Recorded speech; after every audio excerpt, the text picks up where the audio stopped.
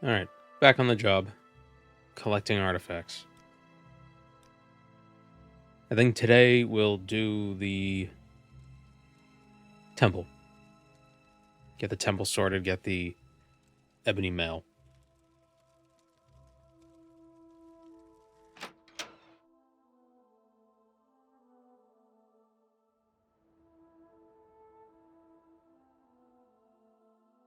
Yep, back on the grind.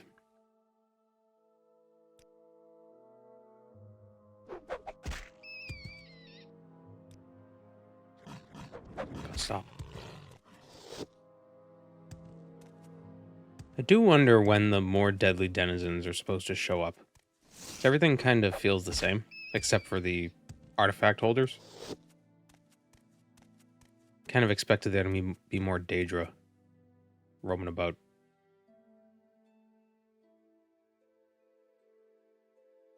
Maybe we have to be a higher level.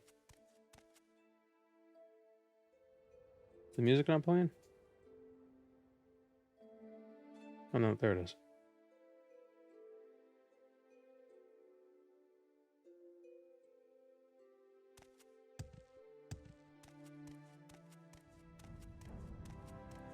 Am I playing vanilla or some custom MCA settings? What is MCA?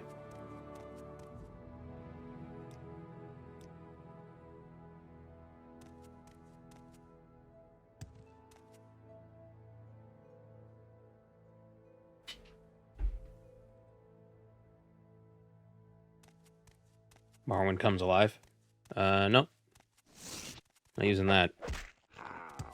We're using the more deadly denizens mod, which is supposed to make the denizens of Morrowind more deadly. And it does change the artifact holders to use more variety spells and stuff, but beyond that, I haven't noticed anything different.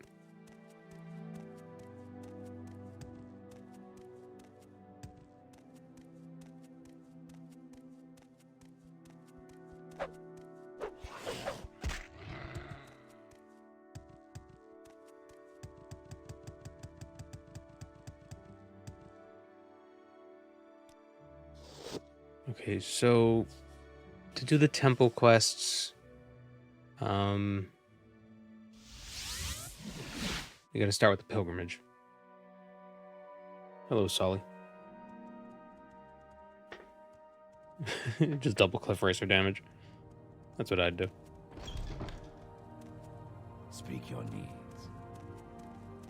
You just octuple the number of cliff racers. Easy.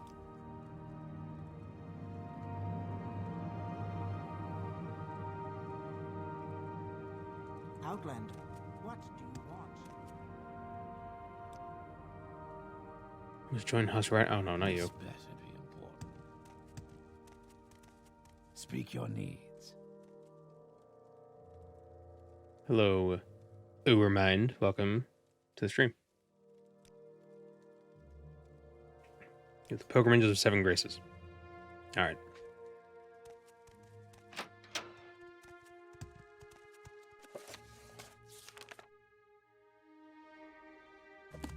Oh This wait. better be important. Can you tell me about those graces, please? Speak Okay, your we got a book. needs. We need Muck. Muck and Kamu. And then we need a silver longsword. Potion of Rising Force.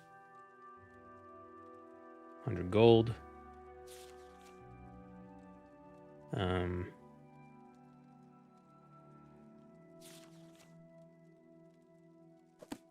Yeah. Let me just look it up. Pilgrimage of 7 graces. Muck, Rising Force Potion, Cure Common Disease, Dragwax, Soul Gem. Somebody here probably sells alchemy ingredients.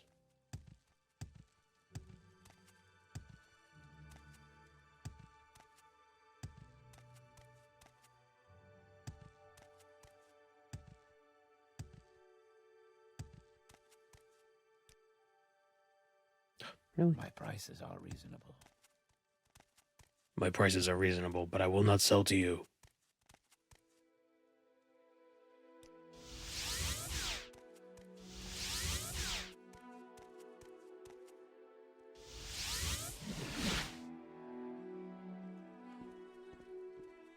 This isn't where I want it to be. Oh, we were in Alderaan. Why did I think we were somewhere else?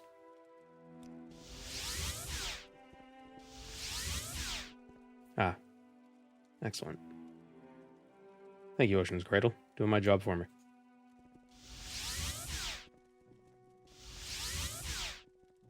Or Ocean Cradle, not Ocean's Cradle.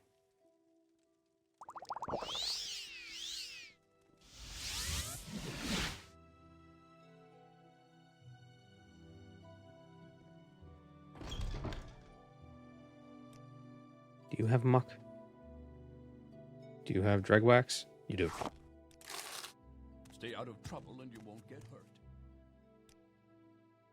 Do you have muck? You don't. Let's get this over with quickly.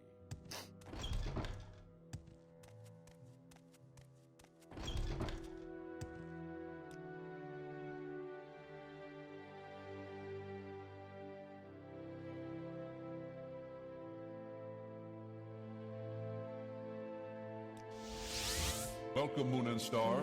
I have prepared a place for you. Yes, Lord. Thank you, Dalps. What do you want? And welcome to the stream, .sp. ESP.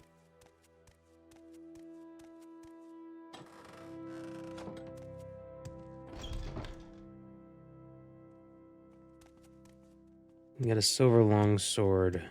This guy probably sells one, right? Quickly, Outlander. I haven't much time. He has a short sword. There we go. Long sword.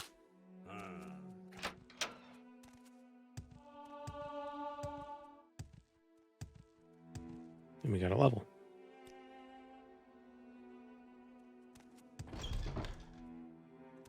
Outlander, what do you want?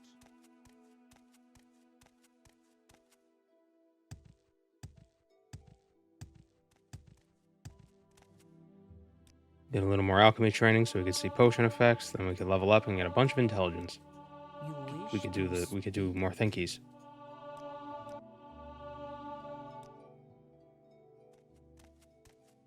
And maybe buy who teaches illusion? In particular. How Get one illusion level so we can get 2 points of personality.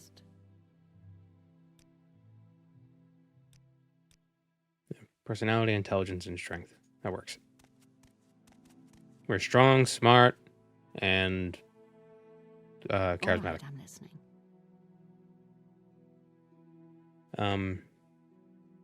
What else do we need? We need a soul gem, and we need muck.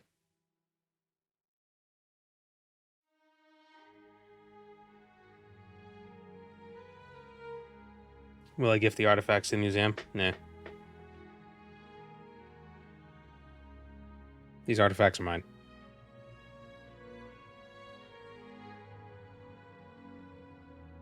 Vvardenfell Fjord, not Indiana Jones. These artifacts don't belong in a museum.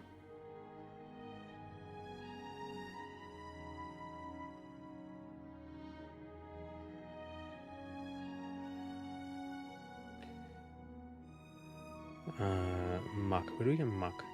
Muck.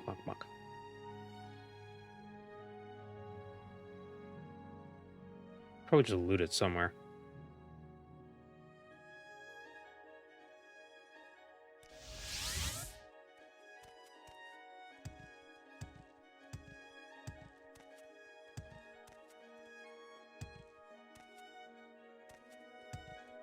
Yes, what is it?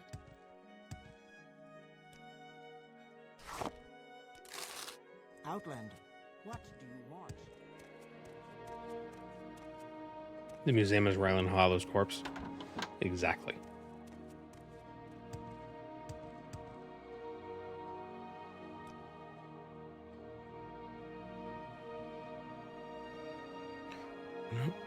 I know they're...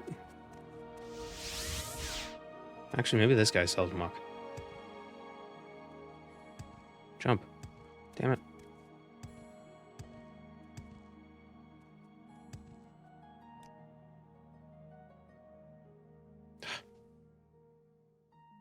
Useless NPCs.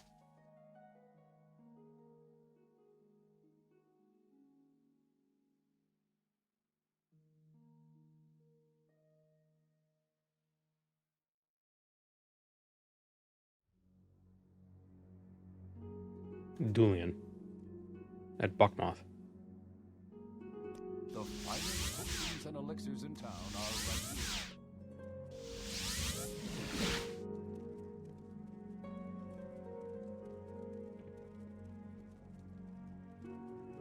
I always picked muck near the shrine.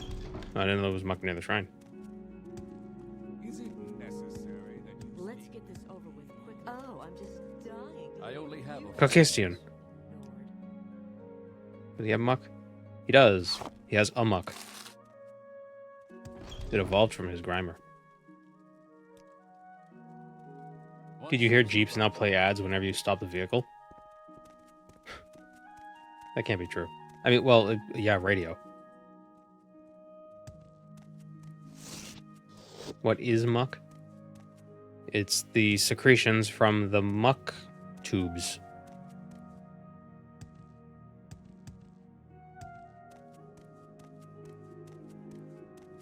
They're like giant tunicates, but they're terrestrial.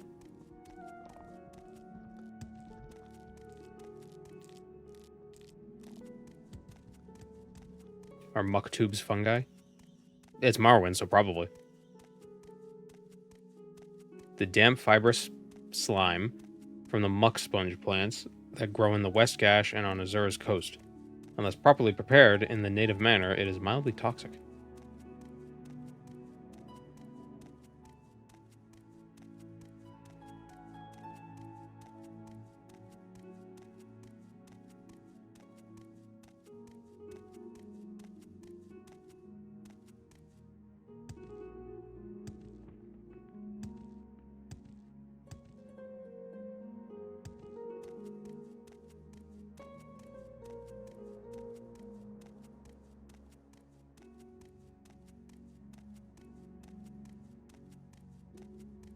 Is aloe vera the plant where if you squeeze it, it like oozes?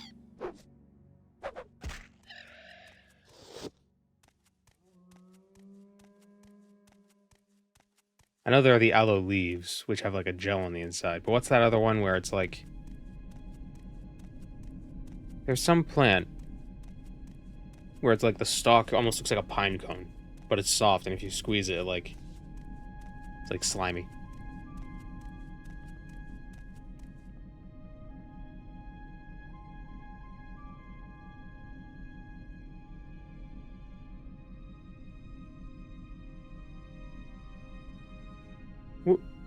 What are the... Wait, hold on.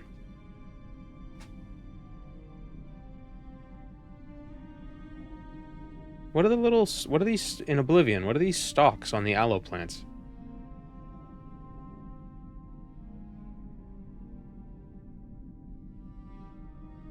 Do aloe... Is that just an aloe flower?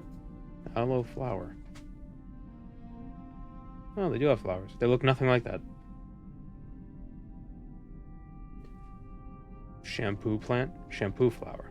Bitter ginger. Ah, that's what I'm thinking of. Yep, that's exactly it. See, that looks more like what the aloe looks like in Oblivion.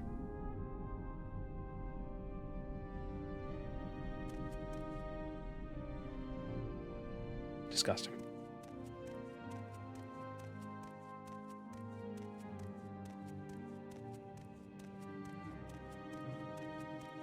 Nature is horrid.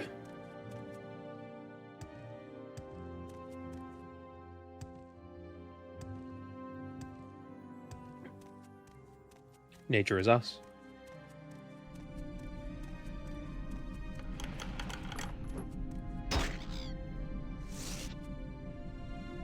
Oh. Hello, level 3 goblin. Goblin Warlock. Gotta use the full name. The full title. And hello, Moanfells. Do not the plant.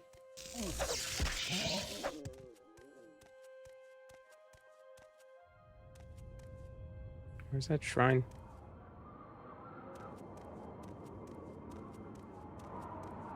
I accidentally the whole plant.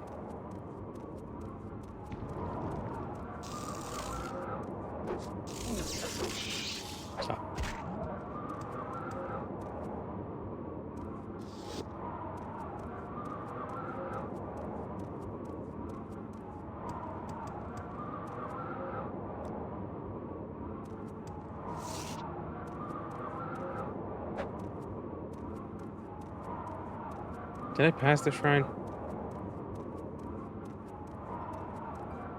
Yeah. Yeah, I think I passed it.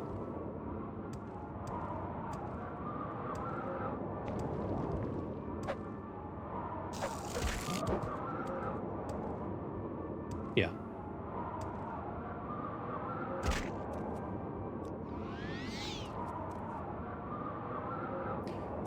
I hope that counted since I absorbed it.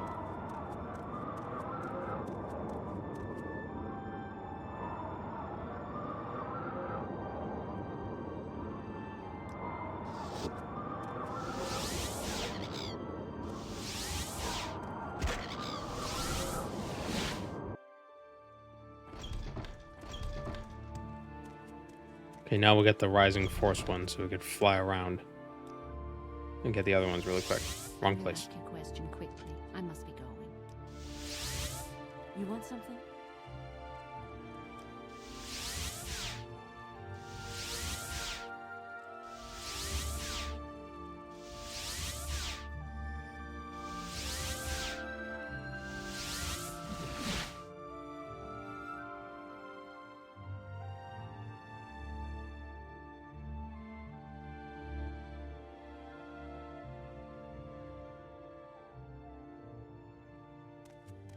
What is this about?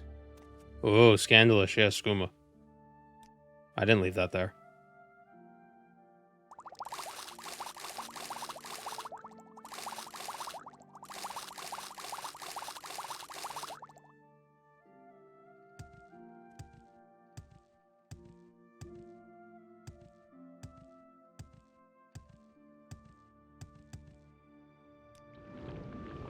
Damn it.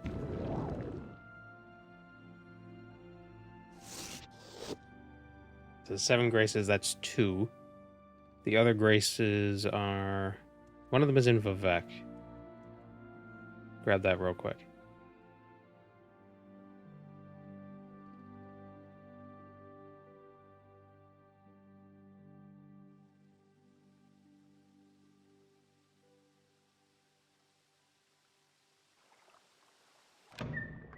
Yeah, the city. Eh. Who's to say the city isn't Vivek himself? Maybe we're inside both.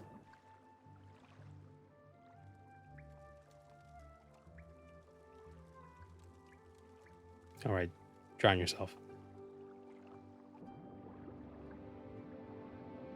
KYS, nerd.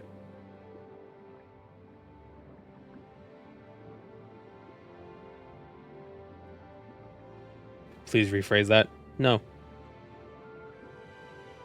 I refuse.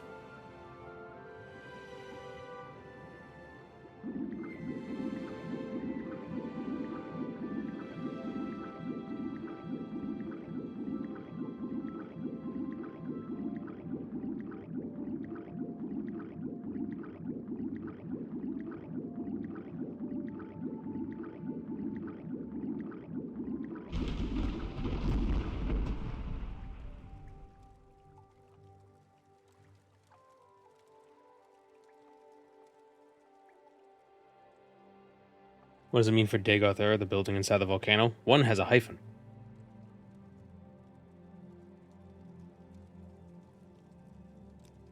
He has a sword.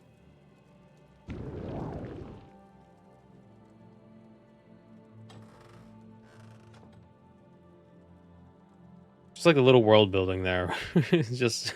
like, oh, another sword. Throw it in the crate.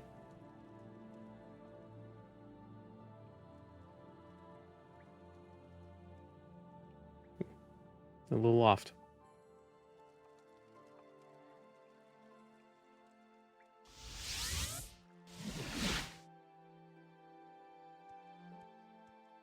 Did I pet the drum? Well, no, I was like, thank you. I was nodding. Yeah, sure, I pet him.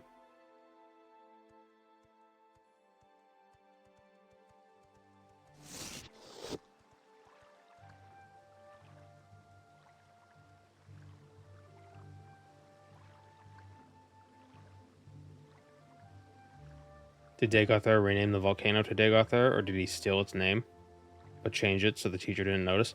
I don't know. It was called Dagoth Ur Arena. Although Dagothar woke up like 500 years ago. It might have always been called Dagothar. Yeah, I don't know.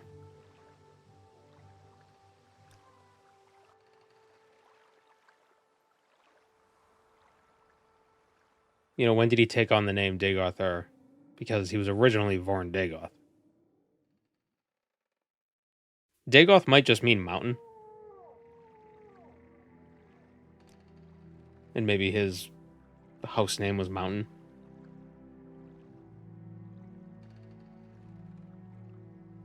You know, maybe his people lived in like the mountainous regions. So their house name was Mountain.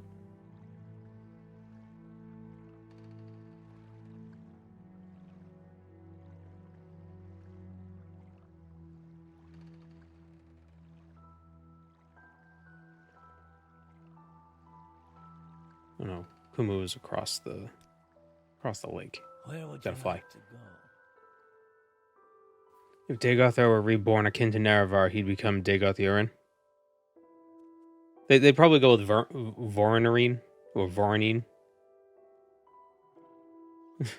Dagoth P.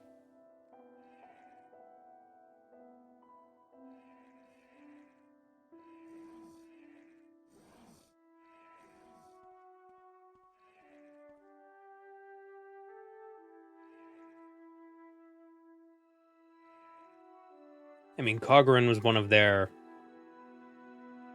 ancestral homes, which is kind of in a mountain area. So I'm guessing Dagoth means mountain. Or mountainous, or something like that. Sort of like how Molag Bal means stone fire. Or firestone. Balmora means stone forest. Bal means stone.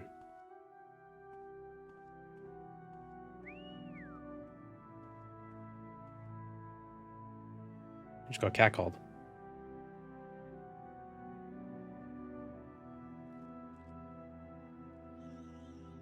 Hello, unsweet team moss sticks.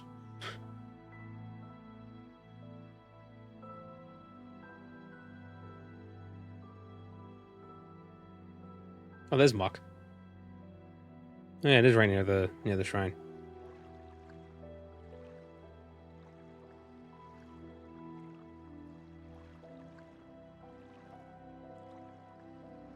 Whoosh.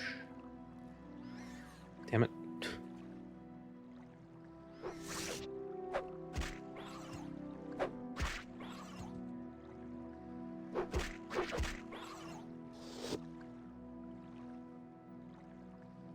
Yes, quality dirt.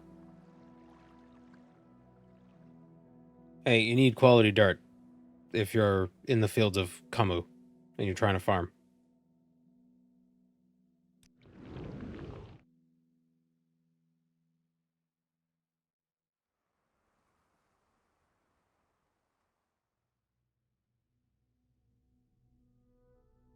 Okay, what else do we need? Coal Cave, Nissus. And we need a potion of cure disease. And the Palace of Vivek. Oh, forgot that one.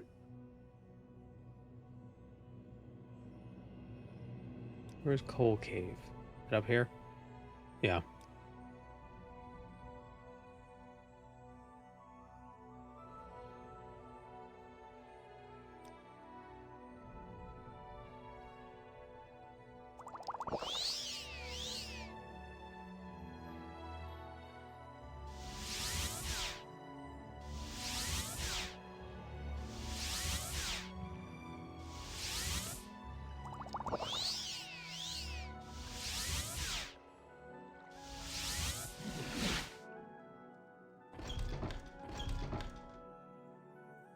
You know, in Vivek's defense, when you're a god, do you really have to be humble?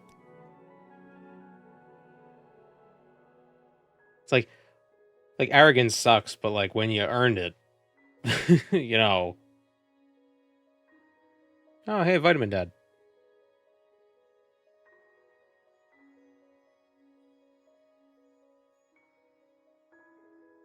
Thanks to the ice storm, I can return to the stream. Oh, fun. Maybe the ice storm is gonna freeze the stream. Ugh.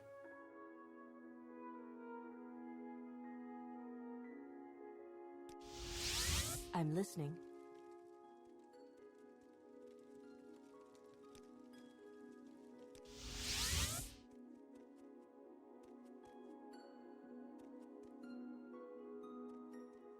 My time is precious, so make it quick.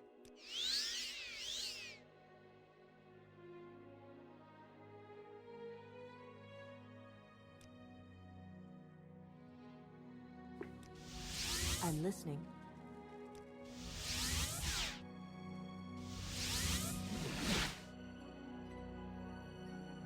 I'm listening. Go ahead.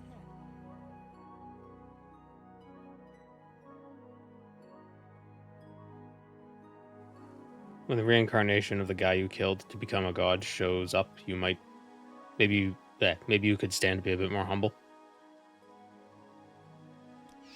Yeah.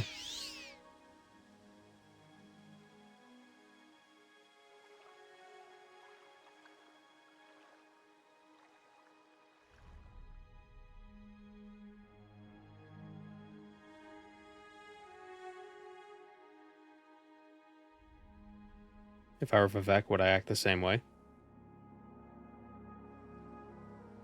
Probably not. I wouldn't do it's just so like every conversation you could have with him is just like, yeah, okay, cool. Like like come on, guy, just like stop filleting yourself. It's like you don't need to put on airs. I know you're a god. Cool.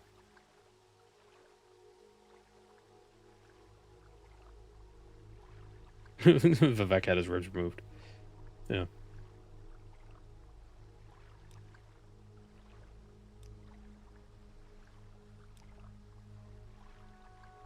Okay, Nissus.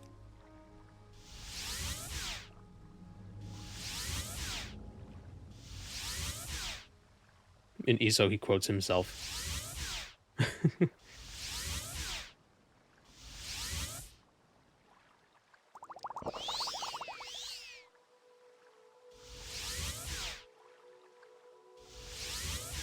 And in this moment, I am euphoric.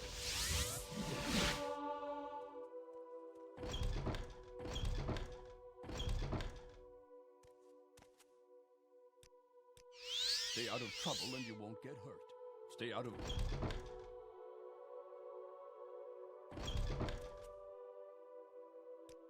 Maybe he says that because, maybe he says like as I've written, because if he says something that he's written, somebody might be like, "Didn't you write that down?" And it's like, "Ugh, yeah. So as I've written, da da da.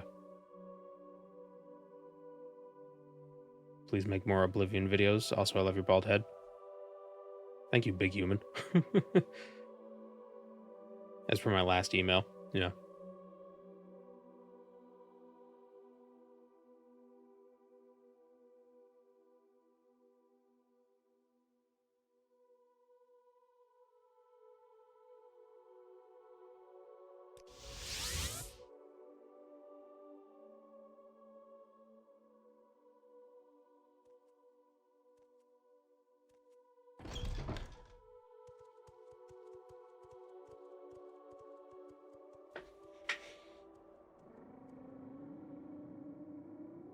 Okay, so we got two things in Nissus.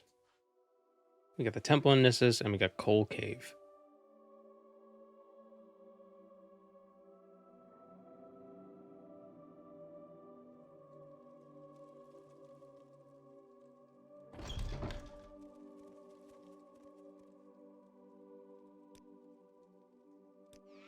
Oh no, it's not this.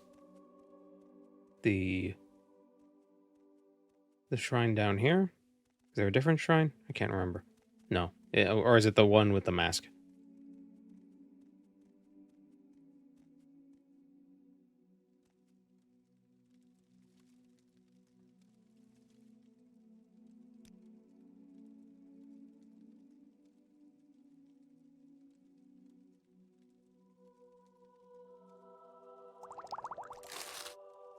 Wait, this is the one where I think if we activate the shrine differently, we get a spell. Yeah.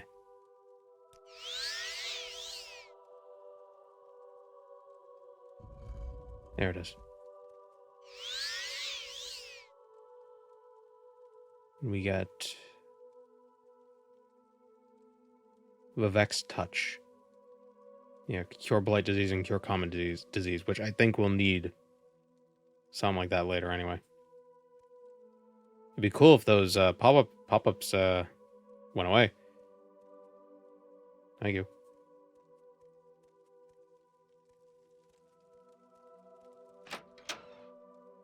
Damn it.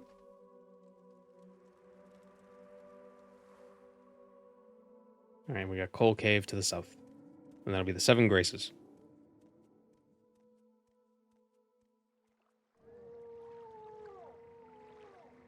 What rank do we need to actually...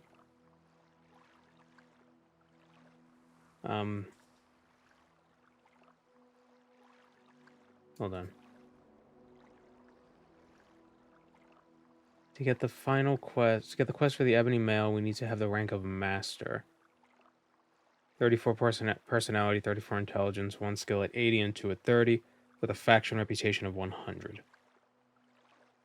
Okay. I think this quest gives us 20.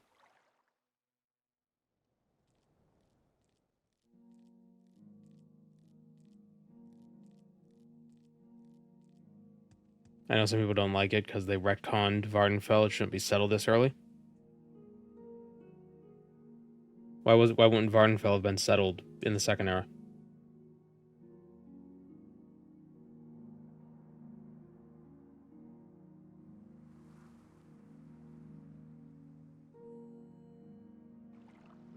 There aren't any Imperial structures, right?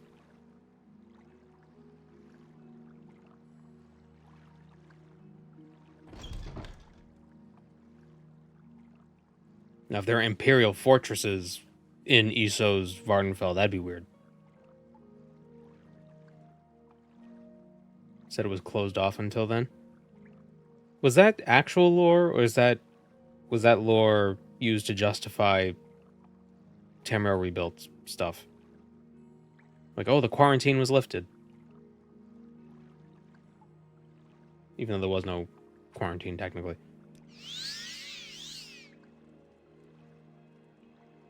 Alright, is that all the... Is that everything? I think that's everything.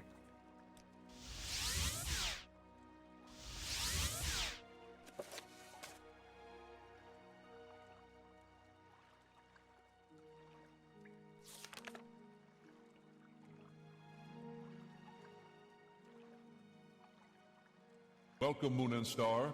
I have prepared a place for you. Yeah, no Imperial presence in Vvardenfell. Right. Thank you, Sockham59.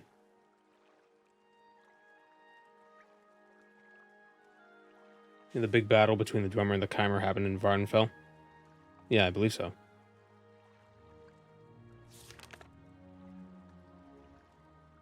Yeah, Dagothar hadn't awakened yet. In Eso. That's why there are no blight storms or corpus things. He's still sleeping. The dreamer has not awaked. The dreamer isn't woke. 3, 4, 5, 6, 7. Yeah, that's 7.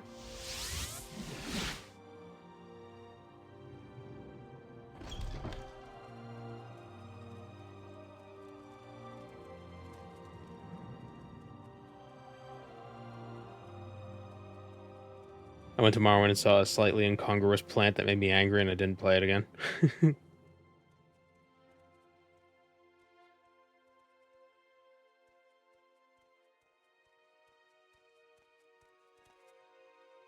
Outlander, what do you want?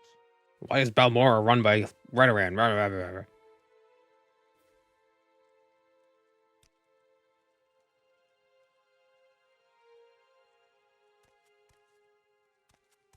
What is this regarding, Nord? Dagothar is Eepy. He's an Eepy fella. Masera.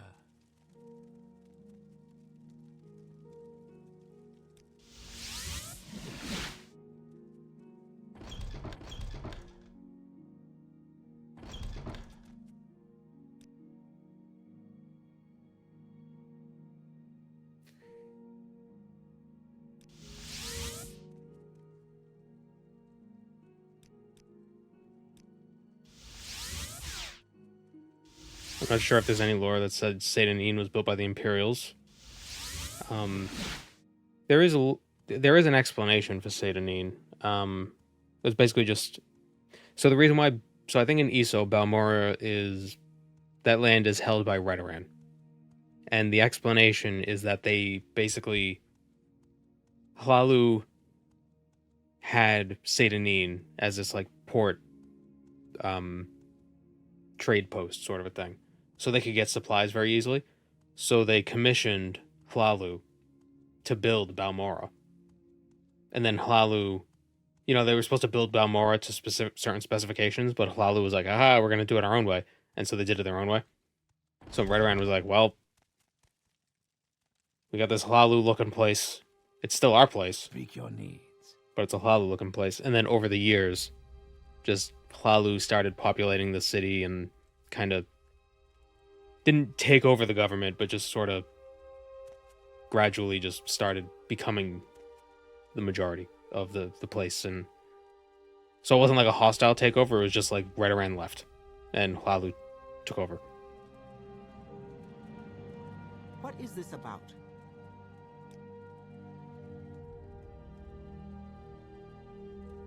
Like the ruling structure just kind of shifted to being primarily Redoran to becoming primarily Hlalu.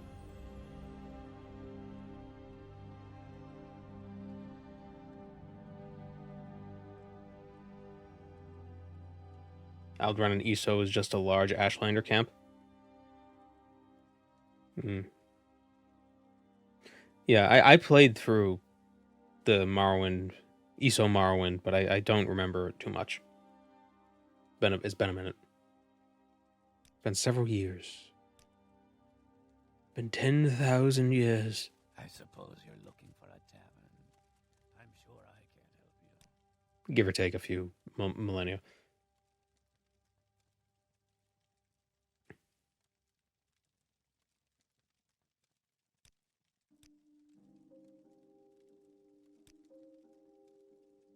To belong to the temple is to practice compassion. So we got to go to Malkashishi and give Bolfin these nuts a potion. Or we can learn Realm's Gift. Speak your needs. From whom can we learn Realm's Gift?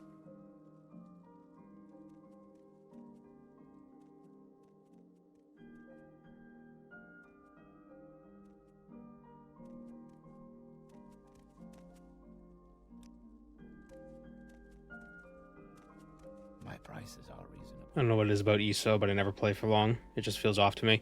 I mean, if you don't like MMOs, it's even if you don't play it like an MMO, it's still an MMO. So it has that specific feel. And if you don't like them, you don't like them. There's nothing you can do. Perhaps I can be of assistance. I was actually looking at some Avowed playthrough or a gameplay. And it kind of looks a little ESO-y. So I'm thinking like, is it really going to be as good as it is? Because it's not that I hate Elder Scrolls Online. It's just, I don't know, a single player game having like cooldowns in the same way that an MMO does feels weird. I don't know. Maybe it'll be fun.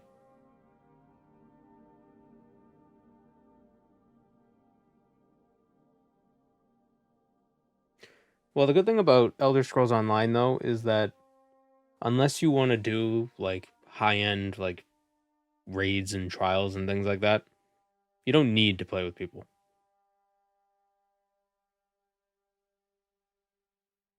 You could play it like a regular Elder Scrolls game, first person. You could just spam heavy attacks and light attacks, and you'd probably be able to kill just about everything. Except for, like, super strong bosses. And you can just go through it enjoying the quests.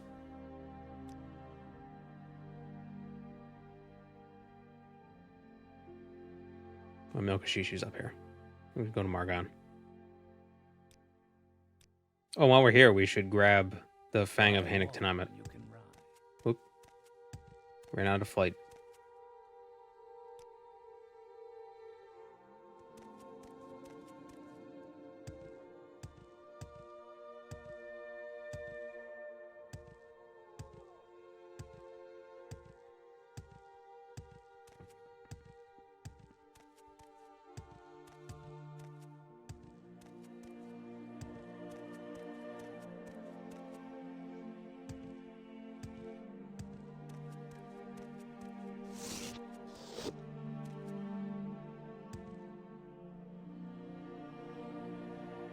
Wait. Oh, no, it's... There it is.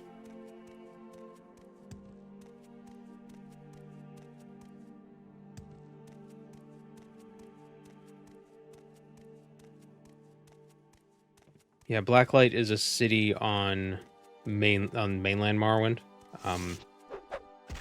They haven't added it in yet to Tamriel Rebuilt.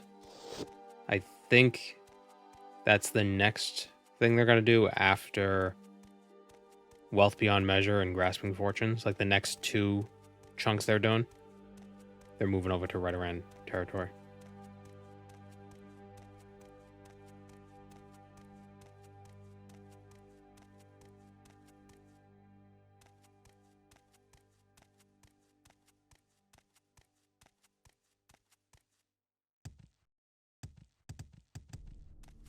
Imagine if Test 6 was in mainland Morrowind. That'd be it's like Fallout because it's like a nightmarish apocalypse because everything's dead. Well, deader. Post-apocalyptic Elder Scrolls.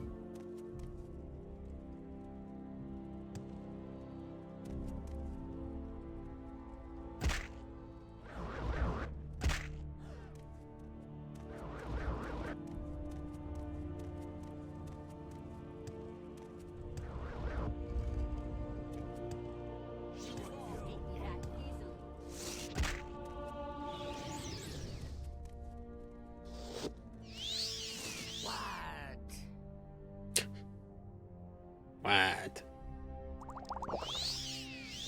Let's see what you're made of.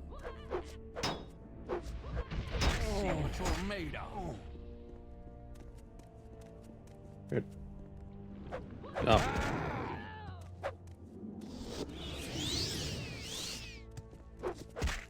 Oh my god, he sounds like a golden saint.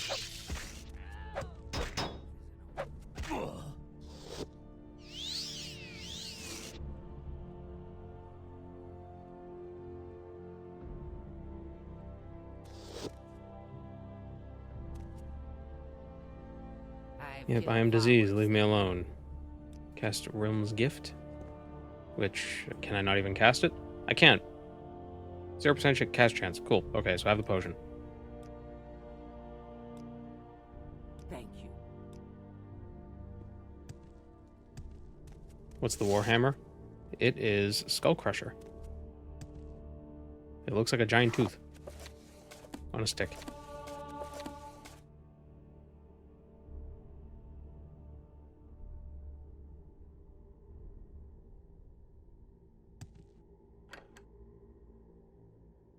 Do I use OpenMW? Yes. I'm using it right now.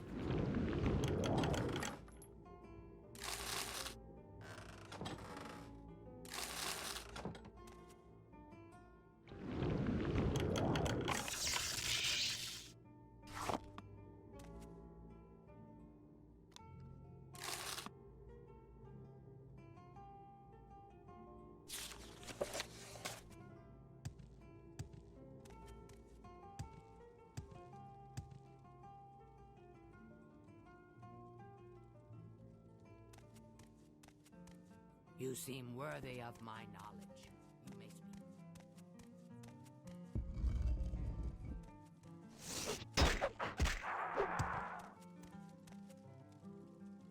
I thought we had Tyr in ESO. What is Tyr?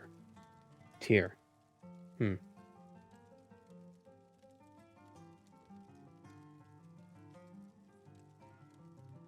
The capital of House Dres. Of course, House Dres' capital will be named Tyr.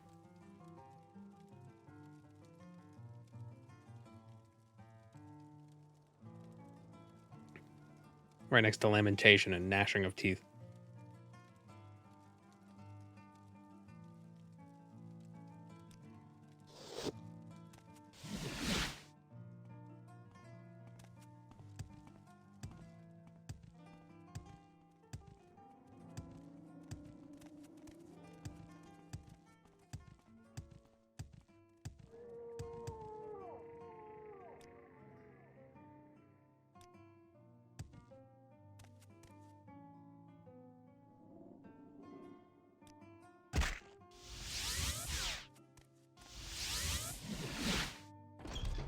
Speak your needs. There's a mark. Hey, cast it the first try. Yep, we've showed compassion. I've used... Oh, oh, where is it? Oh, I see you were joking. Just trolled this guy. Elval Videron is a false incarnate. We gotta go murk him.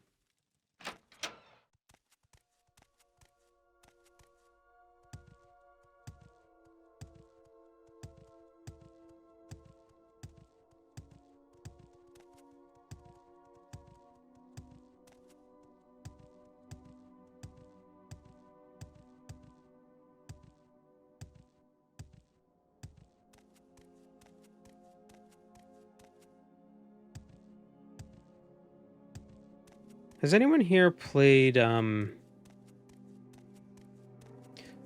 there are two different Skyrim mods. So there's Requiem and there's Lorem. Are they both a similar idea? Or they make them like more RPG like? Or is Lorem something really different?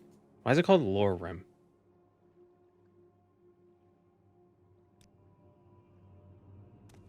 Because those are two things I've never played, but I've been hearing about them a lot.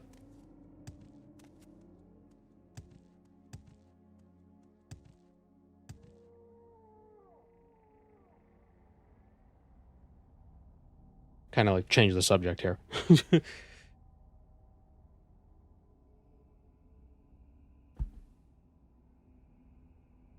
Does anyone else take 20 minutes to come up with a character name that feels like it fits in the world? I take 20 minutes coming up with a character name, but not one that fits with the world. Hence, Vvardenfell Fjord.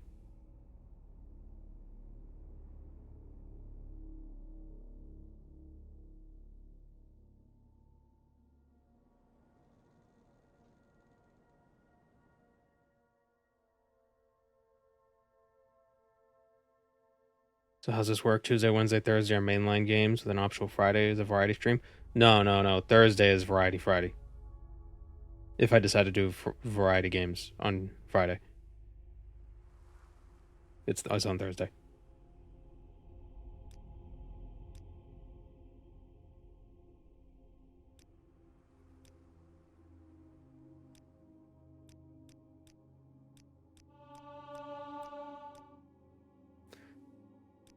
If only these crazy false prophets, if only you could just throw enough money at them and then they'll stop. But if you keep throwing money at them, they'll just keep going.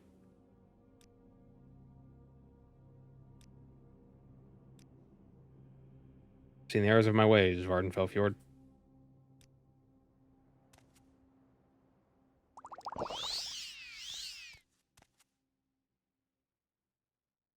So Lorem is an overhaul pack? And Requiem is supposed to be harder, right? Or like more punishing. Damn it all.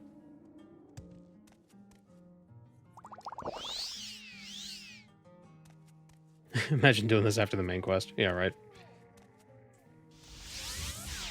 Trust me, dude. I know the Narvarine. You ain't him. It ain't you, Chief. Your needs.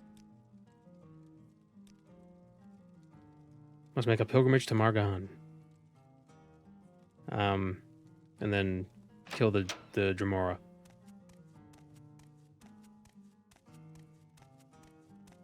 I do wonder... I wonder how the quest would change if you did it after the main quest.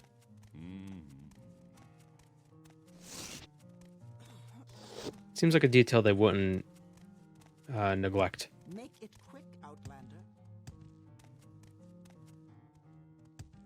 There is someone watching me. I can tell. What do we think would make for a better stream? Lore Rim or Requiem? Or would they both work? Well, maybe the better question is, That slave. how much effort does it take to install Lore Rim?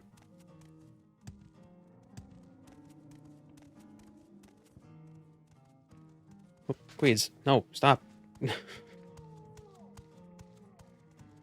Really, cat? I will listen, Outlander, but make it quick.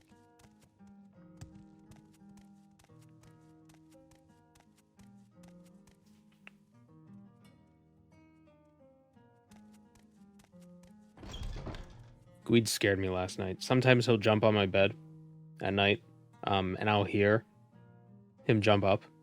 So then I'll like open my eyes and be like, "Oh, hi, good boy," and I'll pet him a few times. But last night I didn't hear him jump up, but I heard something. So I opened my eyes, and you know how when you open your eyes after being asleep, you kind of like, you sort of have tunnel vision. Everything's like blurry, so you can really only see like right straight ahead of you. So I open my eyes, I'm looking, I'm like, what's going on? And I turn slightly. He's right here next to my pillow. I turn slightly and I see him. I'm like, huh. because I didn't expect just a cat to be staring at me. Woke me right up. Michael boy. Yeah. You fresh.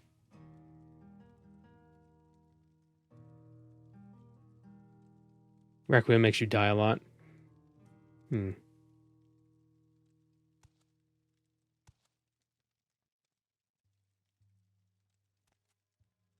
Lorem is the biggest... Oh, Lorem is a mod pack. Okay.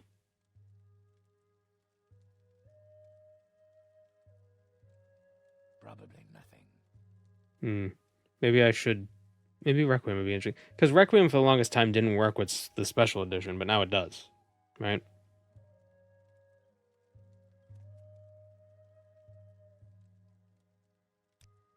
And Hydra means he doesn't like water. Or he doesn't contain water. Did I make that joke last time we fought him? I think I did.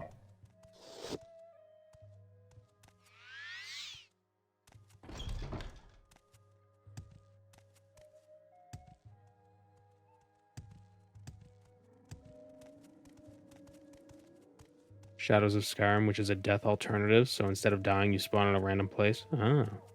Make it very Souls-like. Have a bonfire.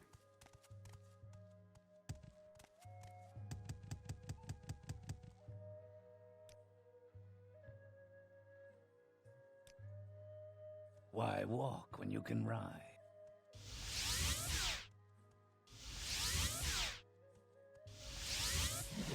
What do you think of our city, Outlander?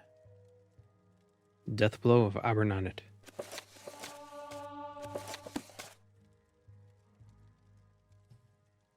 Bye, Gwids.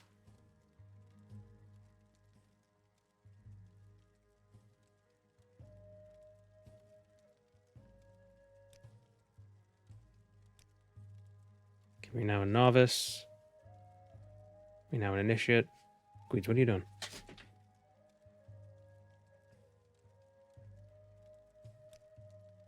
An acolyte, an adept. Wow. Speak with me when you prove yourself at the top. Really? Talk to Endrin Lethen in Vivek or Uvu Laren in the Ghost Gate. Have you considered the quest mod for Morrowind where you go to space? I have not even heard of that.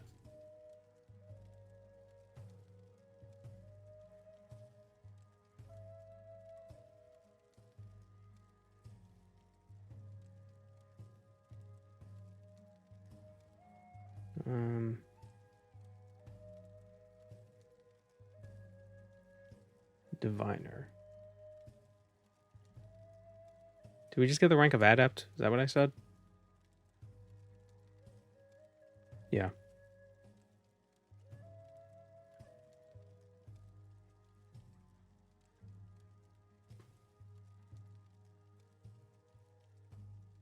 Let's go to Ghost Gate.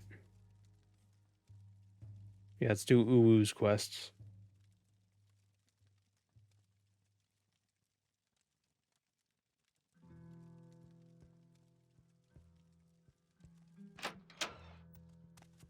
Especially since we're right near the Ghost Gate.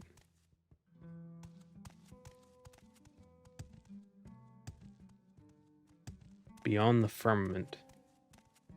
Check it out.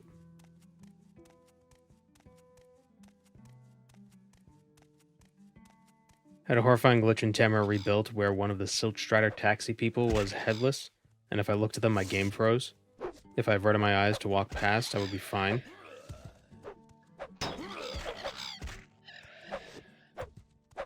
Unclear what the issue was. It resolved itself after a restart. That, I think you were in a creepypasta for a bit. If you spent a few more minutes looking at the guy, he would have had hyper-realistic bloody eyes.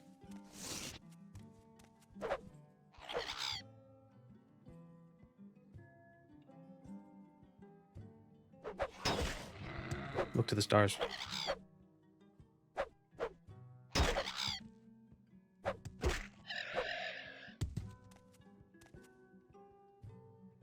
Beyond the Firmament is a cool book title. Beyond the Firmament sounds like... That sounds like the first book they give you before you get pulled into a cult.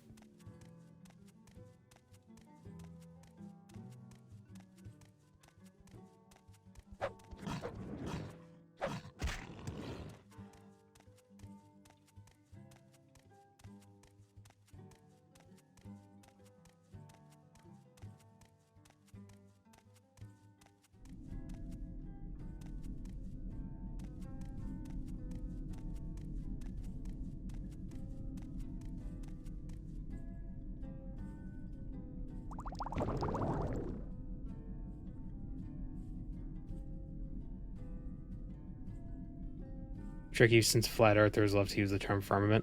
Well, it's because some of them believe that the sky isn't real and the sky is a dome. And it's called the firmament.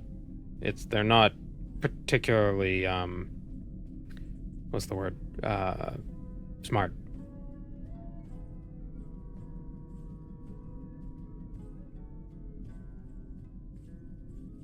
A headless NPC gaining eyes would be scary.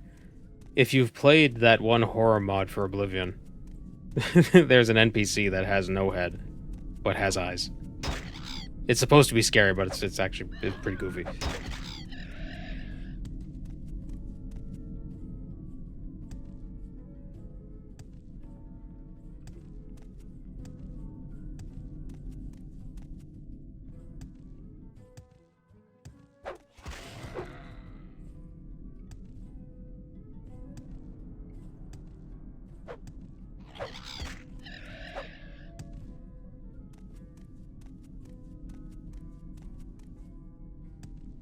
Well, the headless NPC with eyes is a minotaur. So, like, they don't look ugly to begin with. They just look like cows. Bulls, I guess. It's different.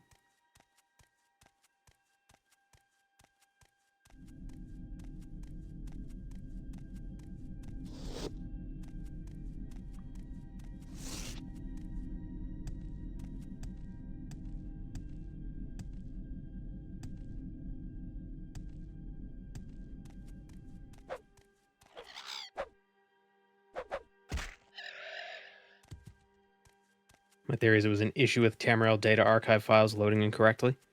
Yeah, maybe it didn't load in the face texture for that one captain. And when you looked at him, it was trying to find it, but it couldn't, so it was like stuck in a loop.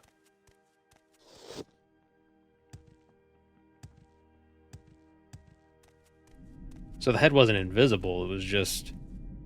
Actually, no, the head was... The skin was invisible. They just all happen to have hollow heads.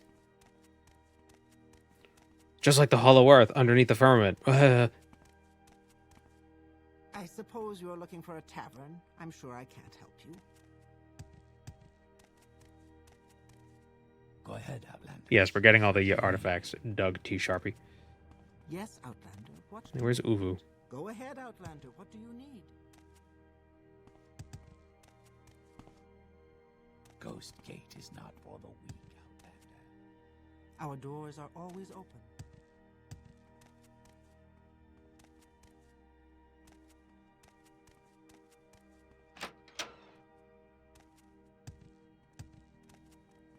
What now?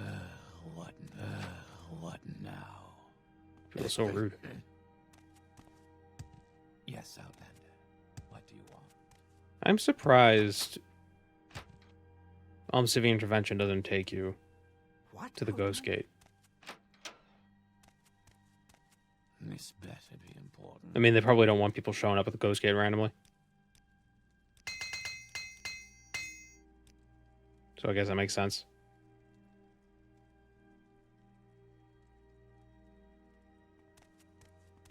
What, Outlander?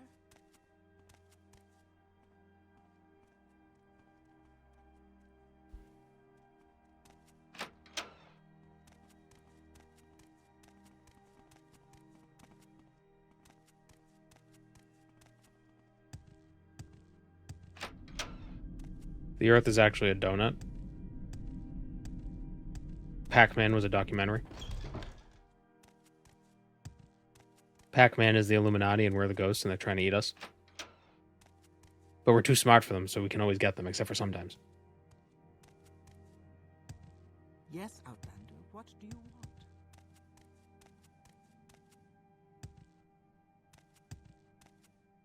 Where the hell is... Wait, does he have... Is there something This- you need? He has a bow on him. But is that one of the artifacts? He has Ariel's bow. He just has Ariel's bow.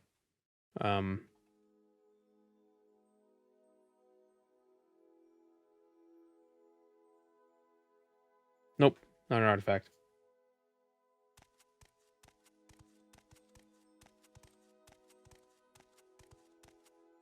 Go ahead, Outlander. What do you need? Go on about your business. Where is Uvu?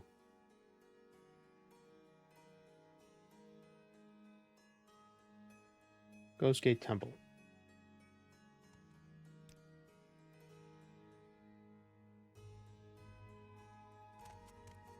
He's over here.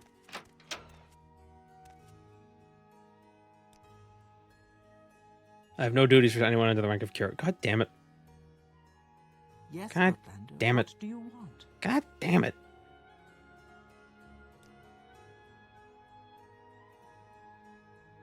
Okay, I guess we'll go to friggin'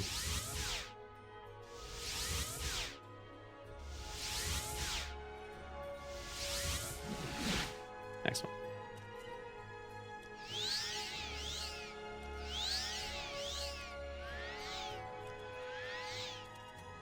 Go ahead, Outlander. What do You know you what? need?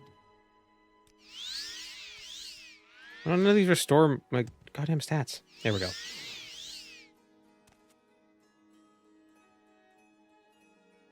Hello, Laudoria.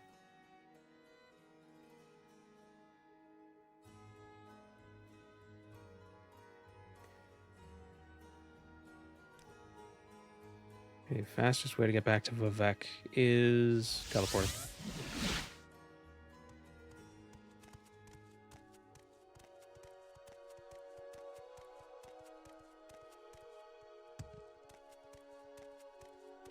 We can only mathematically prove we're not living on a donut since the early 2000s. That's what they want you to think.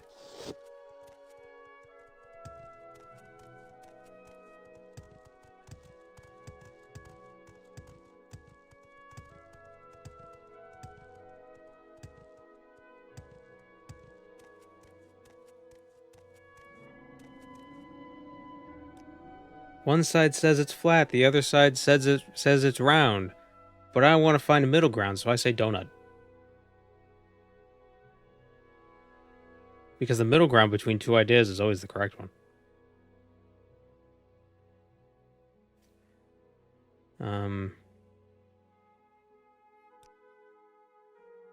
We make a special trip just for you. Same low. Why walk when you can ride?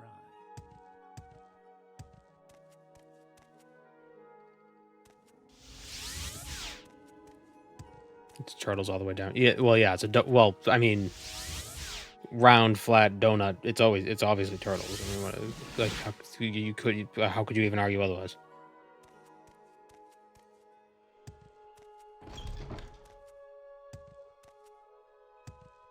May I help you? Yes, Outlander. What do you want? Landris Thorandus.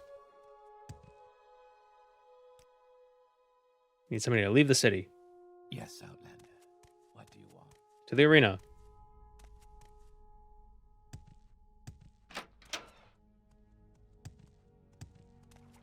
Enlightened geocentrist.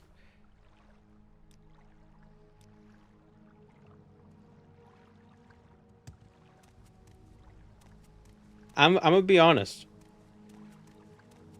Geocentrism, based on our observations from Earth, makes more sense than flat Earth. It's not right, but you can create easy models with it. Like the models, the ancient geocentric models, they worked. So, just saying.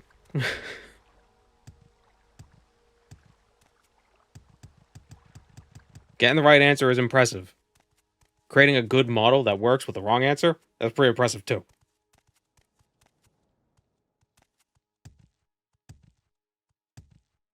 Ptolemy wasn't no slouch.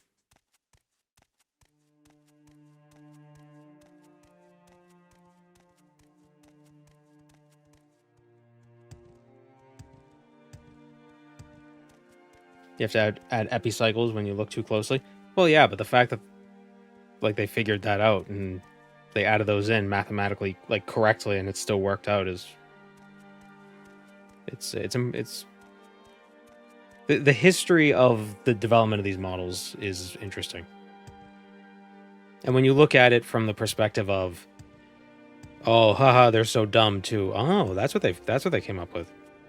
Like that was a good like with the technology they had. That was like you look at it in the context of that because they're just us.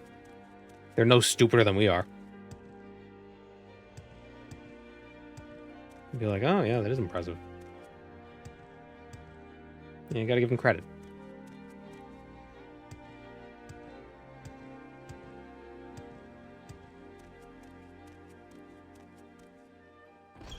I don't know about that. I'm pretty stupid. Well, that's what I'm saying. They're no stupider than us.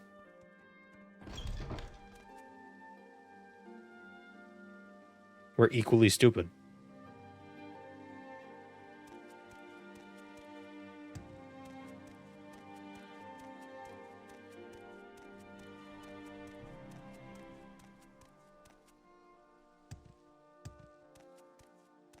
Nern is geocentric? I believe so.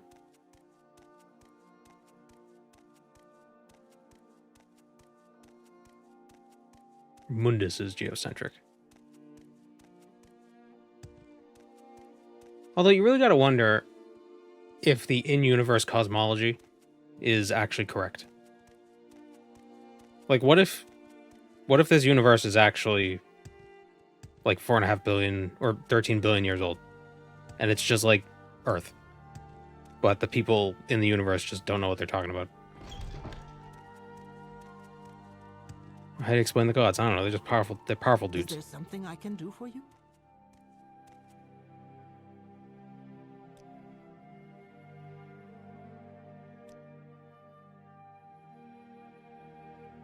Say your business.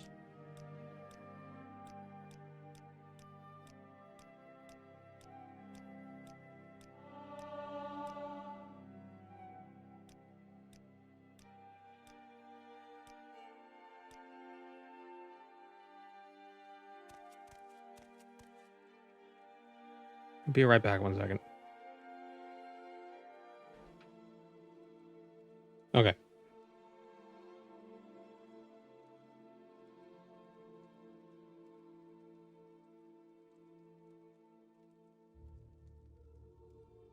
Vivek gave a super transparent and easy to understand description of the architectural structure of the universe. And when has he ever lied or embellished the truth? It's a fair point.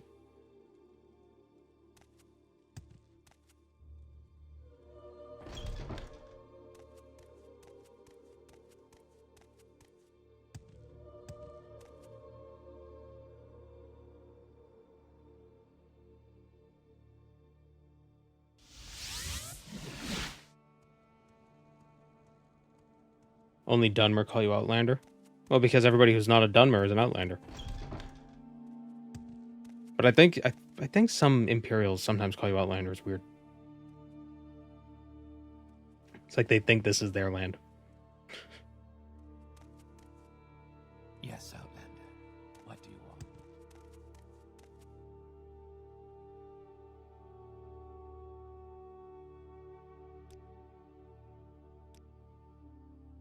Pilgrimage to the Sanctus Shrine.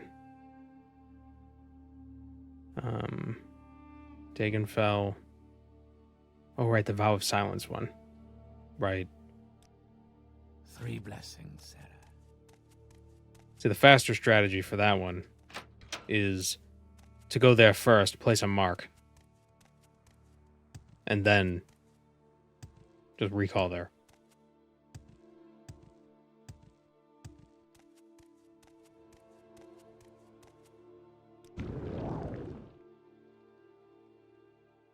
So we're going to fly all the way to Vvardenfell. Can't talk to no one.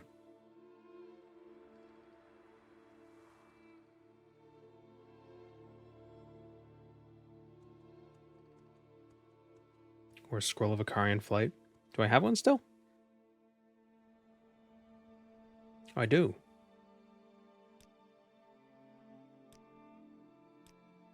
It wouldn't take me very far.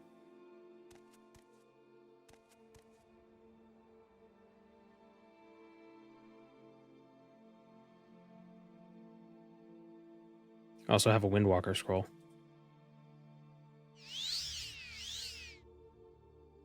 Yeah, this isn't very far of a jump.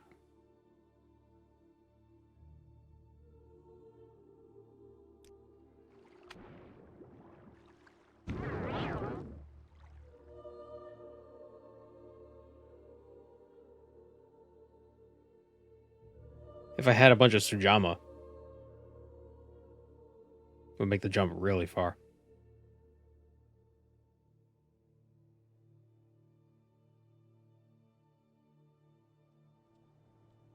Wait a minute. My recall is at the Ghost Gate.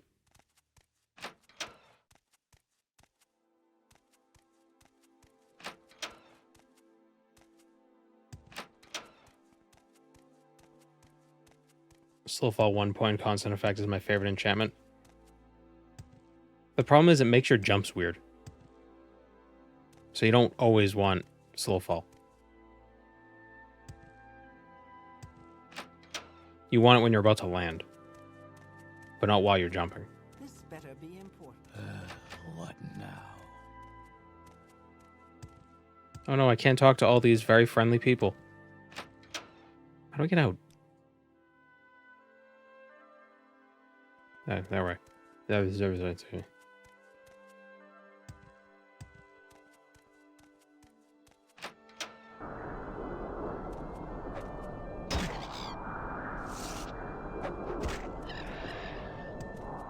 I don't want to jump into an ash storm, though. That is not recommended. That's in the Vvardenfell Traveler's Guide. Don't jump into an ash storm.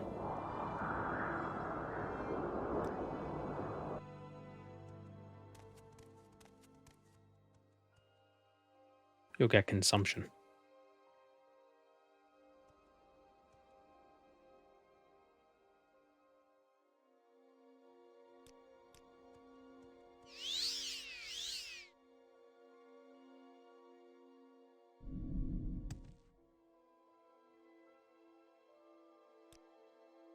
Oh, whoa. Tamriel adds ingredients that fortify alchemy. It's pretty OP. Yeah, you could just do Fortify Intelligence. It's not as strong as Fortify Alchemy, but it's close enough.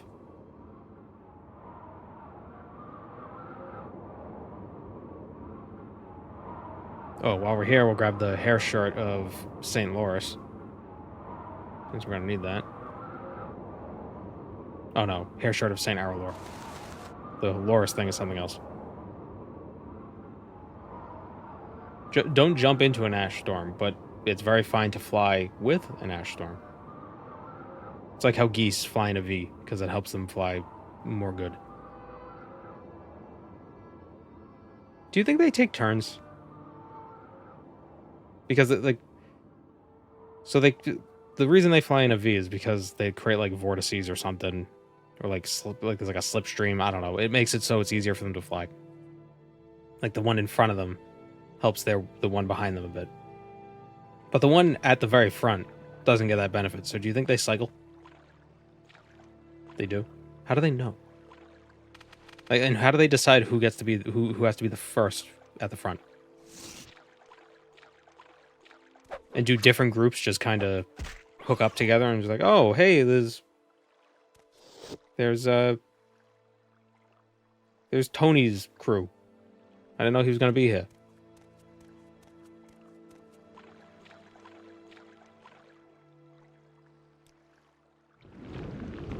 It's Tony the Goose.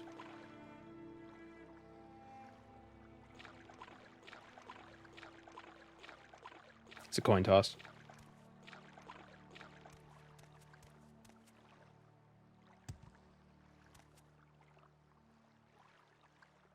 Or do you think it's constantly like so they have a V and they just kind of like do like one of these things throughout the flight? So there's always somebody at the front who's different, you know? They rock, paper, scissors it. The problem is they can only do paper.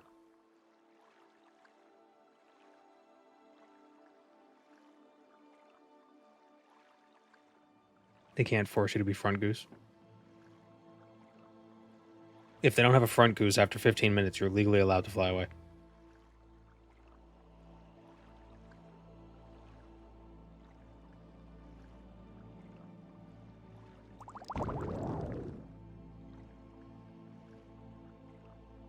I hit when they're asymmetrical. Well, that's why I'm thinking, like, do they, instead of shuffling, do they just kind of change the vertex point? Like 10 geese, but sometimes it'll be like 8 and 2. And then it'll be 7 and 3, and then 6 and 4. So there's always a different one at the front.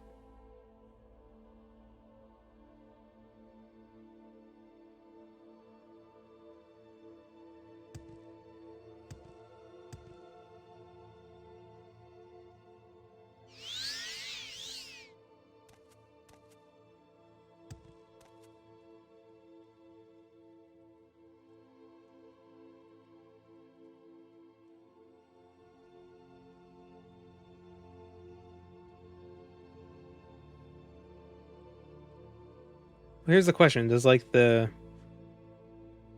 8th goose back get the benefit of the first goose at the front, or is it just the goose right like immediately in front of it?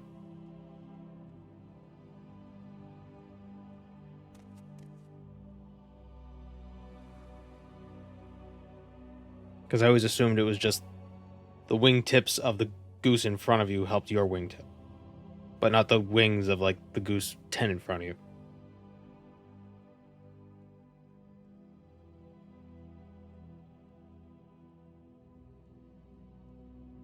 Do you think ducks look at geese like horses look at giraffes?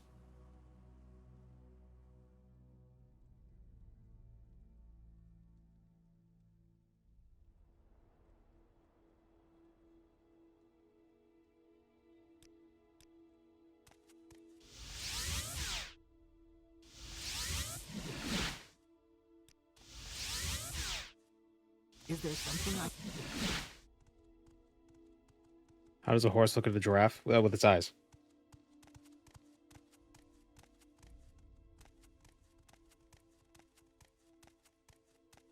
They're endemic to different regions. Yeah, but like let's say they were let's say they weren't. Or like a zebra. I think a zebra looks at a giraffe the way a duck looks at a goose. They're like, wow. You're like me, but somebody stretched you out.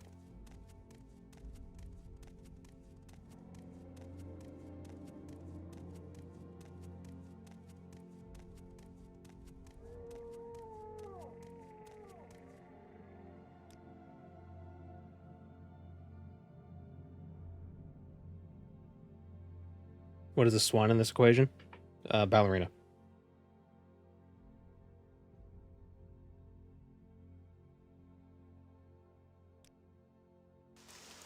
We make a special trip just for you.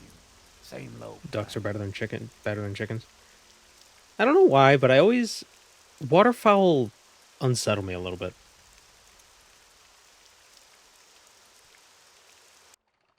They seem way more, I don't know, rough.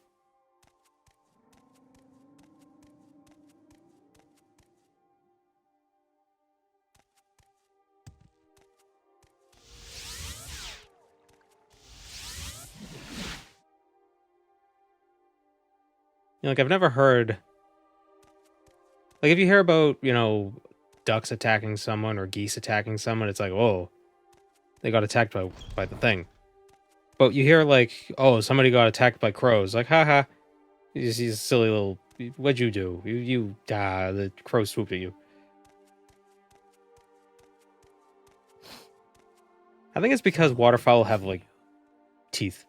Like, they don't have teeth, but they have, like, weird, like, serrations in their beak. At least geese do.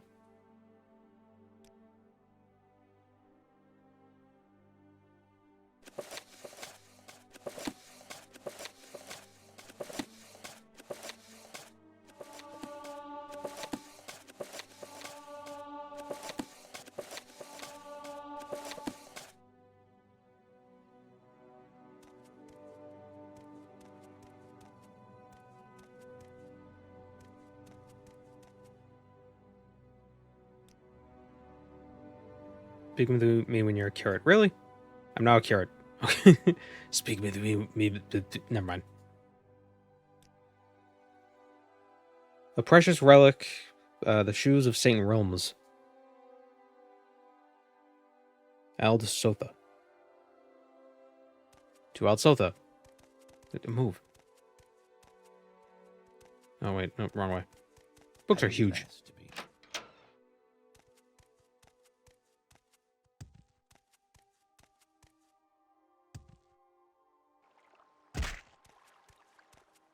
You can experience the teeth yourself by hand feeding waterfowl. Hmm. Yeah. But yeah, bird flu is a thing. Are all birds dealing with bird flu right now, or is it only specific species of bird?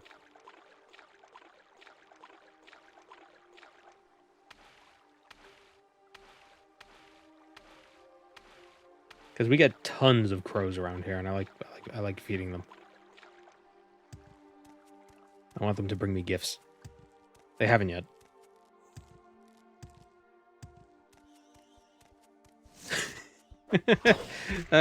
The owlet just stepped out from behind the tree. Like, oh, aha!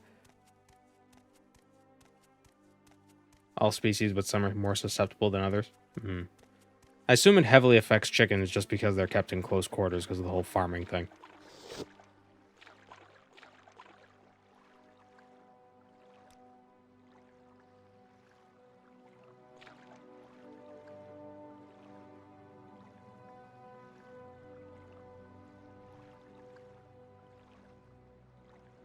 Oh, Ald Sotha.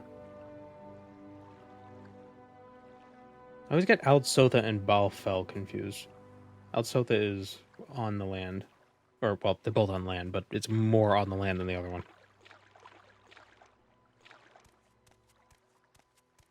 What if it was the bird flu that killed the dinosaurs? Ah.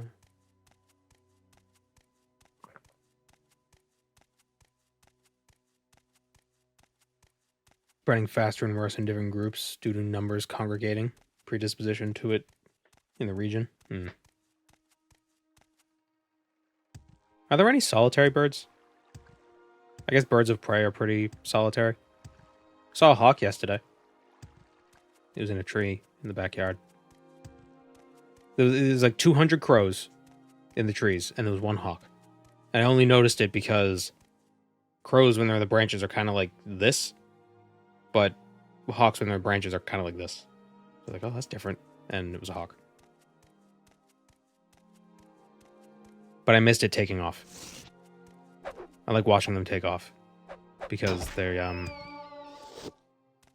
have surprisingly huge wings.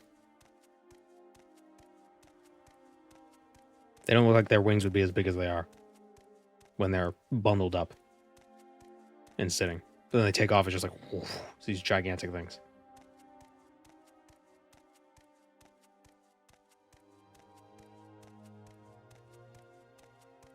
Owls tend to be unsociable. I'm guessing birds of prey are pretty solitary critters.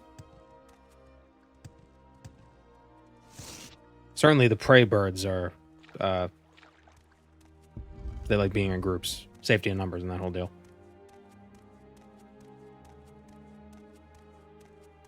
I've never seen an owl.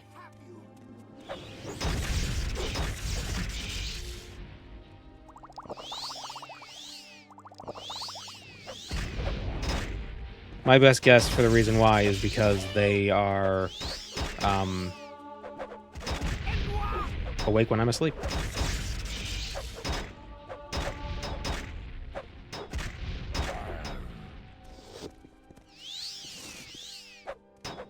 Stop blocking.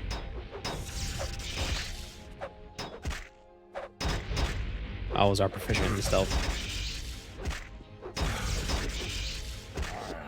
Jesus Christ. Stop. What was that one Zay Frank quote about owls?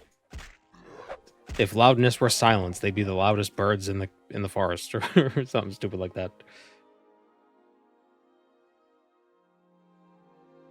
Mayroon's tears. Wow. Who else got to dissect owl pellets in school? I did.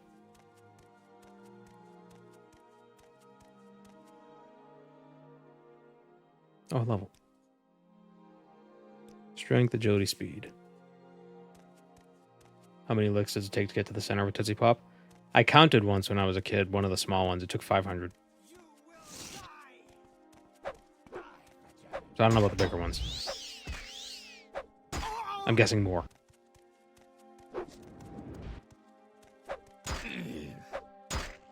You didn't think you'd get an answer.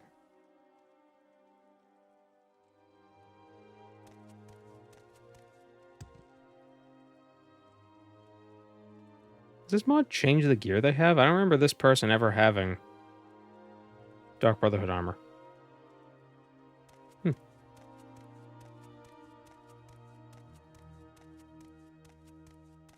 1, 2, 3.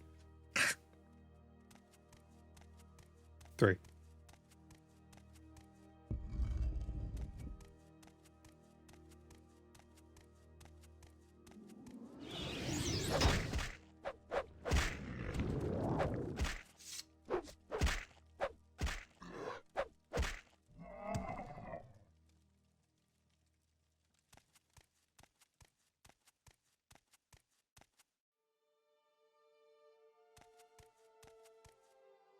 I still have the vole skull for my owl pellet dissection.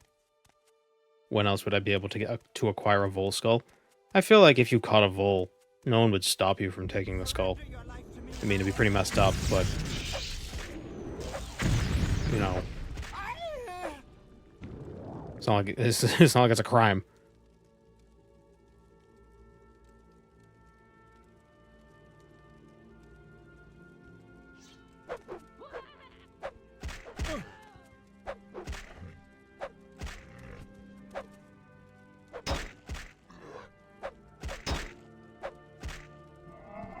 I remember a few years ago I was planting some hostas.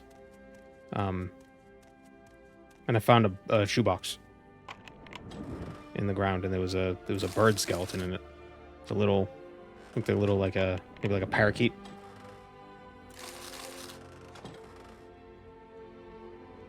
Kind of a bummer. You know, it's someone's pet. Yeah.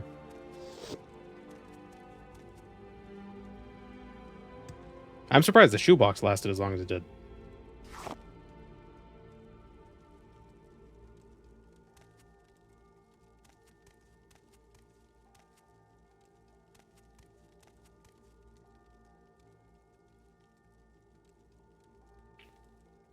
Or maybe it was a gerbil or some sort of... I can't remember if it was a rodent or a bird.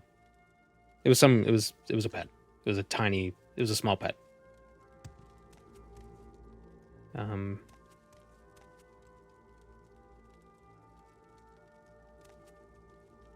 We're looking for shoes?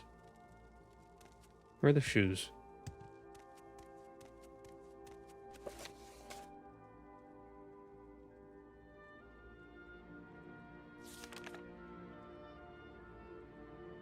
They're in a chest. Oh.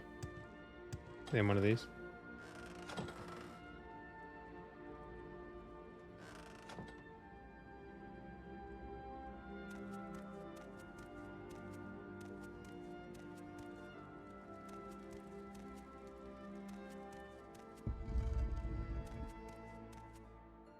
Feet of the stat. Was that not...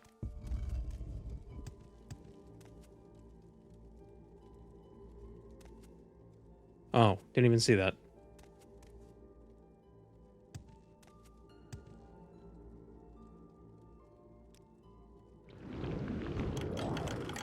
There we go. And $500.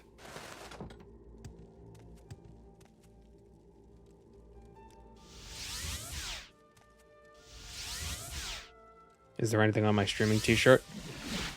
Nope. I have a lot of shirts that are just this color.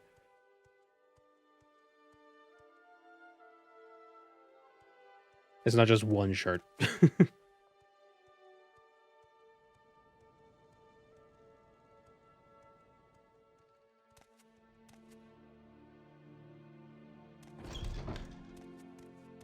This and the lighter charcoal color I like because I don't know how they make this color, but it's not just a dye. It's like two different types of fabric. I think it's cotton and polyester, so these shirts don't they don't get stiff when they get washed. I hate t-shirts that they turn to paper. When you want like the solid color ones. I hate that. I like the ones that are blended.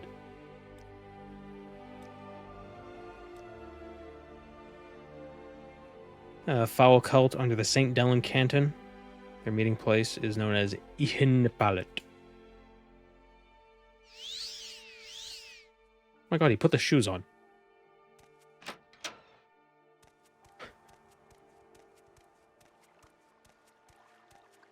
I like my linen shirts. I like the roughness. Yeah, I'll pass.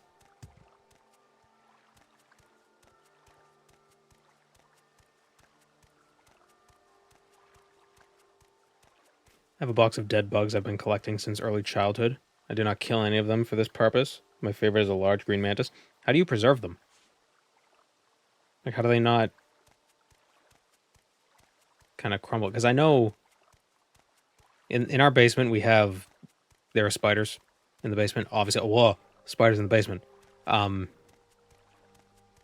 And sometimes in the summer, beetles get in the house somehow. I don't know where the beetles come from, but they get into the basement. But those spiders will catch them. And if we don't go down there and clean it up after a while, there'll be like graveyard of beetles underneath the spiders. And they dry out. I mean, well, I guess the spiders drink them. But, like, they're like... Actually, you know what? Never mind. How do you preserve them?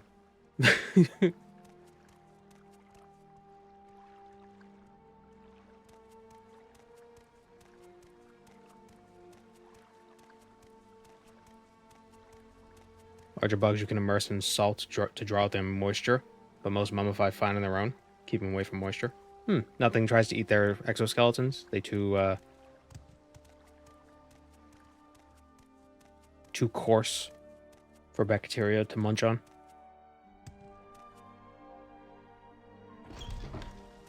Chitin seems like it would crumble pretty reliably.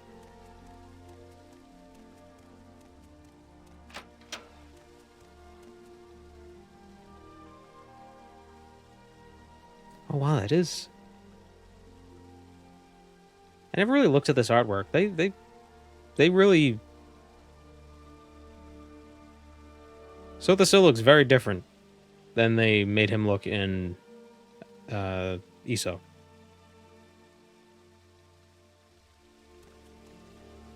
Not crumbling on his own. Oh, yeah.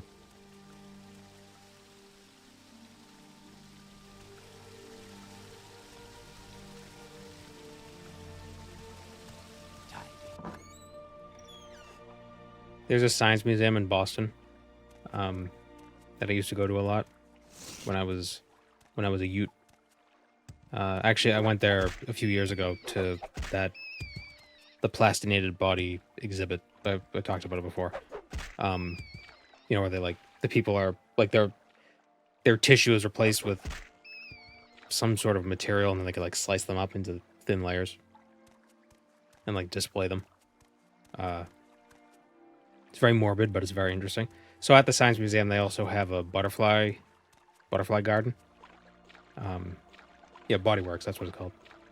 They have this little butterfly garden, and it's kind of a bummer because while you're waiting to get in, they have pinned up butterflies, but I assume those are butterflies that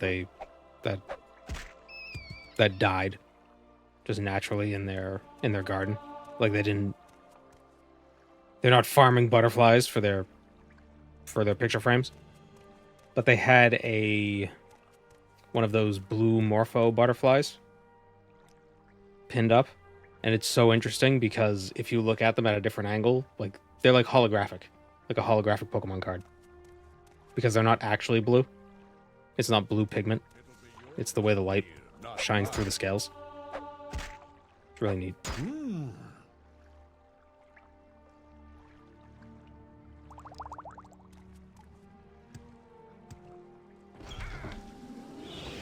Is it the blue morpho, or am I thinking, or is it the Luna moth? I think it's the blue morpho.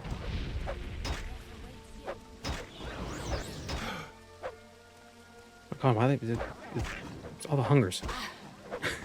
Like here. It's a funny sound.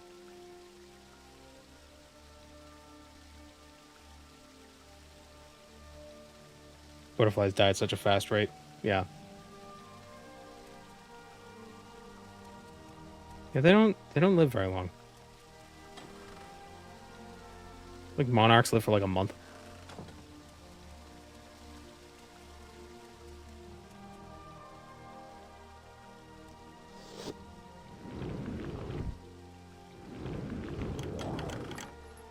I know that there are a lot of moths and butterfly species that the caterpillar will, pupate, become one, and they don't even have a mouth. Because they have such short lives once they become an adult.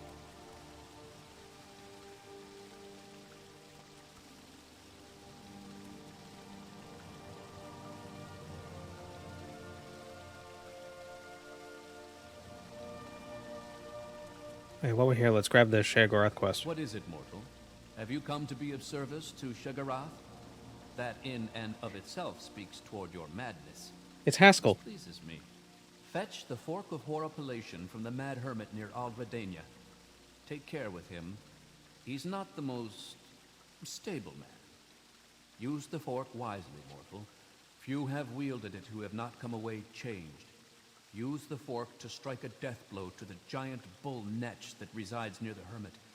Do this. Return the Fork of Horapellation to me, and Sheogorath will reward you well. It's interesting how they changed the pronunciation.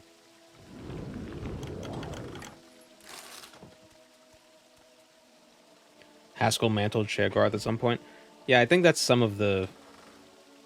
like one thing where it's like, or Haskell is the remnant of the mortal that mantled Sheogorath, which implies that the Grey March mantling thing is always happening constantly. So it might not be a curse from the other princes. It's just something that Jiggalag is thought to think. Like, it could be that the Sheogorath Jiggalag dichotomy was always the case. That's just how it always was. It's just that they think it's not how it's supposed to be. Even though that's exactly how it's supposed to be, because they're mad. Or something.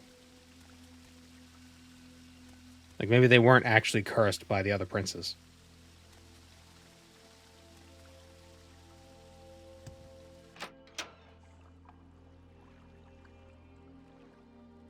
You can't have a Jiggalag without Sheogorath.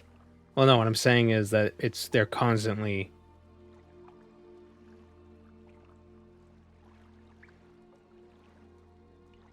going back and forth. Like even after you mantle Sheogorath and Jiggallag's like, you did it. I'm out of here.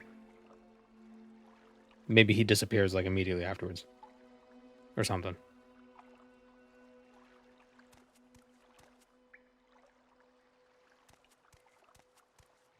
If there are Daedric princes, are there Daedric kings?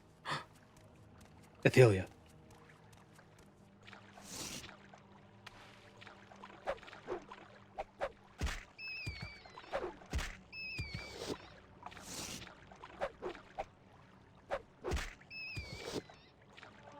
I hope the first word in Test 6 is Athelia.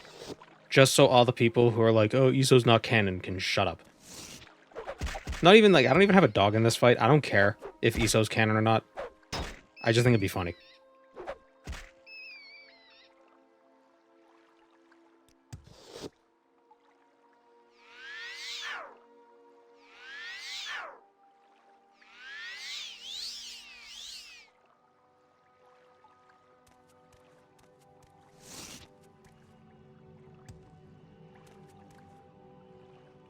It's interesting they decided to call the gods princes. Yeah. I don't know. It makes them... I don't know, it gives them something. Makes them a little different. Did I not kill the... Did I not? I think I didn't do the quest correct.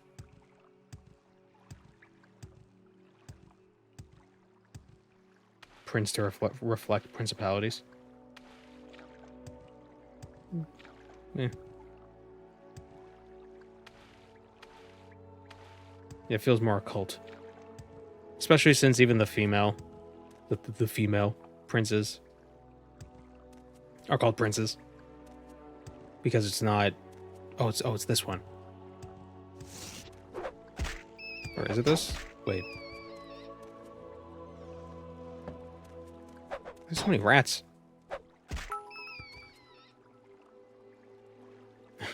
Thank you, unsweet tea. Buy yourself something nice.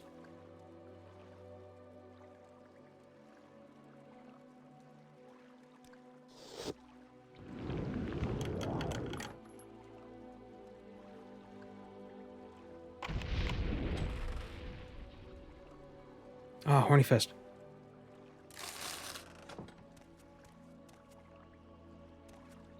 Hell is this?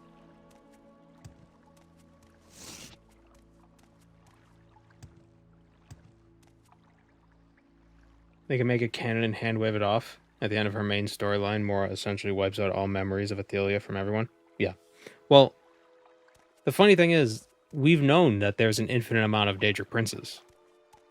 There's an infinite number of planes of oblivion, implying there's an unending number of princes. It's just a bunch of them don't give a shit about Nirn. Okay, we did kill him.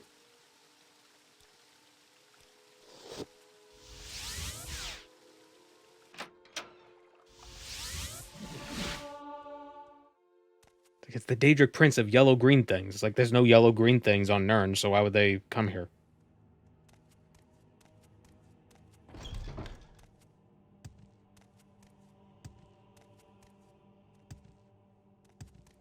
I am blessed to be at your service. Latin princeps means first. True. But I think that the reason why that became prince is probably because it's like it's the first heir.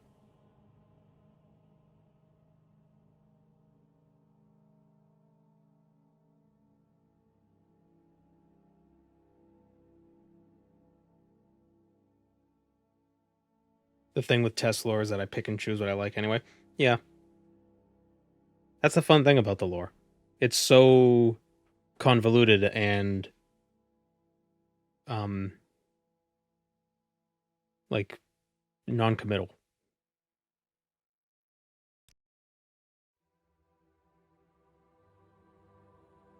Like, it could be anything.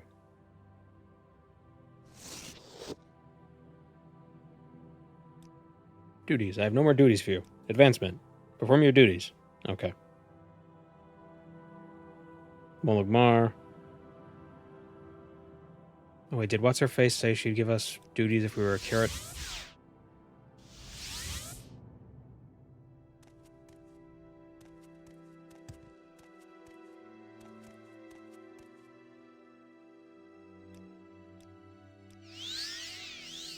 Right, though? There's an infinite number of Daedric princes, isn't that, or am I making that up? I feel like that's something I've heard.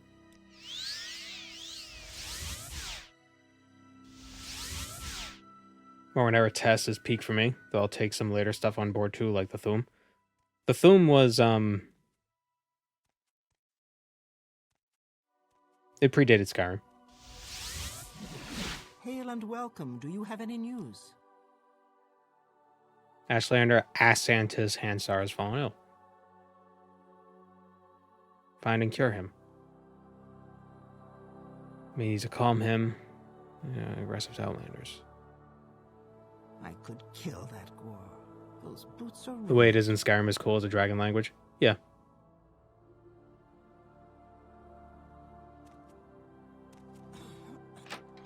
It's kind of a shame that more...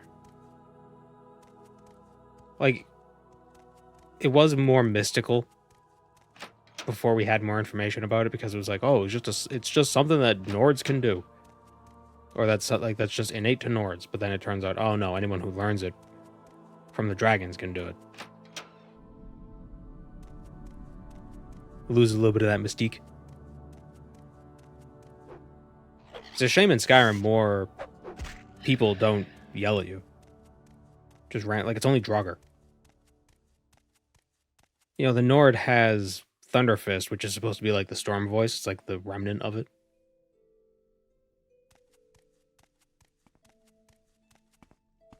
Spit it out or hit the road. He's got the droops.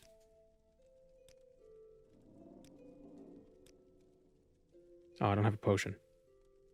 Damn it. Oh, Vivek's touch.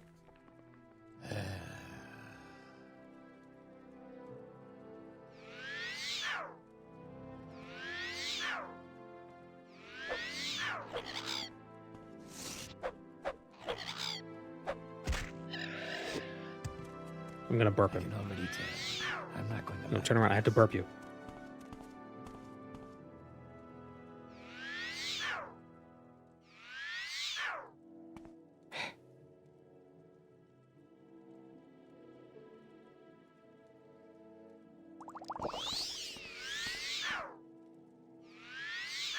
We'll get it eventually, guys. Thank you. There we go. Dragonborn can absorb dragon souls, but the Thu'um isn't unique to the Dragonborn. Right. Yeah. Yeah, the Thu'um is just something people can do. It's just that Dragonborn can learn shouts very easily. And can learn it by absorbing I can knowledge spare from a few others. moments, From if you dragons. care to talk. Or from people who know it.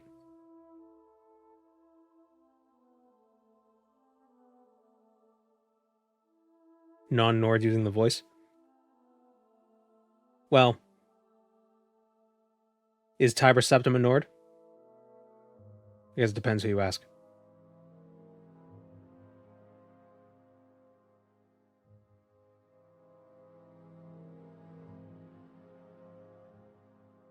Tiber Septim is Dragonborn, though.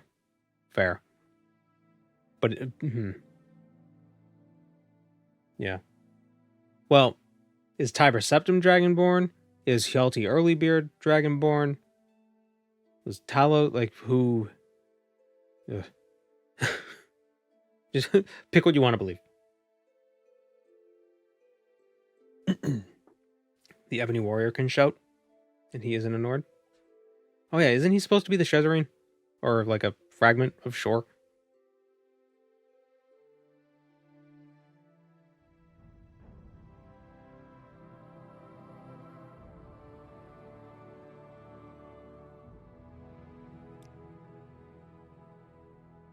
Sure enough.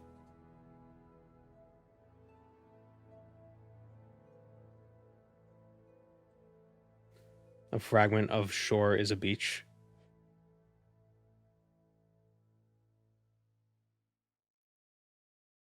If the Nerevarine met the Dragonborn, you think they get along? I don't know. They probably go kill dragons together in Akavir.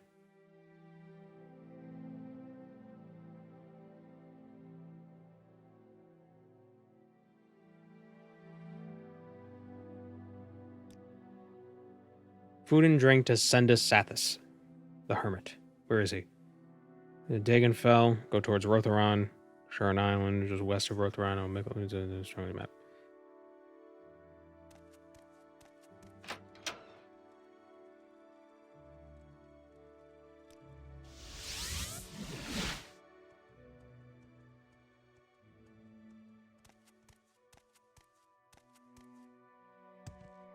Aren't they all the same soul? What, the Nerevarine and the Dragonborn? I don't know if I've heard anybody argue that the Nerevarine is also a Shezarine. I mean, I guess you could make that argument, but I don't know about that.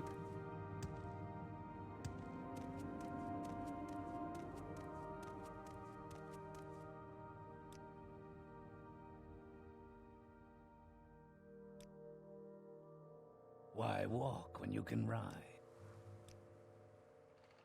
We make a special trip just for you. Say no. Expanded Shezarine. The Shezarine Extended Universe.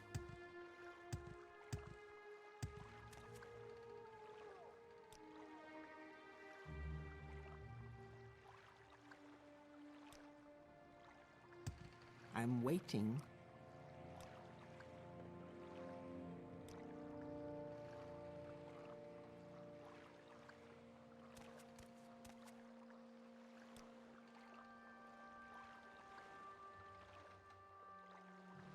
Why is the Nerevarine a Shezarine exactly? I don't think he is. But I think there's a theory that like all the protagonists are Shezarines, but I don't know how I feel about that.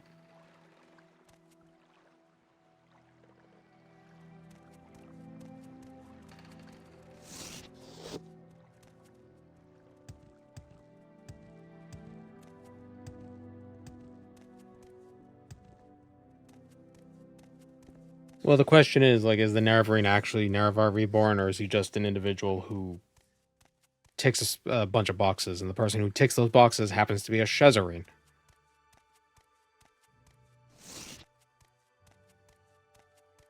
And then you could say, like, oh, well, the only incarnation of a god would be the god that's got no body. Gods that have bodies can't incarnate, but I don't know. And it's like the only Eans are Shezarines. The other Eans are false Eans.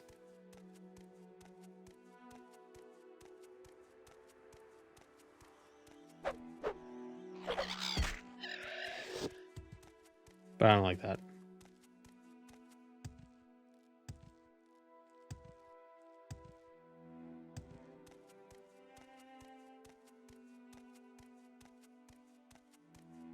He's Nerevar reborn because of the Moon and Star thing.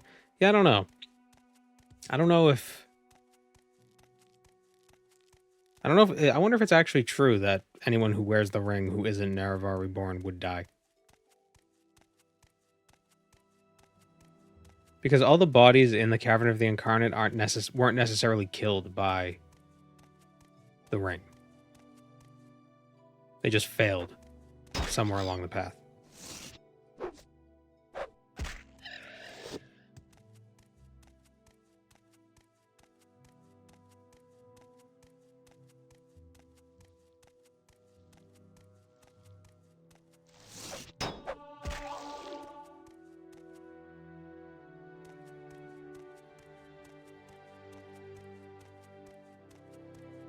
They could wear the ring, but they were past incarnations of Nerevar's soul. Right, so if that's the case, then...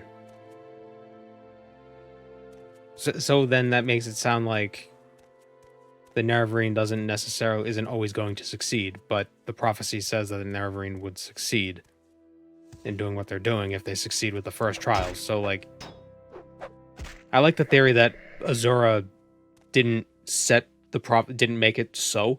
She just saw, like, the person who's gonna do this thing I want done is gonna tick these boxes. Some people will tick those boxes, but not all of them will tick them fully. But the guy who does do what I want to do will tick all the boxes. So it was less like a prophecy and was more like a... Actually, no, it's exactly what a prophecy would be.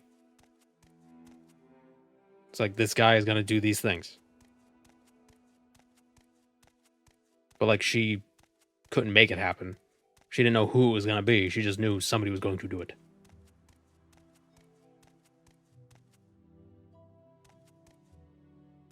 So, none of them could... Like, there might have been none who are Nerevar reborn.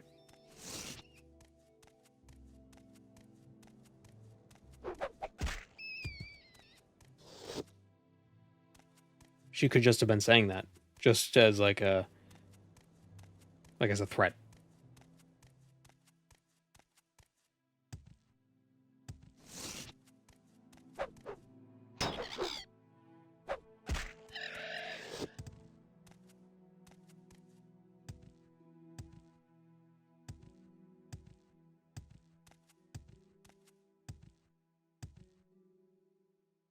And maybe Lorcan was talking with Azura and being like, okay, I need your help.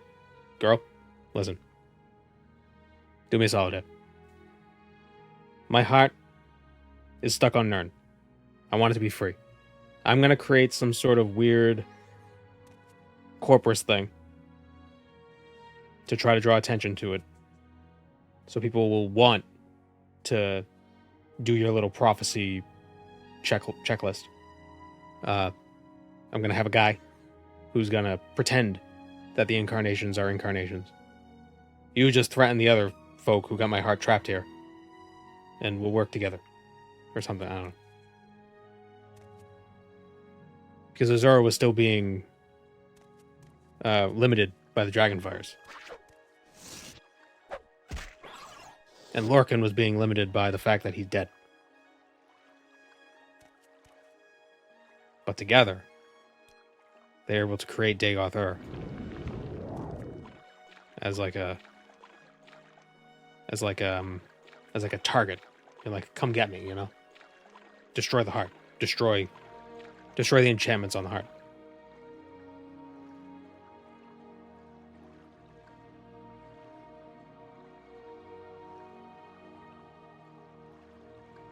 Where's this hermit?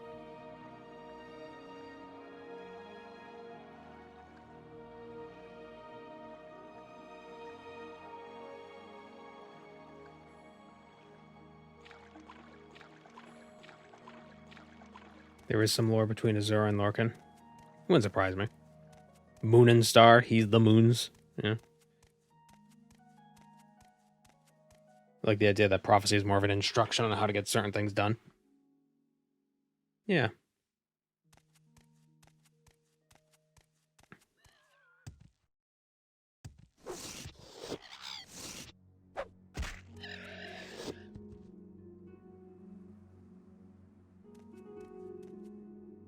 The thing with the theory of the Nerevarine being BS is that it presupposes that Azura can't make Nerevar reincarnate, which is where it fails for me. I don't know if she could reincarnate Nerevar, why didn't she just do it immediately? Why did she wait 3,000 years?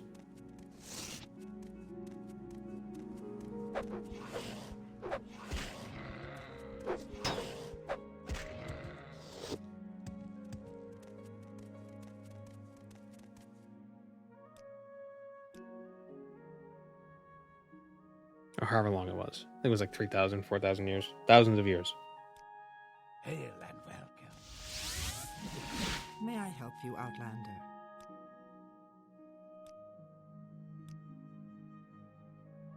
And when you go to get the Lost Relic, or get the hair shirt of St. Arlor. We already got it. The Cleaver of St. Felms. We can get it in Terranulal.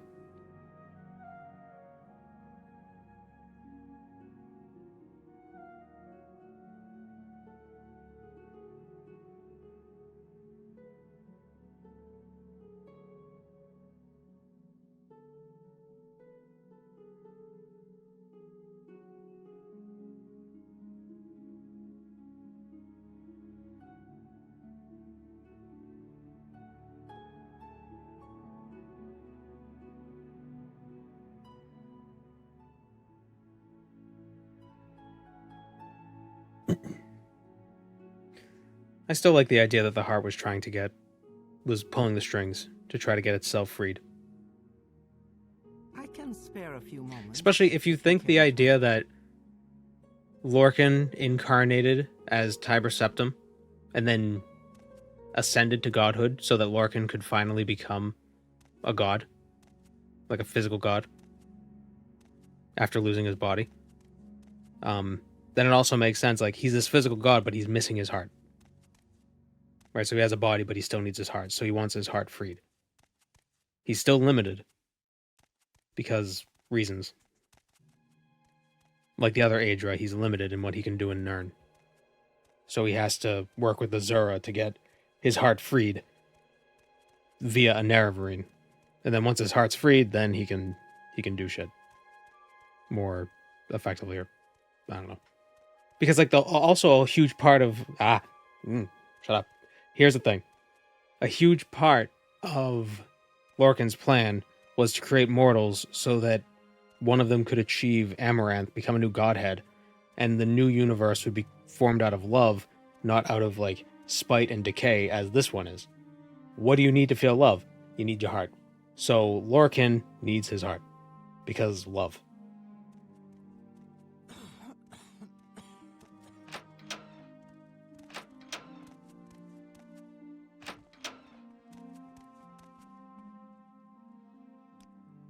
And the power of friendship.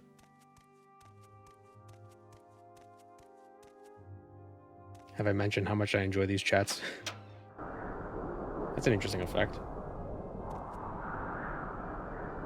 In the chat box. For the VOD watchers, that chat message has like a purple highlight.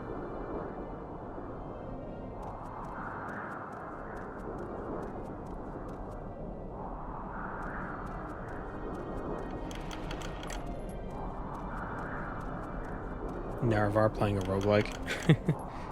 That's a funny thought.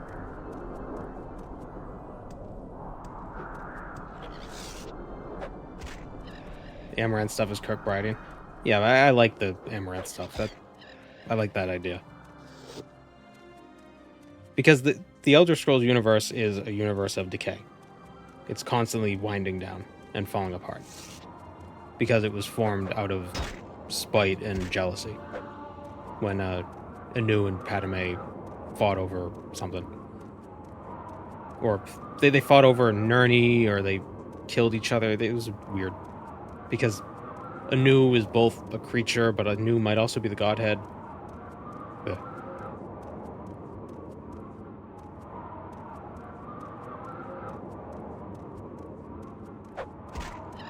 But Lorcan wanted something different. He wanted something better.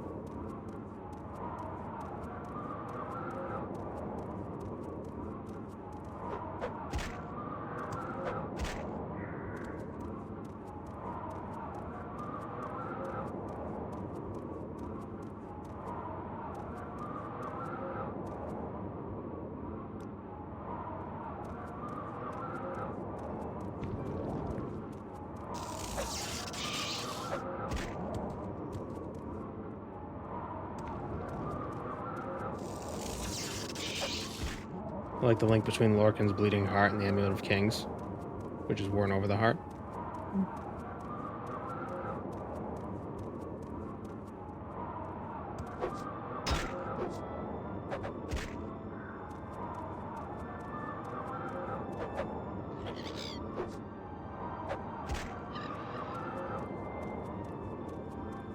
The only problem with that, though, the Amulet of Kings was gifted by Akatosh, right? Maybe Akatosh and Lorcan are the same guy, but from different, maybe one's traveling... Oh, maybe Akatosh is Lorcan traveling backwards in time.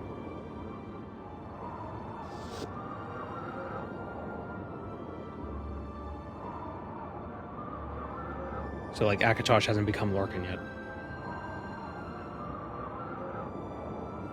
Akatosh is the blending of Ariel and Lorcan. I guess it... Yeah, that's a weird one.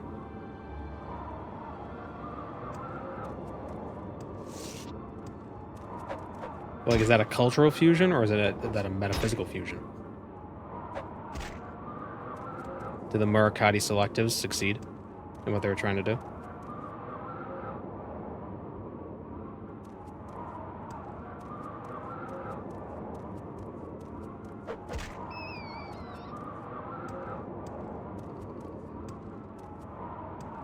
Or is it propaganda? Yeah.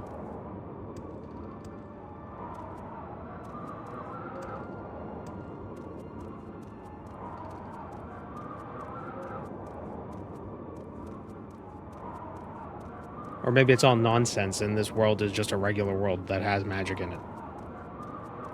And these gods aren't actually gods, they're just really powerful beings who are pretending to be gods. And the universe is actually... There was a big bang. The Earth is 4.5... Nirn is 4.5 billion years old. The sun is a sun. It's not a hole.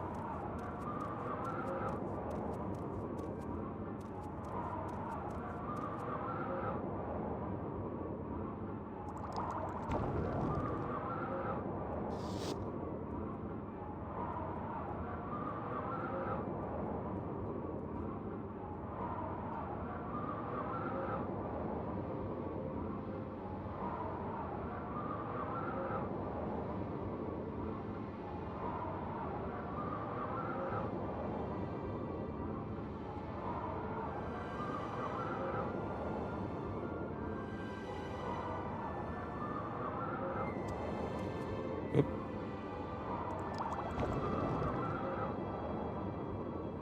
Thank you, wretched. Welcome, Moon and Star. I have prepared a place for you. Oh, and for the 5 gift subs.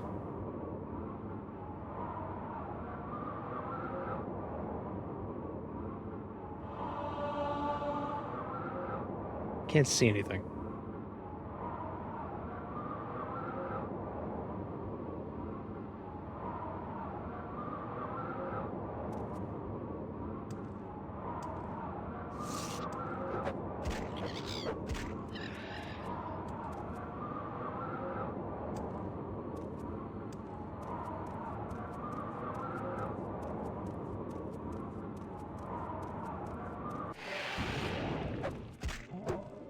Is Shore Lorcan, or is it another Alduin situation where people thought Alduin was the Nordic version of Akatosh, but it turned out to be a different thing? I think, isn't Shore just the Nordic version of Lorcan?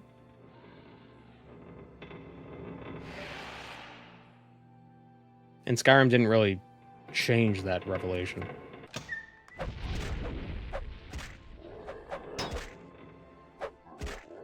Shore's a Shezarine? I think... Hold on. Shore. Shore is the Nordic representation of the god Lorcan.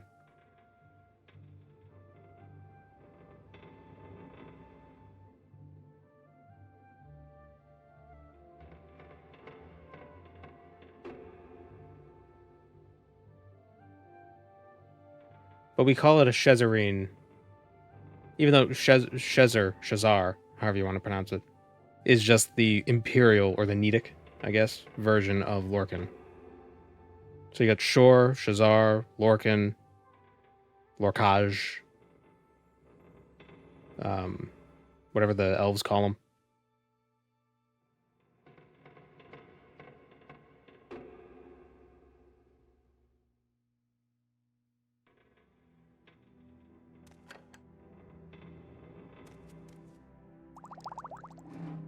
Then the real question is, how strongly does the belief of the culture affect the actual god itself?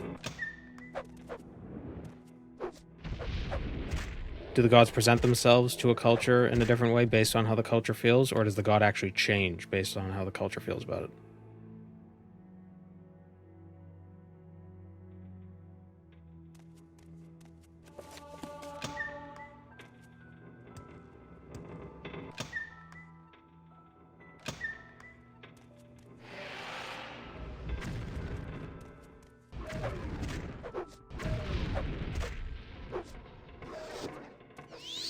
Poison.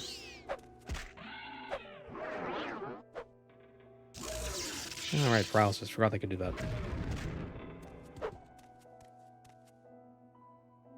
Lorcan is what the elves call him? Oh, okay.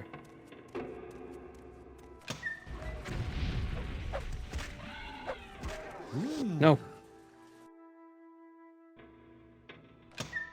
Man.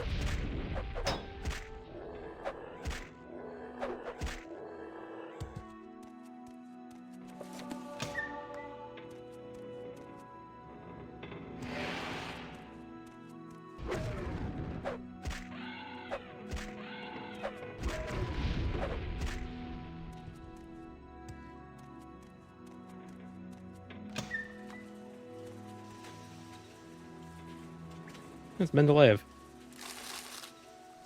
There's the Cleaver of St. Felms. Is that the Crozier of Lothus? The Crozier of Lothus? Where do we get that? Oh, Proto-Braid. Thank you for the 5. Does Dagoth believe that Naravarine is the reincarnation of Naravar? He talks like he is. It is in... Oh, it's in Dagoth. It's in Dagoth proper.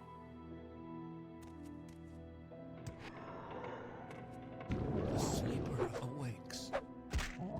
Guys, the sleeper awakes.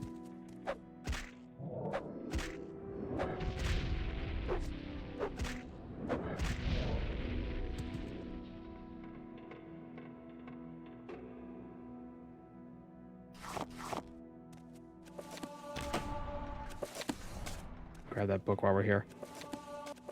In case we need it.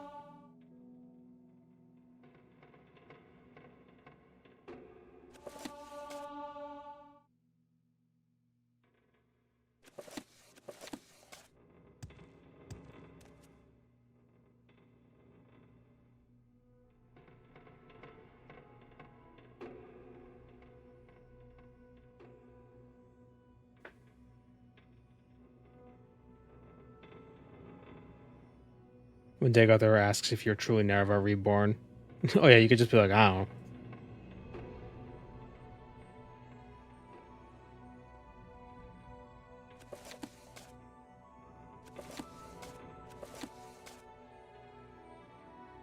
Then there's the whole thing of mantling. Do you mantle the Naravarine? And when you mantle the Naravarine, do you mantle Naravar? Or do you just mantle the incarnation of Naravar?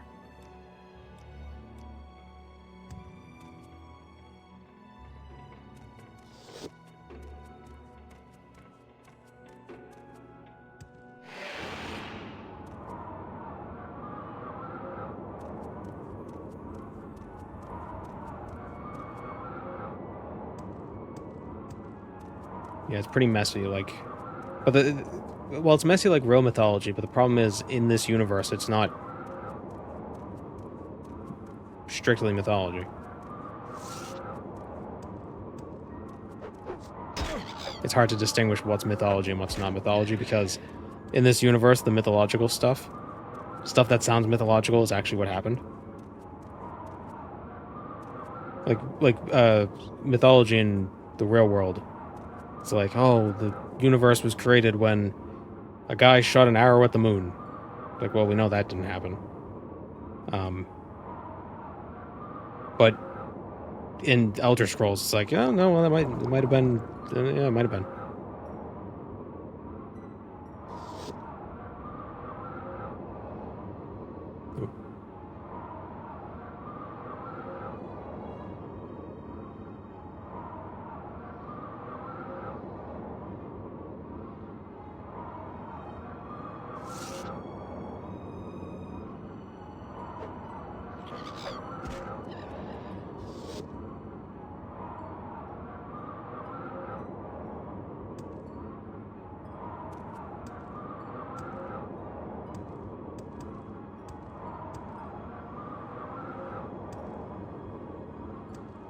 Where's the vent? Oh, it's this way.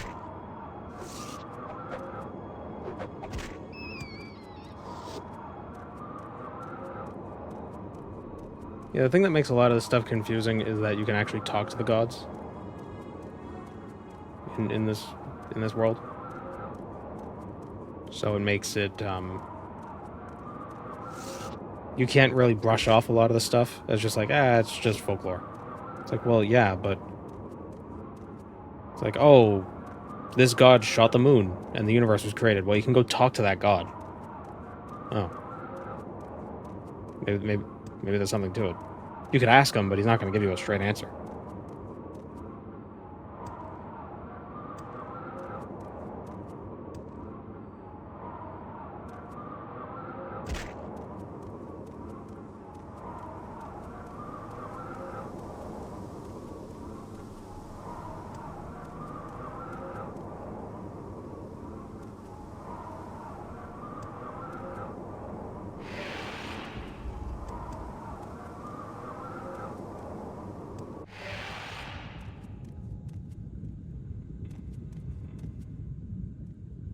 Hype chest. What do we got?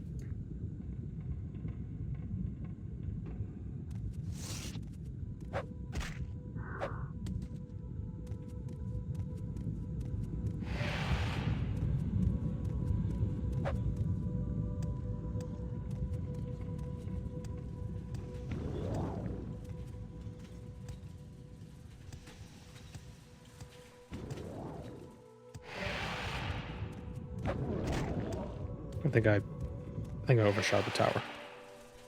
The tower's back this way.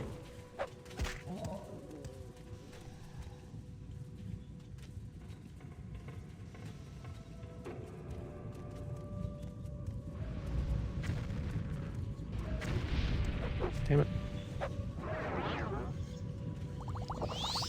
Heal that, heal some fatigue.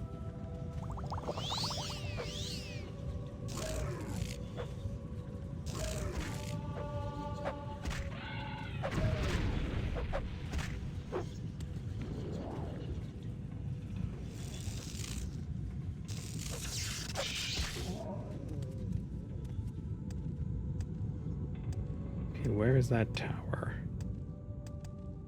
I can never remember, because I never go to the towers. Okay, this is the beginning of the facility.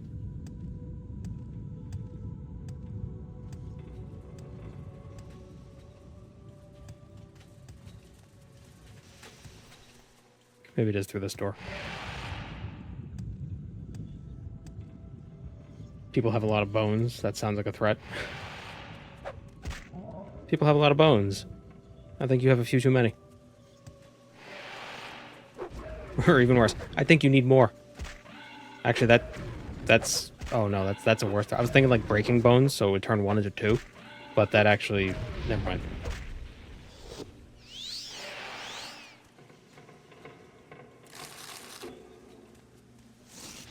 Earth bones? Yeah, earth bones.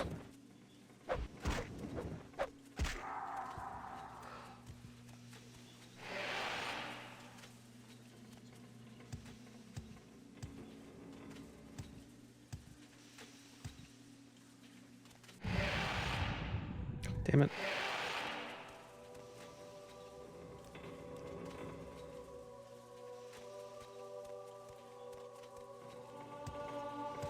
Didn't know J Red Ice Veins was in the chat. I don't believe in magic, but I do believe in bones.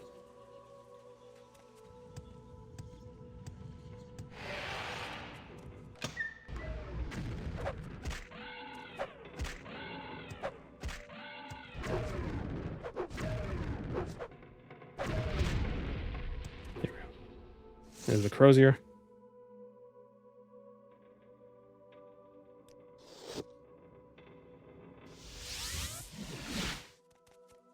Welcome, friend. We extend you our warm regards. All right, we got the cleaver, and the next duty is the crozier. I got the crozier.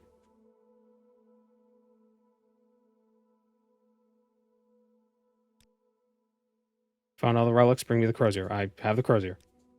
Yeah, there you go. More duties? No more duties. Can I advance? I still require more experience. Redouble your training and practice your skills to become Vvardenfell, Fjord, the disciple, the discipuli.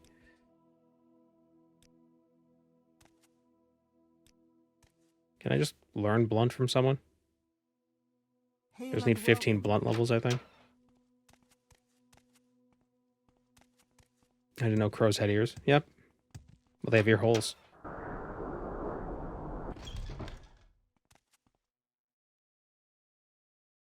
Let's see. Blunt, training, Morrowind.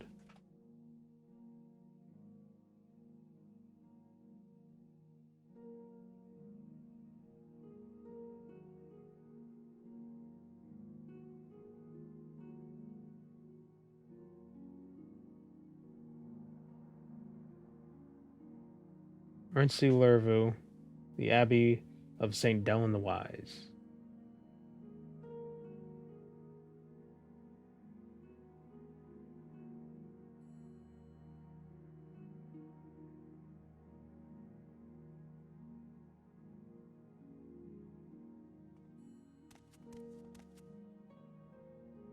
You can learn Blunt and Skooma Dens. Yeah, but I need to remember it. That's the problem.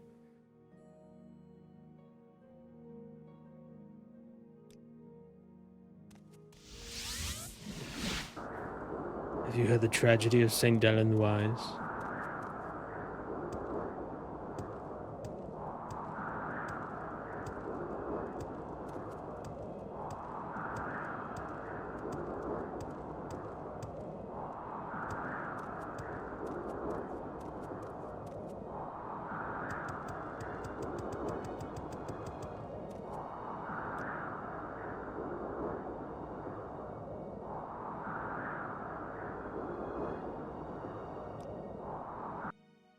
Where would you like to go?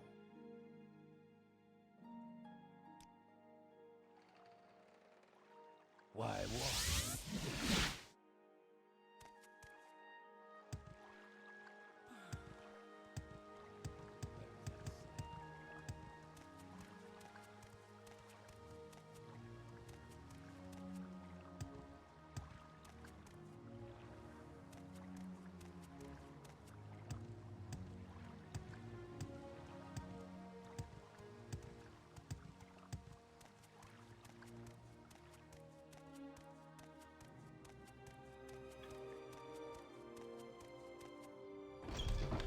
Okay, I think it's in the plaza at the top.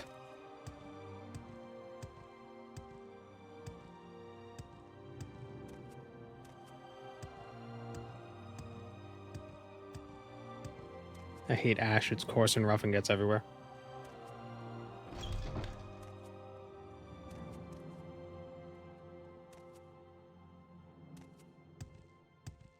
Is Ash coarse?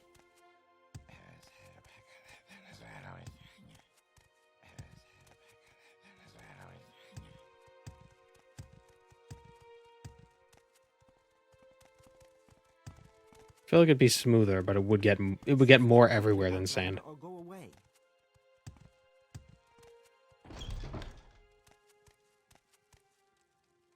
Speak, traveler. I'm waiting. Speak, traveler. Quickly, Outlander. I haven't much time. Yeah, it's smooth.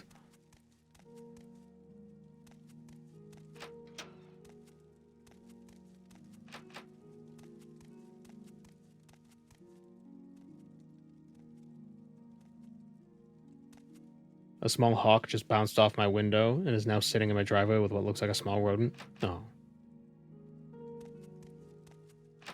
Poor rodent. Speak, traveler.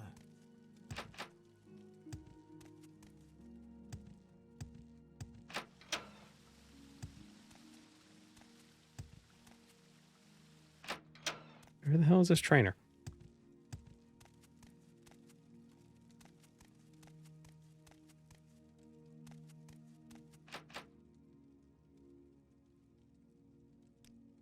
Behind the locked door? My time is precious, Yes, so make she it is. quick. Expensive, but gotta do it.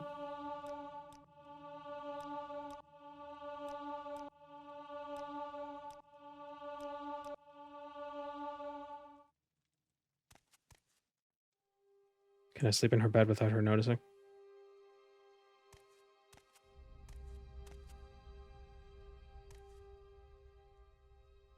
Man,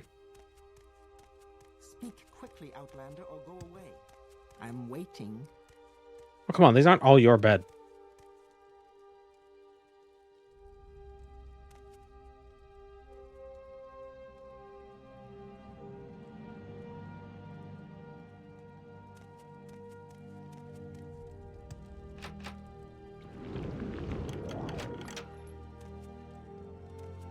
Speak, traveler. I'm part of the temple. Let me sleep in your bed. Yeah, screw it. I don't even care about levels.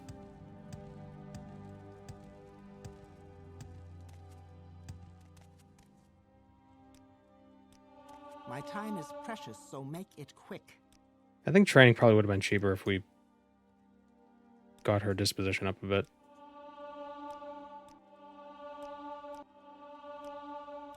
Doesn't really matter. There. 80 blunt.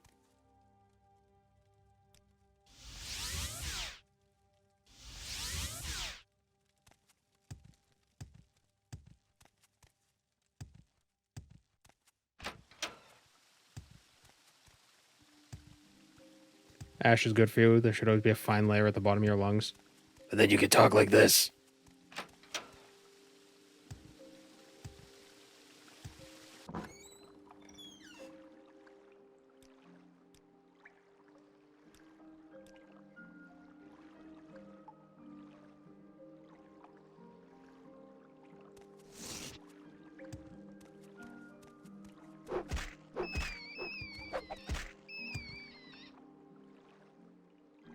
Okay, so if we go back to...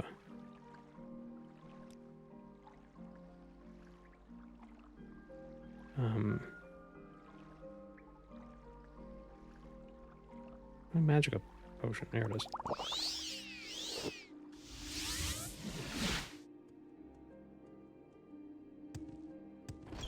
We may have more duties here, because he told us to come back when we get a higher rank. Blessed to be at your service, Outlander. Still require a bit more experience. What? Oh, my lower skills. God damn it. We need 2 skills at 20. Mysticism, Conjuration, Unarmored, Alchemy.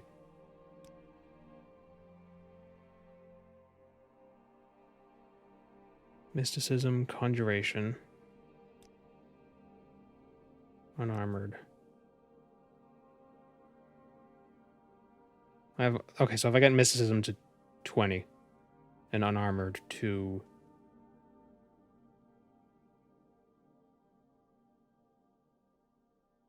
No, I need them both at 30. Okay, so Mysticism and Unarmored. What do you train? Neither. You suck. Hail and welcome.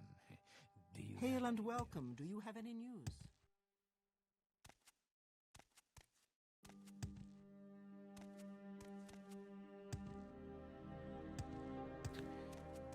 I am blessed to be. Place a mark. I am blessed to be at your service. Actually, does he have any more duties? He has no more duties. Okay. Tools Valen in Aldrun. Actually, let me place a mark here anyway. The Mages Guild probably has somebody who will teach me stuff. Spam cast detect spells and use temple shrines to recharge. Yeah, but it's faster just to buy training, especially since we're at such a low level.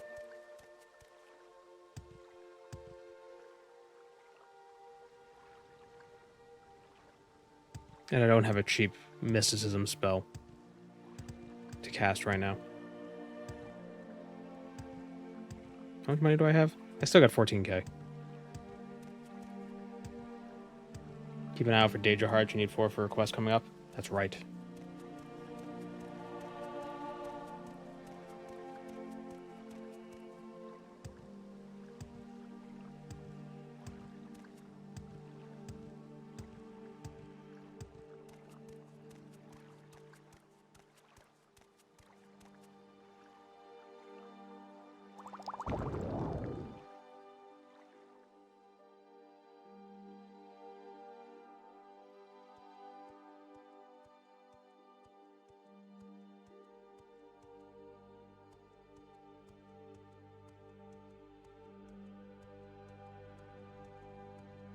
It's Reiki ASMR with my feet.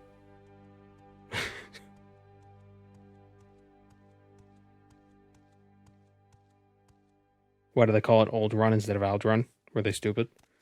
I think an arena that was supposed to be a map named by, it was like made by the Imperials.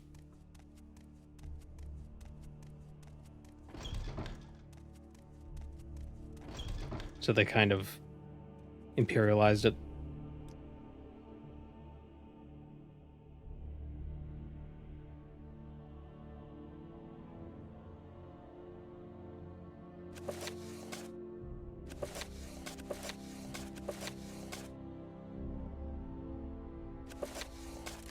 Yes, what is it?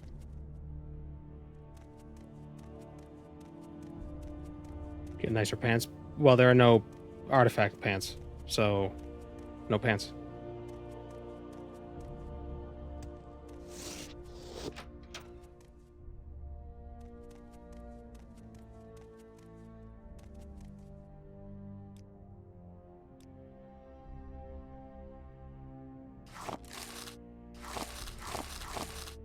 Oh, she was restocking Daedra Hearts. Daedra Hearts. That's weird. Can you ask your question quickly? I must be going.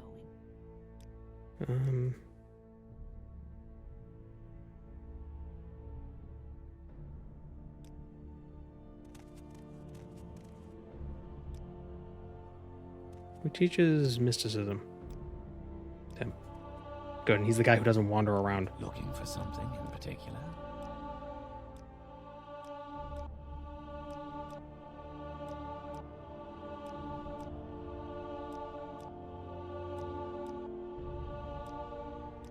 Any time now.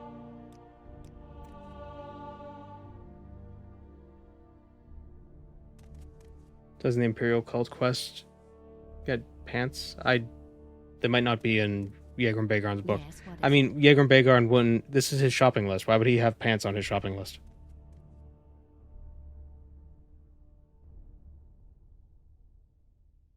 Come on, think.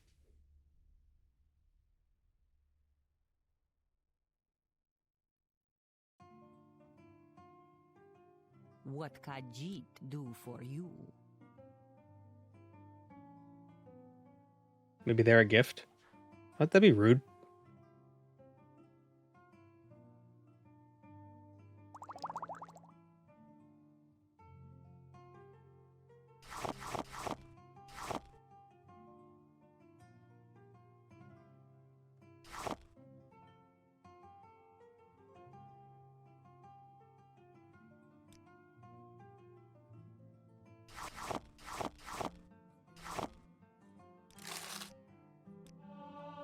Just train in alchemy.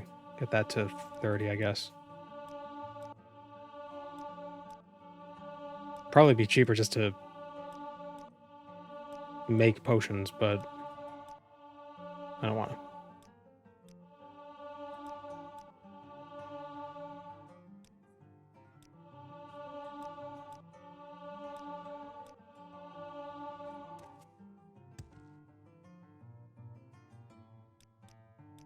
Yeah, sure. Intelligence, willpower, and luck. Speed. Interesting. A tourist. Strength, speed, and I'll put in a point of luck.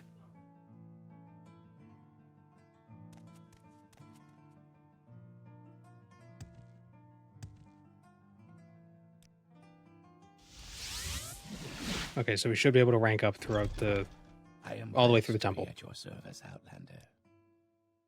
You're now a disciple. We got to perform more duties. Okay, so we'll go back to Outrun to get more duties.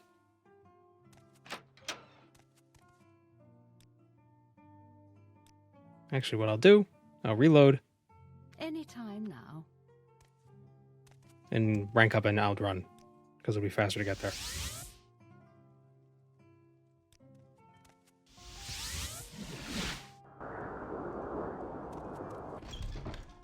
Would it be rude to point out that Kioras wouldn't fit him either?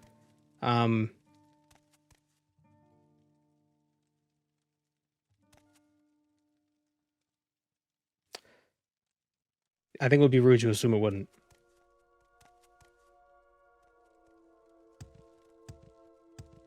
I am blessed to be at your service, Outlander.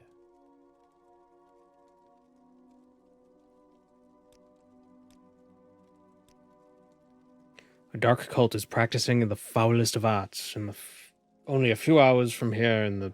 yeah, it's a few hours away. In Hassaur.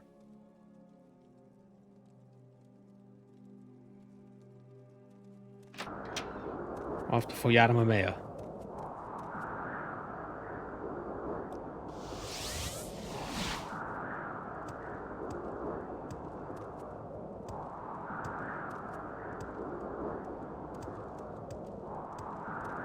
Imagine if these games, you couldn't just loot any random person's armor because it wasn't fitted for you.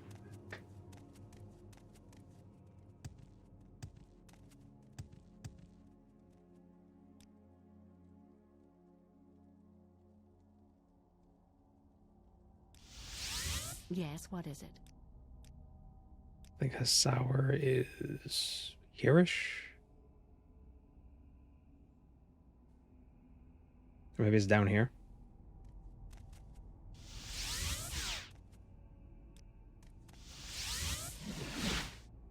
They could probably get away with that in... Well, I haven't played it, but I feel like it would work in Kingdom Come Deliverance. Because that's supposed to have like this... I don't know if it's supposed to be realism, but it has kind of like that vibe.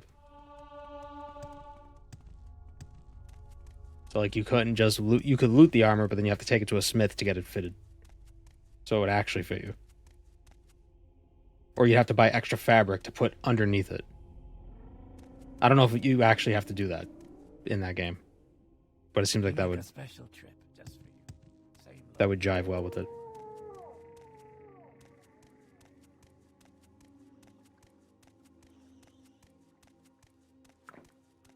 It's like this armor's too big, so you have to wear a thicker, what is it, a surcoat?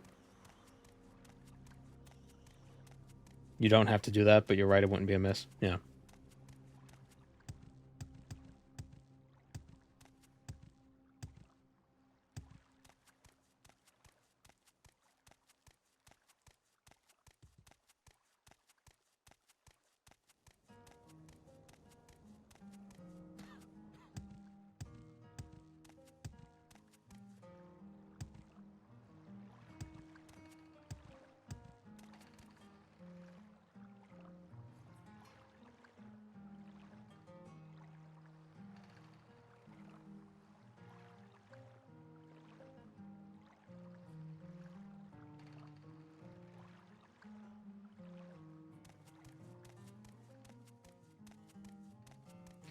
I think realism in a game is only good if the realism like serves a purpose beyond it just being realistic.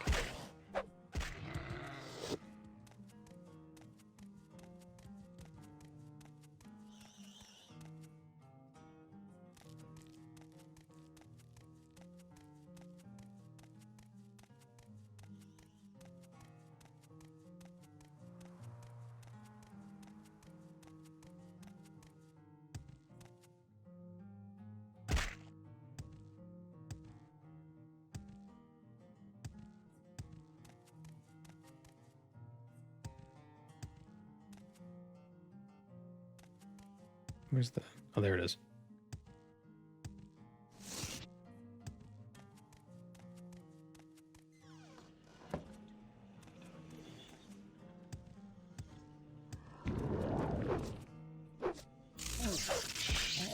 I have 80 blunt. How am I missing?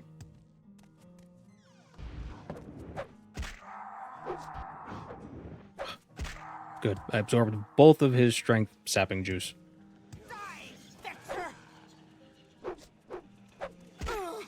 Yeah. Oh, fatigue. Yeah, I know.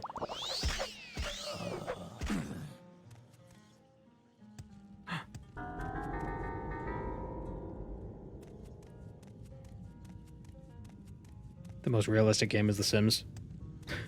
Yeah, totally.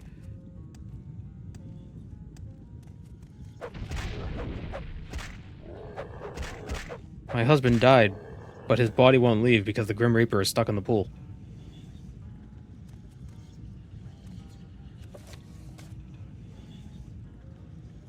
Is that all I have to do? Do I have to kill this guy? Take out Phobon?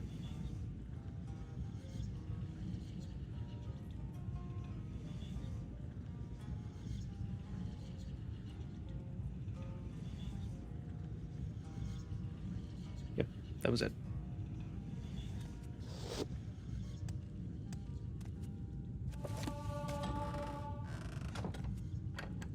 Fat loot.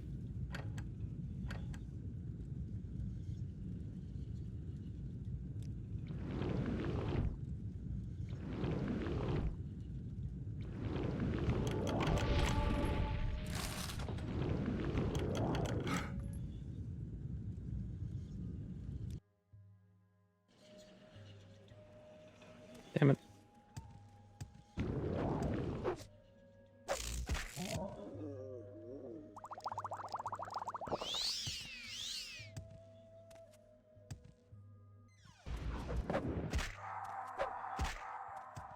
Let's try this again. Now you die! Nope.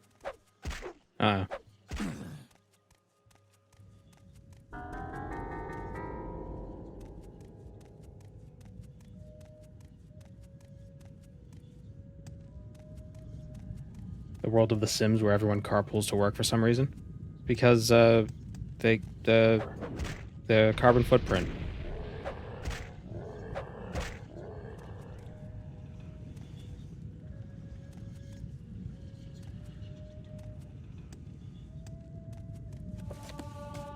We need to carpool so the cargo ships can let commerce continue.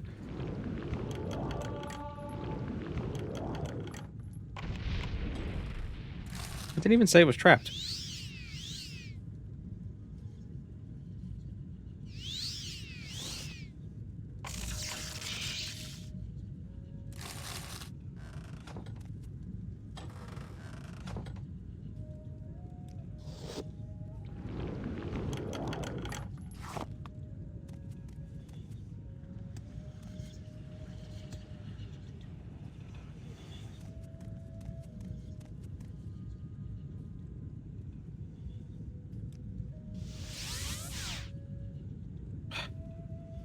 Why can't I pray to a Dagoth shrine and restore my magicka?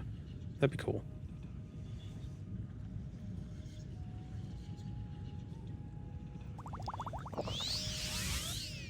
Perhaps Dagoth does not wish to be worshipped. He wishes for a Kulakan to be worshipped.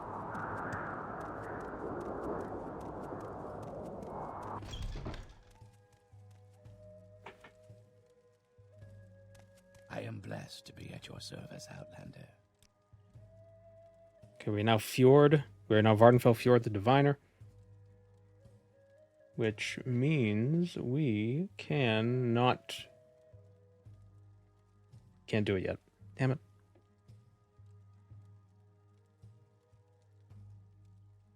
Oh, we can go get the Saryani's quests now. What race did I pick? 10K.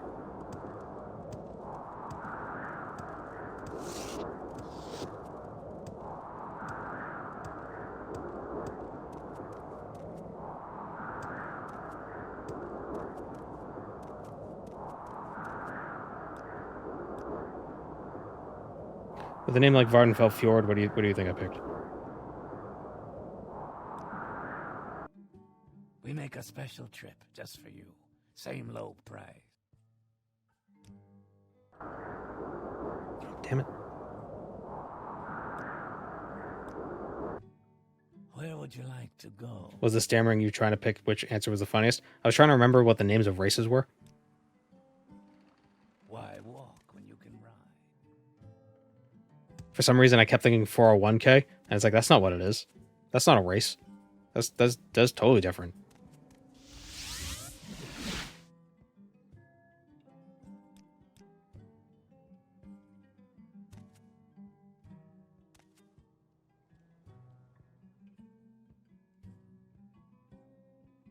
Please, go ahead, Outlander. I'm listening. But yes, we are a Nord. We are a Nord who actually kind of looks like Harrison Ford. Kind of. He's got a very, like, I'm sick of this shit kind of look. I'm a Hulk now? What? When did that happen? I'm like 93. Why am I playing a Hulk? I am blessed to be at your service, Outlander.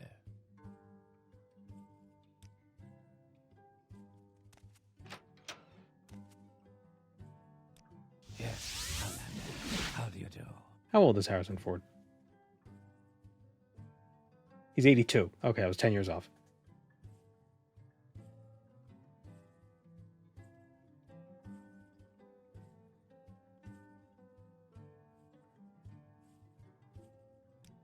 Okay, duties.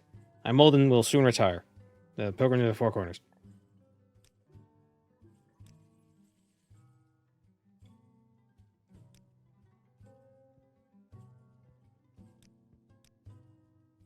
Okay, what do you need me to do?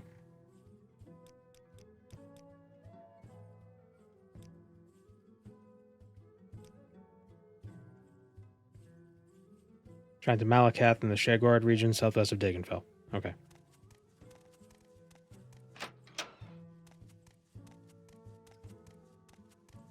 Will they let a non-Dunmer into the Tribunal Temple? I don't see why not. Because the idea, it's, you know, they're the gods not just for the Dunmer, but for anyone who wishes to be a part of whatever. You know, like, I don't see why they would reject any new members. Maybe it's not easy to become a member, necessarily. You know, maybe they don't go around proselytizing to other parts of the world, but if people come to them, they might not turn them away.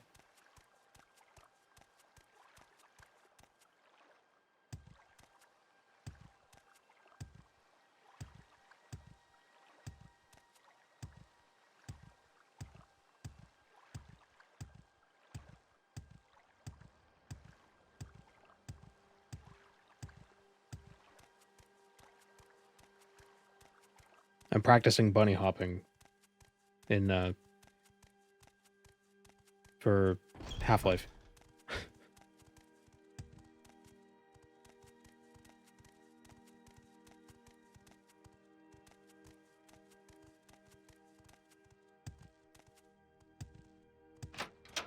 Went the wrong way. Actually, no, I'll take a boat.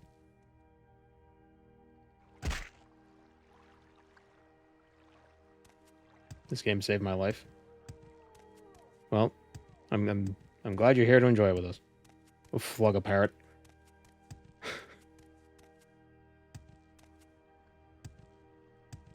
Don't flog a parrot. What did the parrot do to you?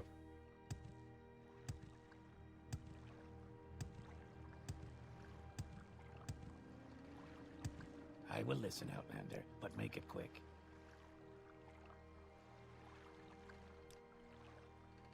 My time is precious, so make it quick.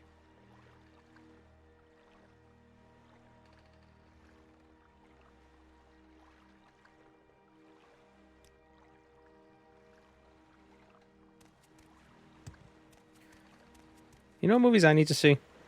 The Sonic movies. They look very fun. And it's surprising that video game movies are doing so well. You know, they're usually...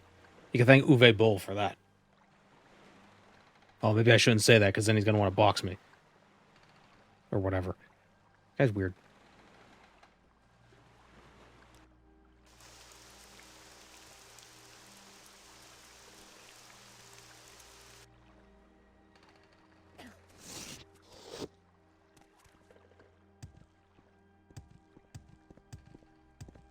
Oh, please, by all Minecraft movie had a new trailer today. It looks so bad. Like to walk. I haven't watched any of the trailers, but were people expecting a live action Minecraft movie to have block people?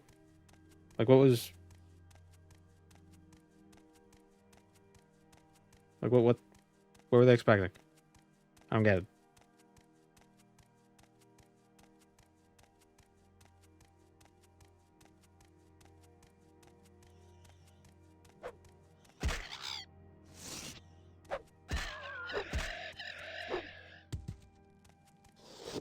Just no movie? Well, I mean, they gotta make a movie, come on.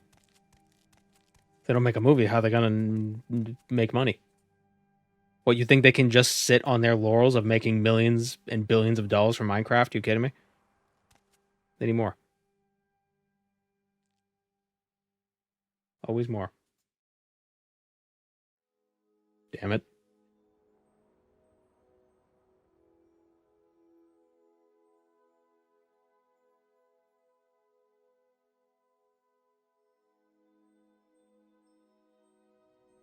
The statue is... I was pretty close. It's right near Mizzou left.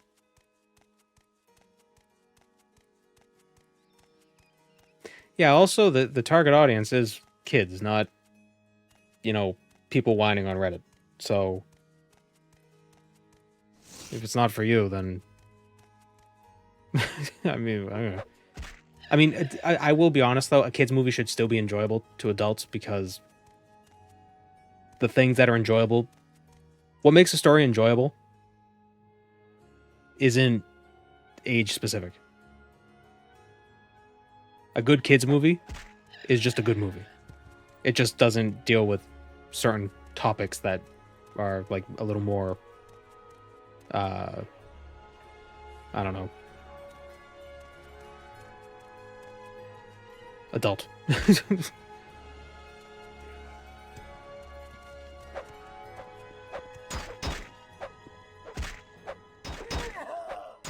Like, just because it's a kids movie doesn't mean like, oh, we can put in less effort. It's like, well, no, it'll just be a shitty movie. Kids still have taste.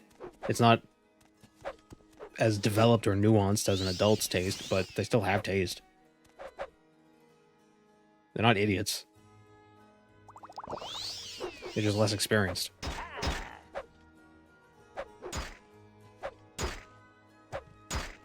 I ended up loving Moana when my nieces made me watch it. Moana's great. Because even though it's a kids movie, it's still a it's still a story. It still is a well-crafted story.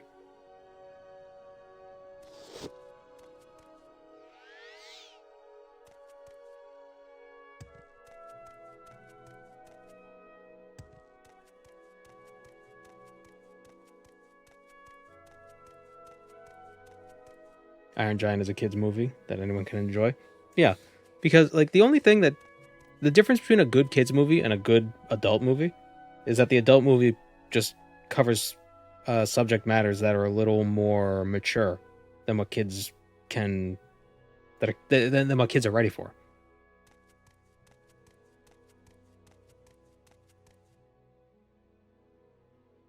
But otherwise, so maybe the first thing I said where they're not the demographic, I kind of said one thing and then I debunked myself immediately afterwards. Yeah, I don't know.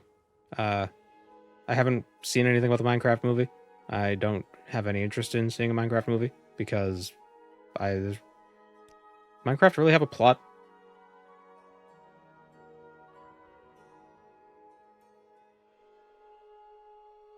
Like, oh, you kill a dragon. What the hell could the story be? Unless they're doing like a Jumanji sort of a deal. Then yeah, of course you get Jack Black for it. He's already done one.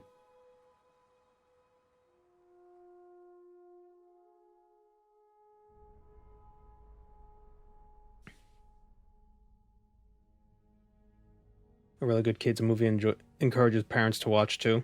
Sarcasm and hidden adult jokes are great. It doesn't even need that either. I think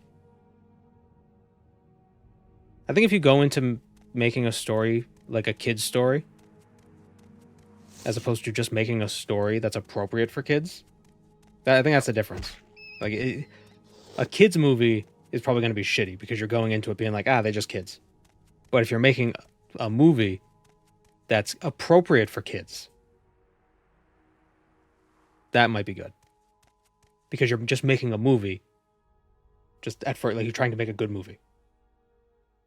Like that should be the starting point. Then you make it appropriate for kids. As opposed to starting, I want to make something for kids. Because right there, you're just starting off with being like, well, yeah, kids are different. They're like they're a different species. And they're still humans. They enjoy stories, the same types of stories that we do. Hero's Journey, that whole deal.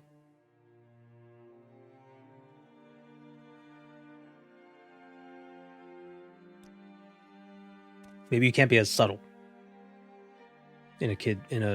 for a kid to understand the minor aspects. So you have to be a little more explicit with certain things.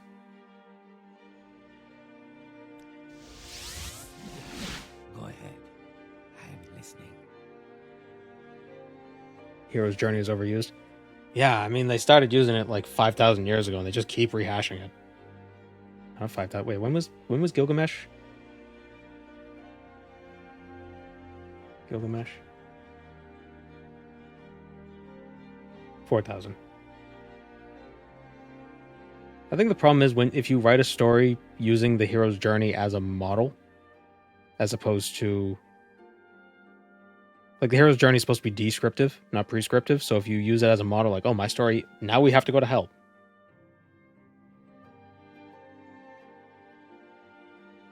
Like that, it's not going to be good if you build the story from the journey as opposed to applying aspects of the journey to already made stories.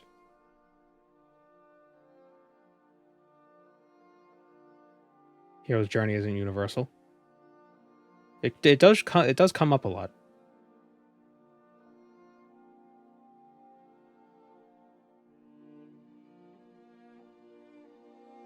I don't even agree with it being descriptive.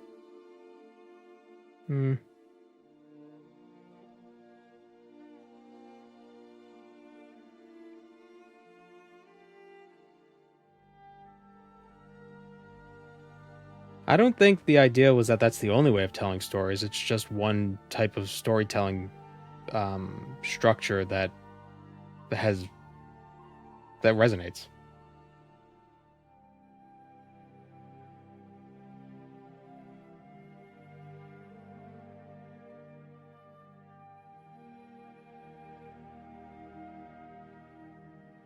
And some parts you remove, some parts, like some stories include certain parts, some stories don't include certain parts. But yeah, obviously it's not universal. Like it's not every story is gonna fit the mold of the hero's journey, but a lot of them do.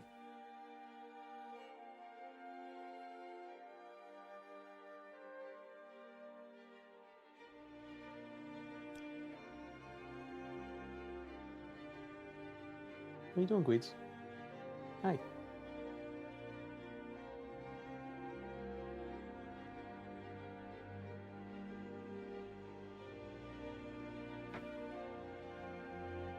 Even the stories that do fit the mold, you have to squint, unless they were deliberately modeled after it. The simplest version of the hero's journey is like you start somewhere, the call to action, the mentor dies, you quote unquote like go to the underworld, or like you reach like your lowest point, you overcome something, and then you return home but different. Like that's like there's more details to the hero's journey than that, but that's like bare bones of it. Kind of just how stories work. You go to do a thing, setback, and you come back. Not all stories even have conflict. Well, yeah, but I'm not talking about those stories. I'm talking about the interesting ones. That's a really ignorant way of saying that.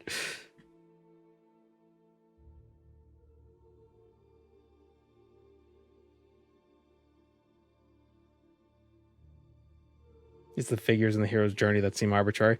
Yeah, that's fair. There doesn't always have to be a mentor figure.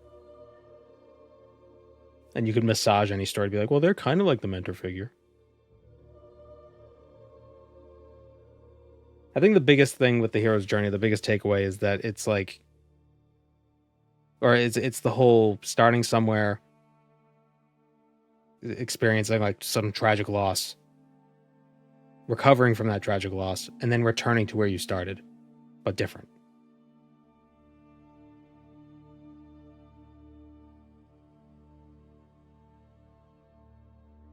I think that's like there has to be change. Wasn't Samurai Jack like that? Kind of ended up being like that.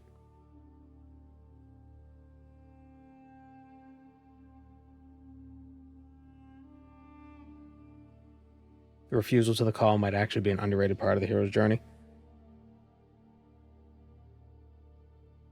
And it seems like a sensible one because it's like, oh, we got to do this thing. Oh, I don't know. But you gotta. And then it's like, but I don't want to. And then like the third push is like, you got to do it. And then you do it. Because that's kind of realistic. Like there's a big thing that's happening and you got to, like in real life, it's like you got to do a thing. But I don't want to do the thing. But you gotta. Ah, fine. Michael boy? Yeah.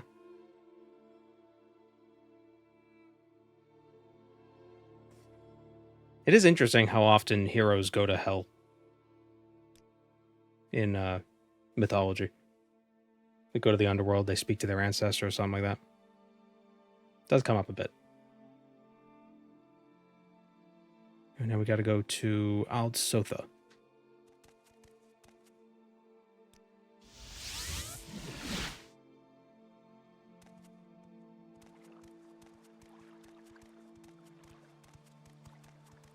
Writing advice for my comic was to give the main character a gun so that I could change the genre to an action. Apparently action is the only real genre. Oh, I got advice that they said things should happen in the story.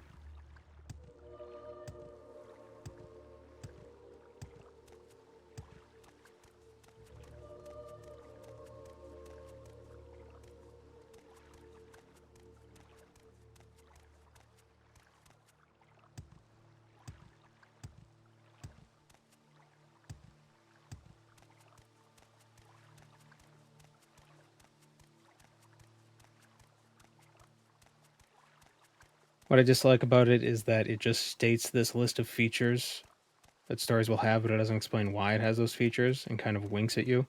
It implies it's because of mysticism or magic. I thought there were explanations for why stories have those certain beats. Like there's anthropological reasons for it.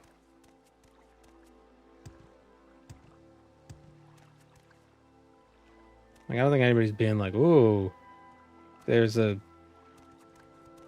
cosmic force that's making us write stories like this." I mean, some people might say that.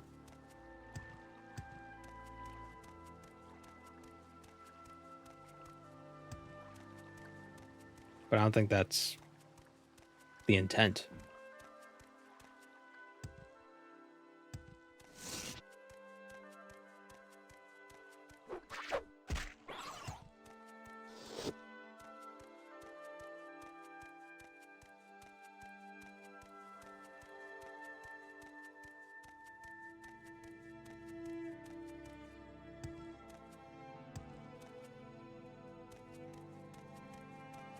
Refusal to the call is good storytelling. Could be because it makes the journey feel more imposing if the hero is reluctant. Well, I mean, just because, so the progenitor of the idea doesn't own it. And it's been debated and talked about more than just like his listing. You know, it doesn't have to be Jungian. Like it's an observation. Like these stories have these similarities. Why could that be? This warrants more research. Like why does this work? Why is this appealing?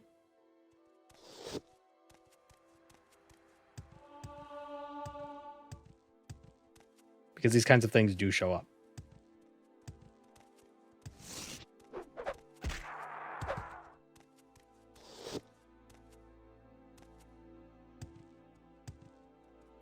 Yeah, it's not. It's really no more mystical than like the fact that we all see faces in things. Like it's just part of our psychology.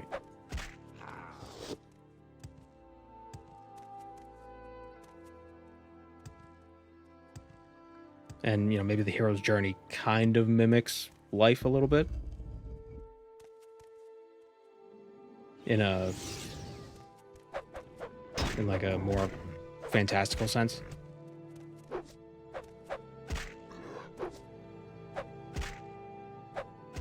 And I'm trying to think of it from like an early human point of view. Like where... See, the trouble is evolutionary psychology is barely a science. So it's kind of hard to figure this... to piece this stuff together, especially when you're just a streamer who doesn't really know shit.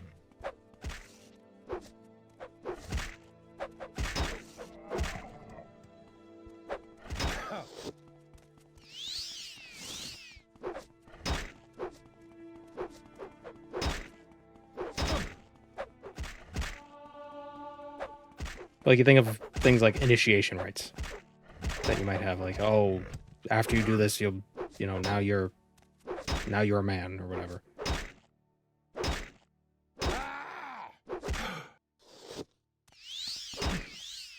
This is pointless. Give in. Barely, purely a theory. Well, a theory.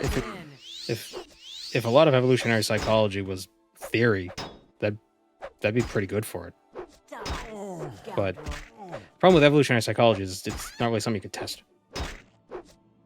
What is she hitting me with?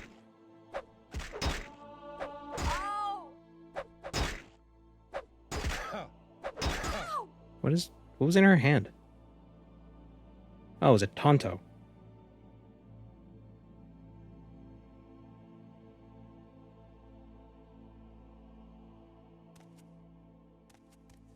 What was I getting at?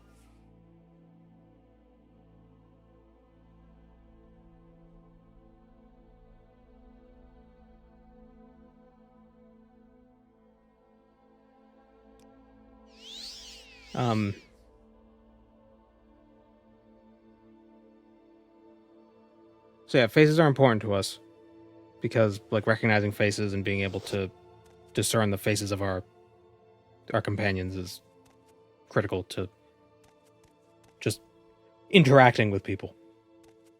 Is that the reason why it evolved? Who knows? But maybe that pattern recognition popped up in stories as well. And so we see stories that kind of reflect life in the same way that we see things that reflect faces.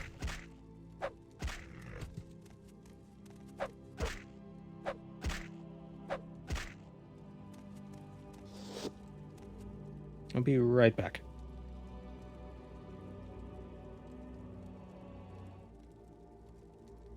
Okay, I'm back.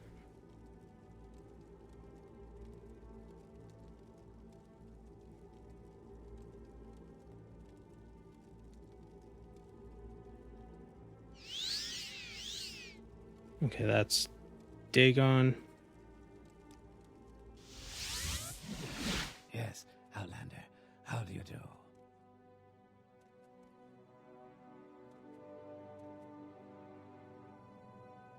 Wonder if someone who's face blind sees less faces in non-faces.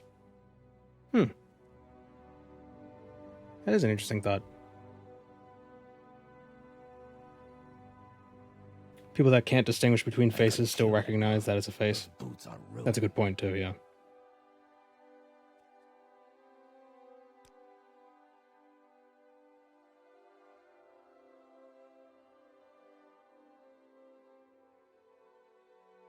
Mullig Ball, north of Saran. Okay.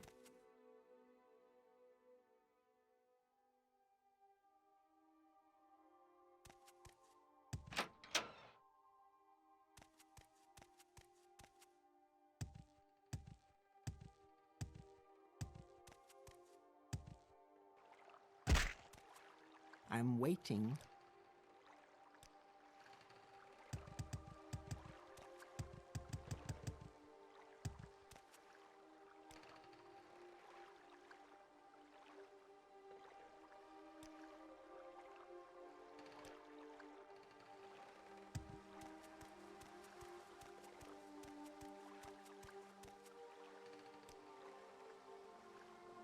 ahead. Wait, how do... Oh.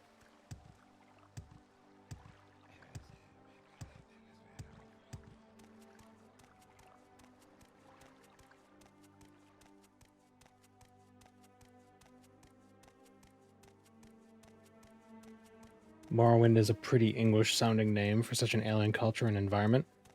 Well, the originally it was called Resdane, back when the Chimer showed up. I don't know where the word Morrowind came from. Like, I don't know why they call it Morrowind.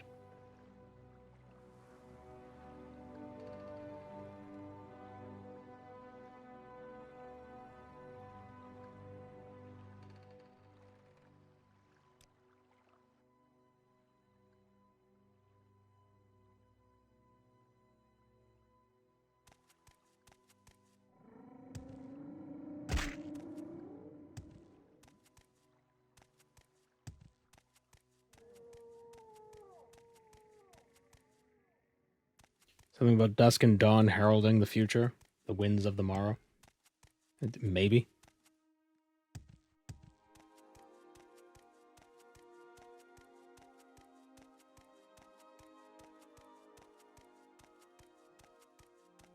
Even Vvardenfell sounds incredibly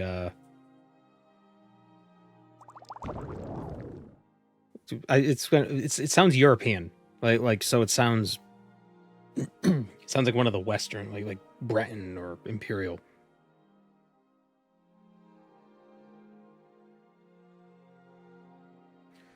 When I first found your YouTube channel, I thought you were my coworker for a moment.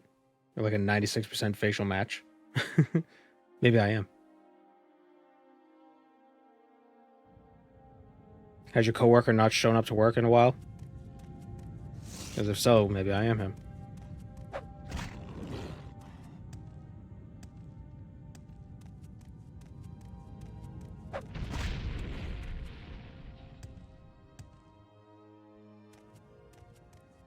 Many bits of shitty naming from Arena. Yeah.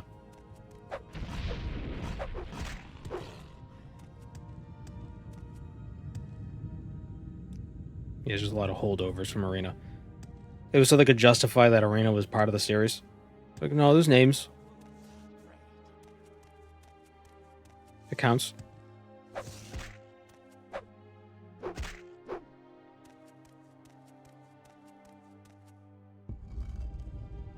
I asked him. Oh yeah, I remember that. He's so gullible. just pick one viewer to gaslight and just absolutely mess with.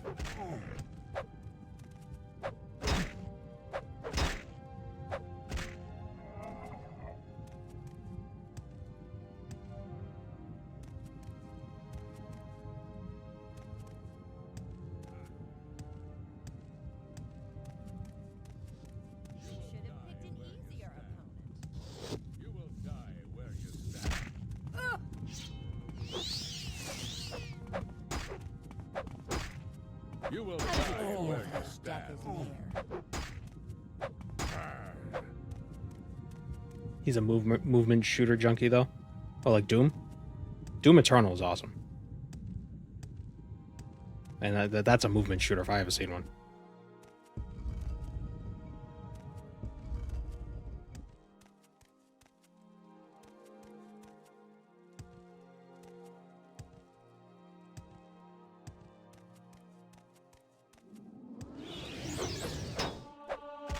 I mean, in Mundus, it seems geocentrism is the case, unless you consider the fact that some moons orbit other moons. So not everything orbits an urn. Technically. But Nirn is the center. Oh, she's got a tower shield.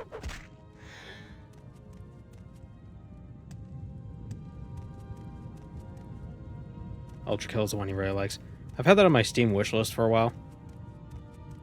I haven't seen it go on sale much.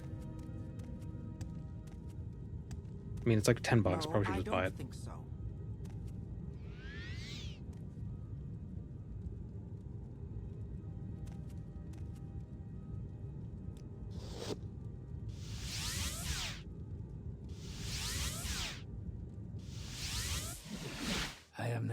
busy for a good talk.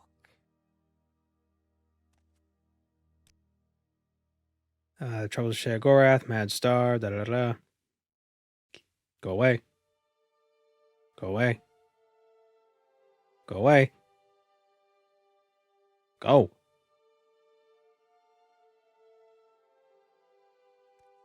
Oh. Gamble putty.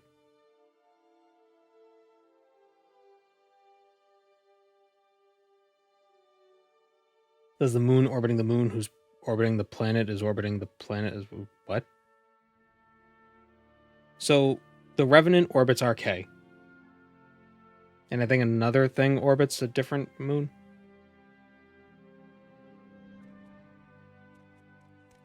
Although the Revenant is new. Unless it's unless it's always existed retroactively. But I don't know.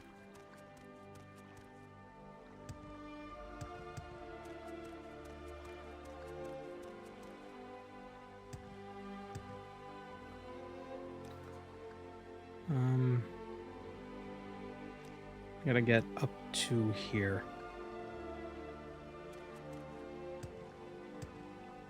There are 3 moons now? No, so there's 2 moons on Nirn. Well, not on Nirn, but Nirn has 2 moons, but there are other planets that also orbit Nirn. And those other planets are the gods. Or the planes of the gods. And also the gods. Maybe.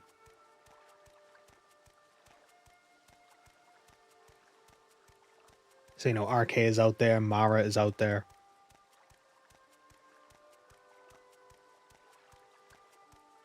The moon orbits a moon who's orbiting a planet.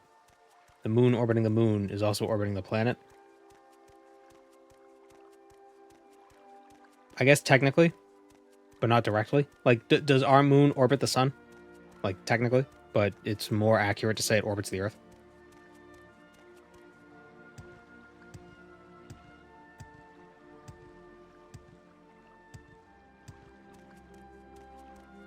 The geocentrism is true then. Well, yeah. Well, I think I'm thinking about it as that was kind of how Galileo disproved geocentrism, basically by saying there's moons orbiting Jupiter. Not everything orbits the Earth. Things orbit other things. And then they put him under house arrest.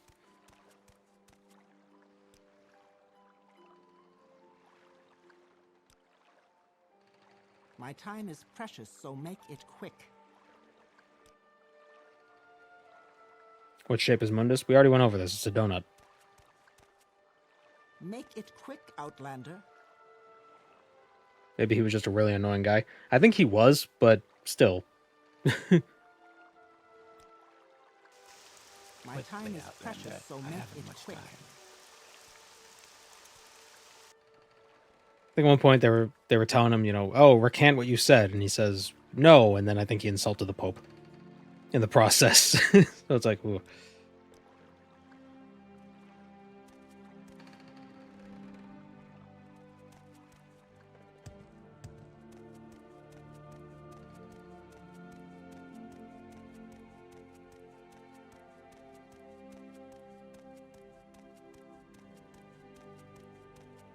I wonder how many of history's astronomers went blind studying the sun. Didn't Isaac Newton stare at the sun for like 2 hours just to see what would happen?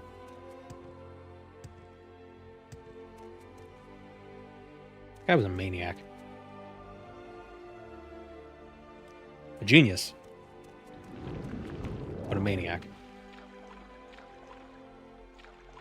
Typically one and the same.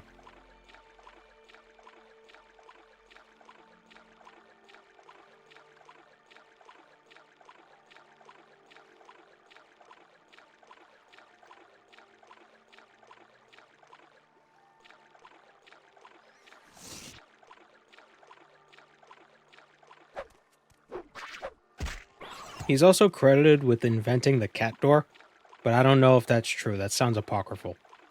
Because his cat kept bothering him when he was trying to work. So he put a cat door on his door. But from everything I know about Isaac Newton, he doesn't seem like the type of person who would have a cat. He's very strange. He's an odd fellow.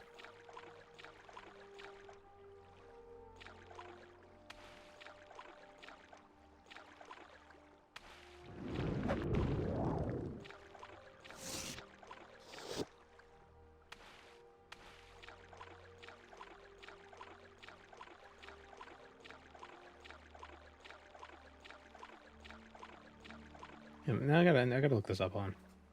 Did Isaac Newton have a cat? There's no evidence he had a dog or a cat. Yeah.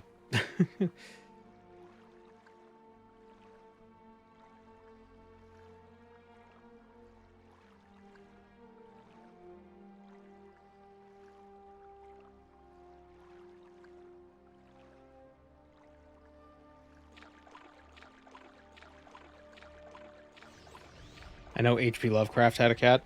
Yeah, we don't talk about him. The cat, that is. It's not the cat's fault, but...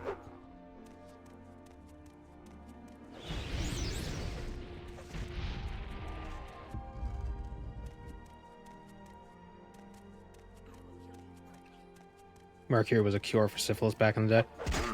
Well, yeah, if you kill the person with the syphilis...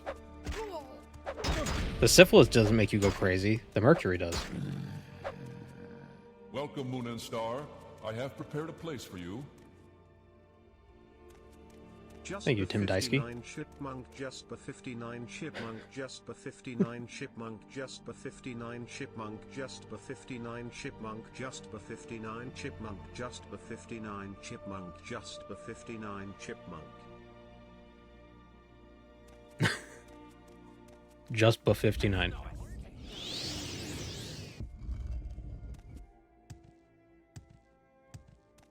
A few more streams and I can apply to be a partner, and then I can change the beginning of our little emotes, the emote word from just buff 59 to something else.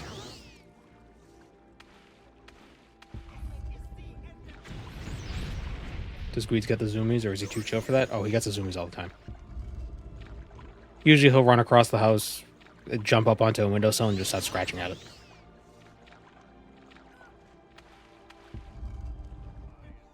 Just like, you know, like...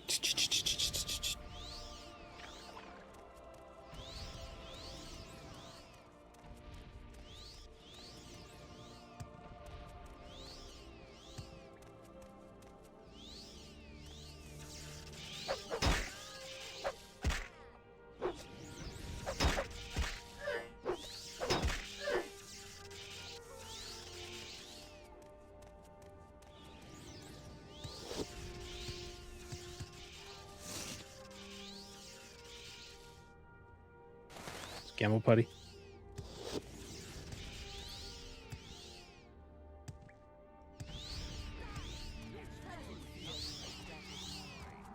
Ah.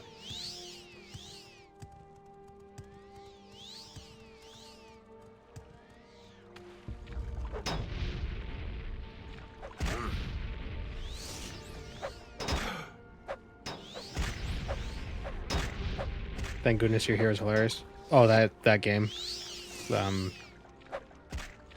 The just Northern England, the game.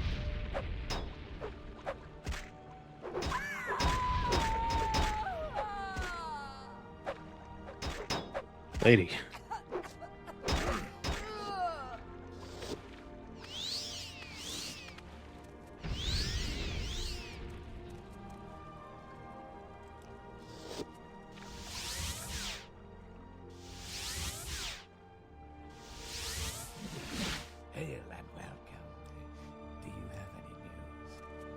First, I must reach the rank of a master. I'm now a master.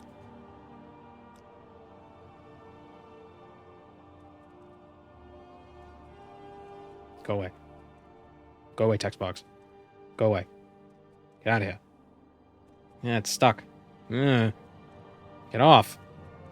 Go. There we go. You must recover the ebony mail. Finally.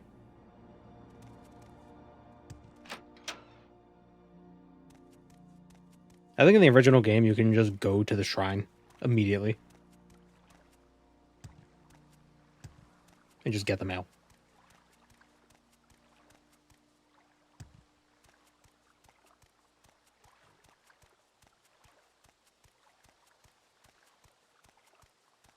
Would you mark your home or mark your workplace? If you had mark and recall, I'd mark my home.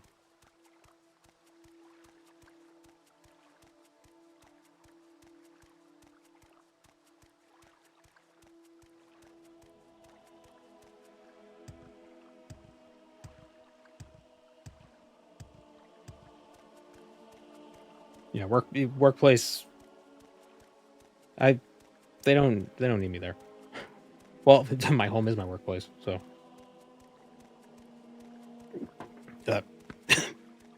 Ow. I'm dying at my workplace.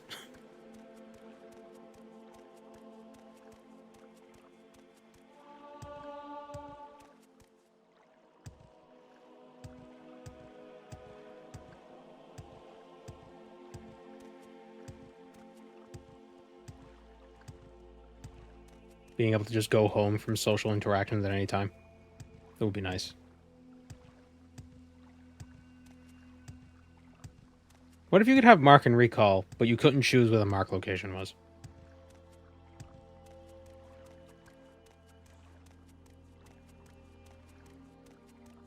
You could have mark and recall, and you can recall. You have to recall once per day. Actually, I guess this is just a situation of what if you teleport to a random place any day, any time of the day? Never mind. You just recall to the nearest guy named Mark. But if your name is Mark, you turn inside out.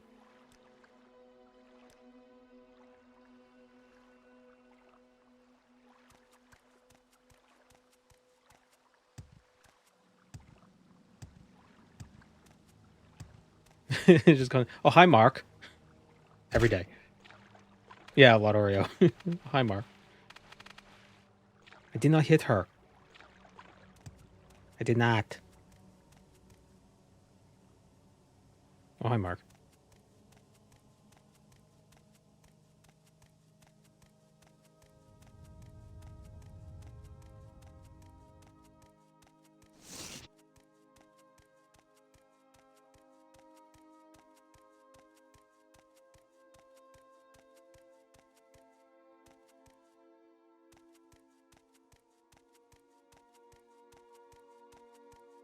What happens to the air that previously occupied the space you just teleported to?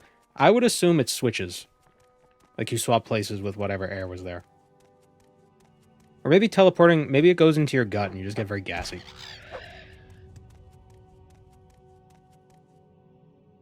I cast embolism.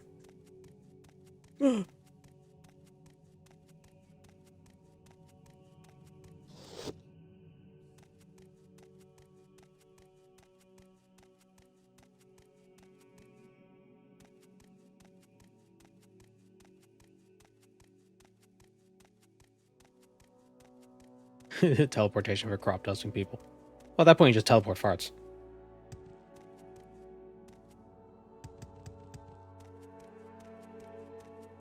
I love the idea of superpowers that... Like, so like in The Boys, the superpowers are very varied. It's like, what are you going to get when you take, when you become a superhero? Or whatever. But I like the idea of superpowers that are, like, interesting, but not interesting enough to really do anything with. Like, they're more just, like, convenient things. Like, I always have the power to have exact change in my pocket, but it's always less than $1, Like, it's nice. But, like, what can you do with it? I can teleport waste from my colon. So I don't actually have to poop,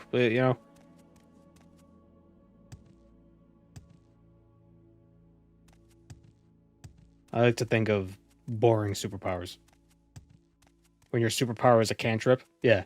It's like, it's cool.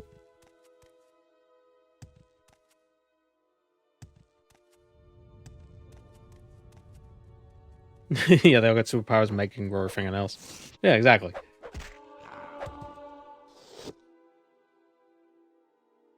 Like, it's interesting. You could probably, I don't know, get some sort of government grant to research that, but ultimately...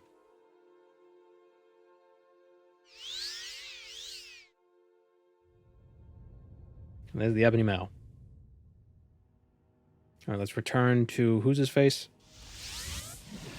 Walk with virtue, Outlander.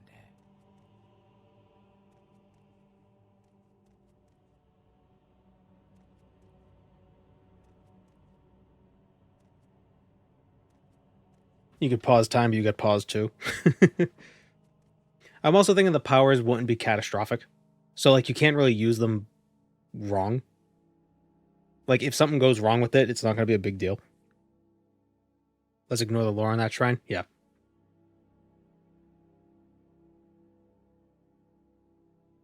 Or, like, I could teleport my waist 1 foot below where it is. So you still have to sit on the toilet. But you don't have to wipe.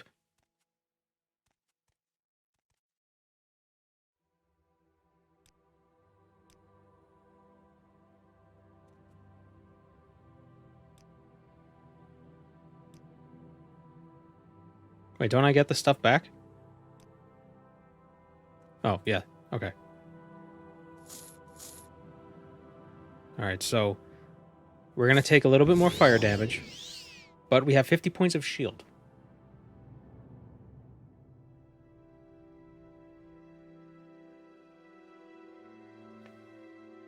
Superpower where you could see farts. You'd be blind.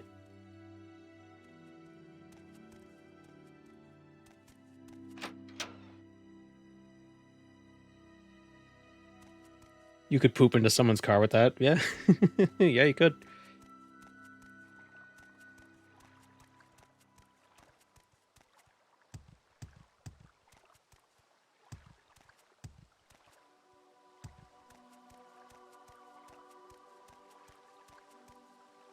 You could shit someone's pants.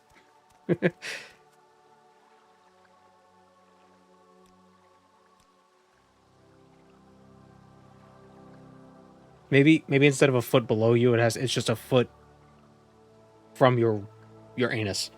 So you could teleport it anywhere within a foot sphere around your anus.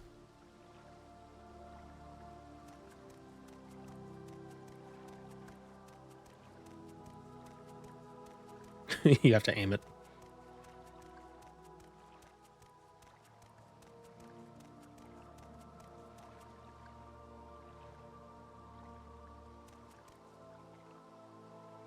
Okay, so that was one artifact we got today.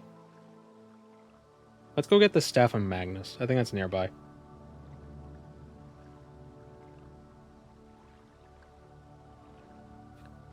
It's not. It was nearby. It was near the Ebony Mail. So what am I thinking of? The Warlock's Ring? Is that nearby? The Shirbadon? Yes.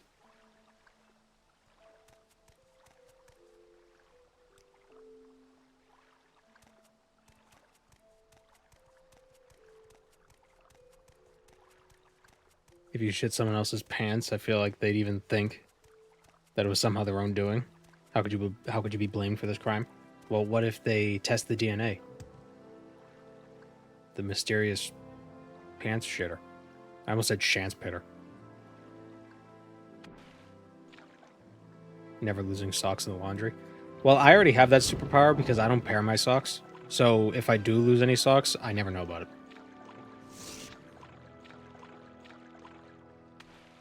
I heard the theory that lost socks become Tupperware lids, and vice versa. I think that makes sense.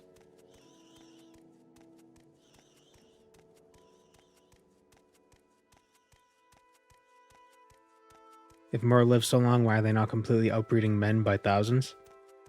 Maybe they live long, but they don't have... Maybe they mature slowly.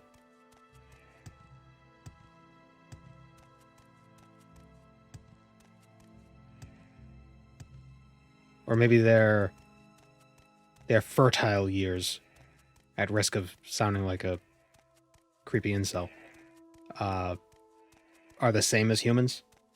So they can only reproduce for like the first like Welcome, Moon chunk and of their life. Star. I have prepared a place for you. I just turned 23 yesterday and you are one of my favorite content creators. You got me to actually start playing Morrowind, and although I can never commit to completing a playthrough, I love it and consider it my favorite Elder Scrolls title. Just the 59. Well, happy birthday, PU. Thank you for the 8 months. Can never commit to completing a playthrough? Do it.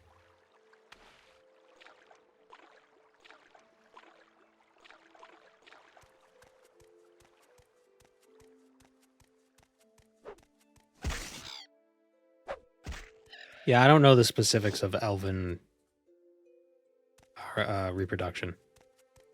Usually in a lot of fantasy, the long-lived races, they either don't reach sexual maturity for a long time, or for whatever reason, they just don't breed. Like they just it's like more of a sacred thing. It's like, oh, it's like what, once in 100 years, you know. So the writers can avoid the question of if you have, you know, like sexually effective, I don't know the word, individuals who can live for hundreds of years, people should be having dozens of babies. Like, humans can have dozens of babies. So dozens of dozens. A gross amount, literally.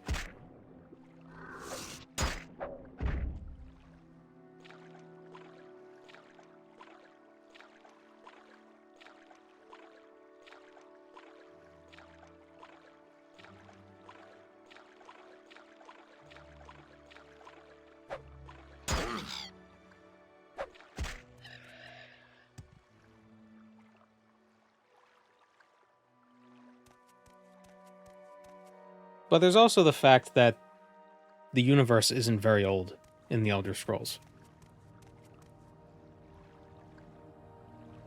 So maybe if it were older, we would see a huge discrepancy in the number of men in Myr.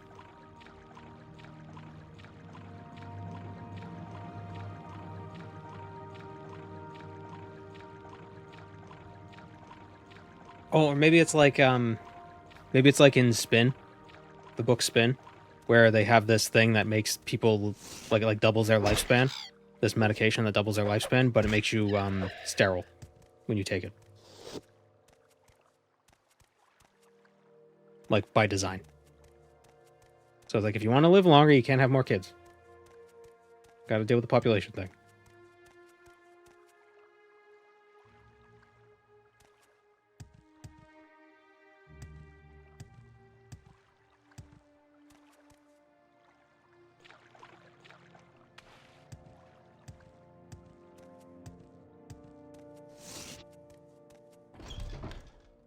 A Shirbadon.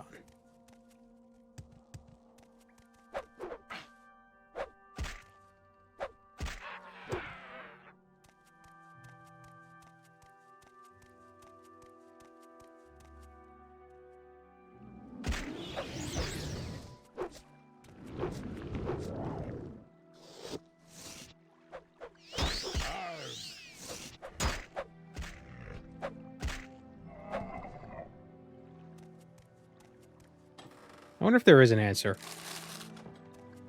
for that question. There probably is.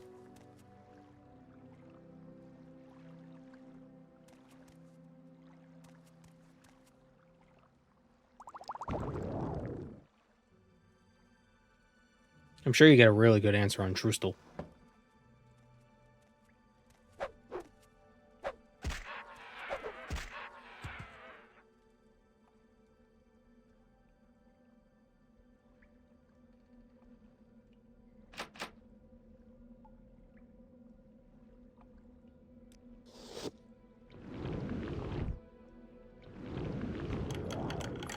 Maybe there are no such thing as elf kids. We never see elf children. We only ever see Nord children. So.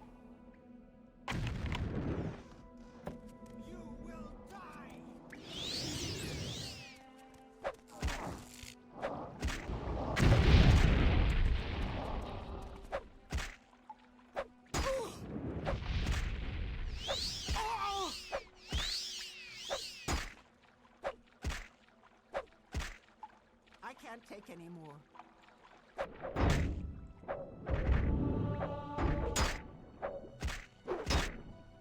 Go away. This is the Warlock's ring. It's a pretty shitty ring.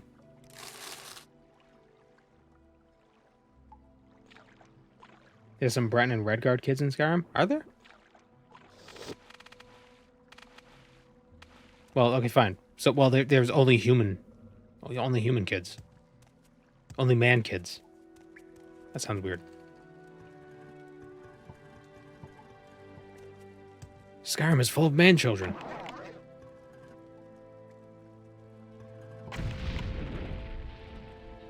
Ooh, wind farm.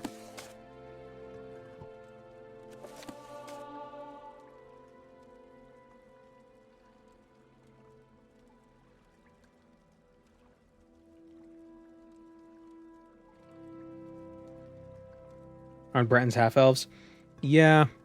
I don't know how that works, because the idea is supposed to be like they take after the mother, but but we know that from a book written in universe. So that could have just been like an in-universe racist.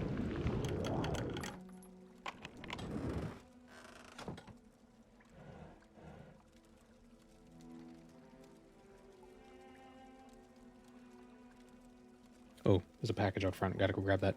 Be right back again. A lot of breaks today. Alright.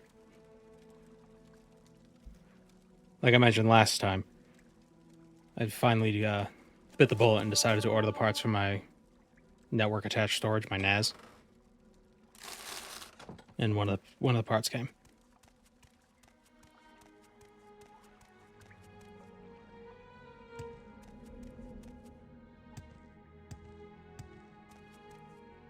Yeah, parts for my NADs.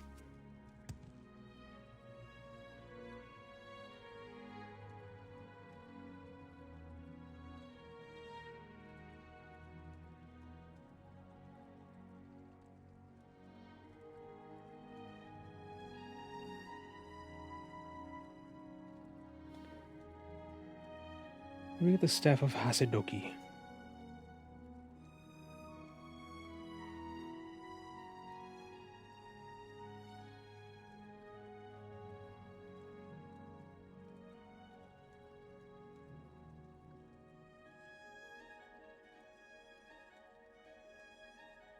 Okay, that's the Staff of Hasidoki we can get there. And the Staff of... I think the Staff of Magnus and the Staff of Hasidoki are actually kind of near each other.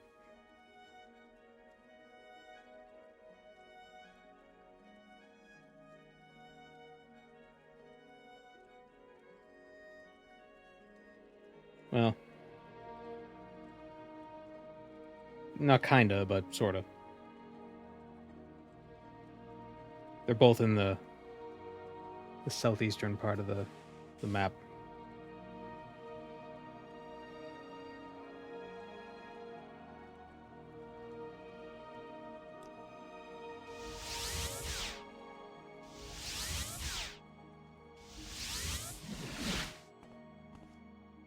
And now I'm gonna Google this. Hold on. Elder Scrolls. How long are elves children?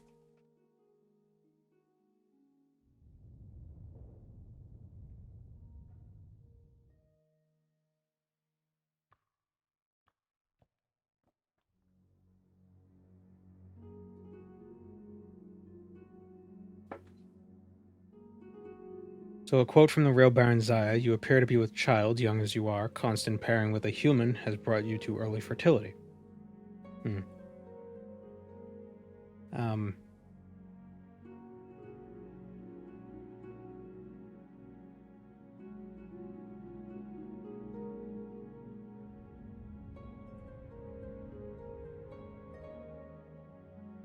Hmm. I don't know. It seems like they might mature more slowly than humans.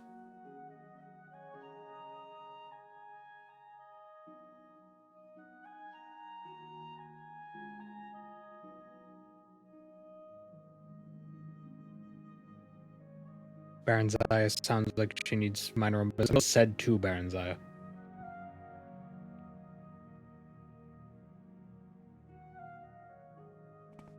My patience is limited. What?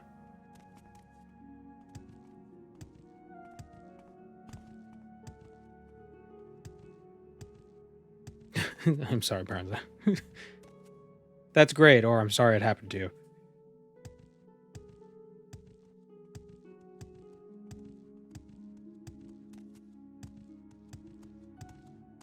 Greetings. I am at your service.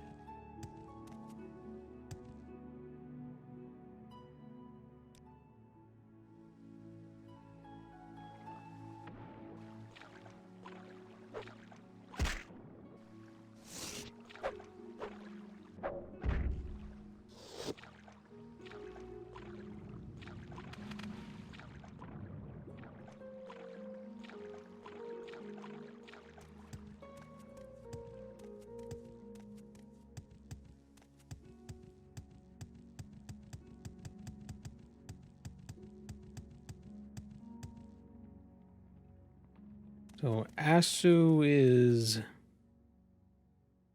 near Mount Cand. And the other place is an ancestral tomb. It's further away, so we'll use that scroll of wind form to get there real quick.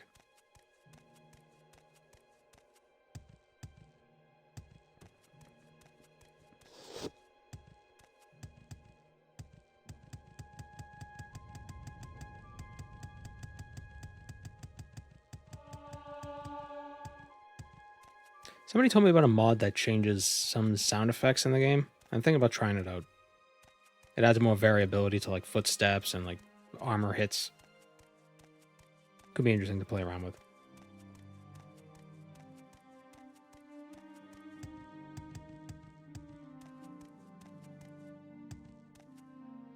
Can't remember the name of the mod. It's on a comment on one of the VODs, so I can find it. Ah. Tim Allen grunt. Every footstep is a Tim Allen grunt.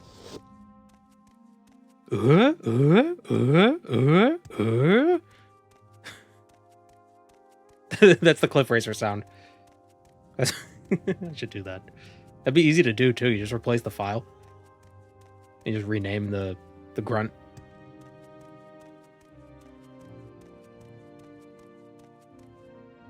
It's like that one Skyrim mod with the mud crabs, the cursing mud crabs.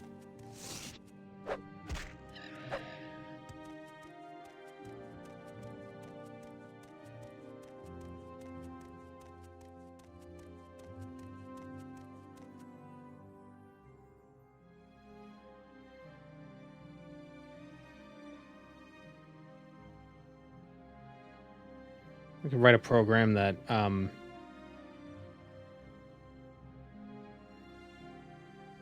like it picks one sound file and randomly changes it with a Tim Allen grunt, and the goal of the stream is to find the grunt.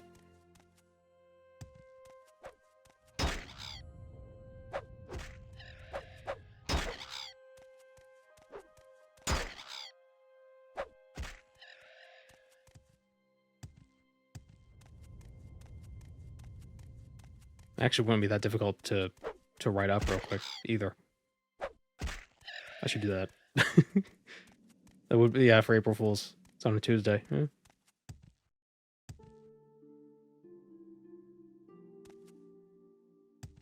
Okay, where is Asu? Is this Asu? I found Asu.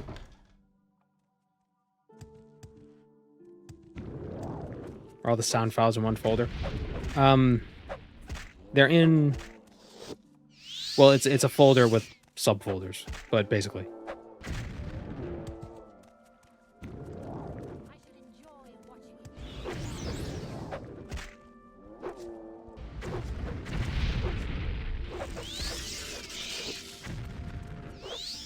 Remedy.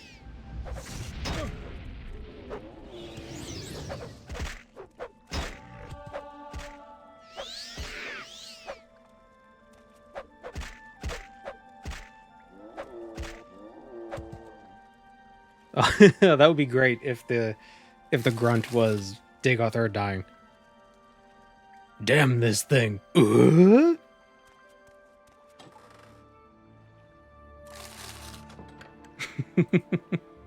I gotta do this now.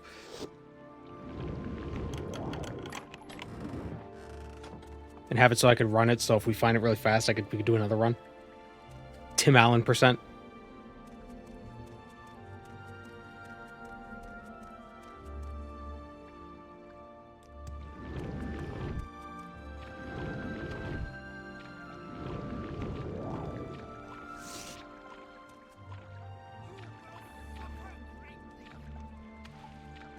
Oh yeah, we could do a bunch of different sounds, so you have to find all of them. Not just the grunt, but different home improvement sounds. It'd be like bingo. But all these mages have... The mod made them all have, I guess like one of those Maha's Vengeance scrolls.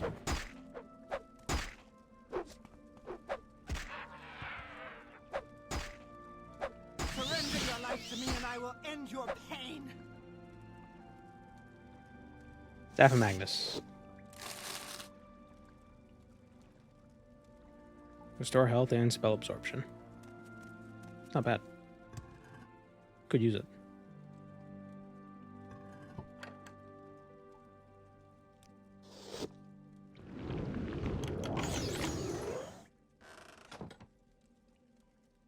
Well, the thing is, the sounds have to be randomized, so we don't know which ones they are.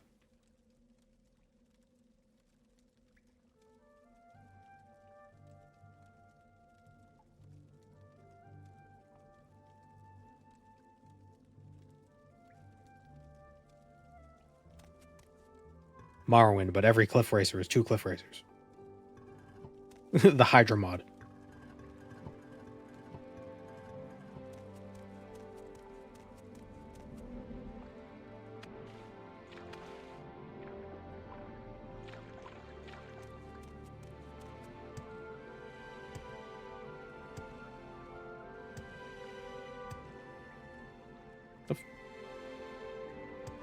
Jump, stupid.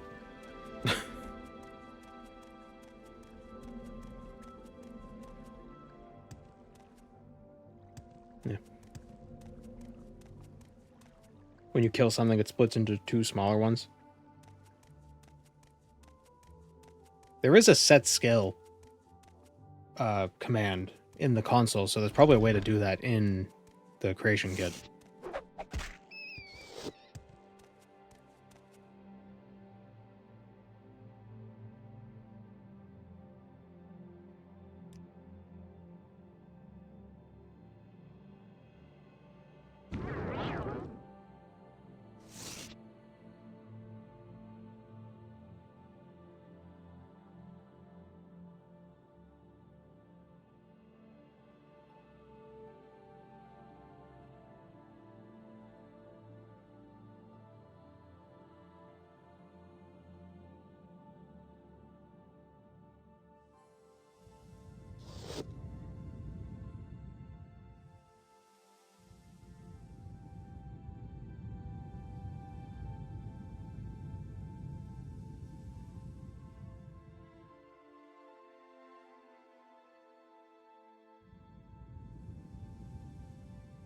This is such an interesting area of Vvardenfell, and I feel like you never have to come here.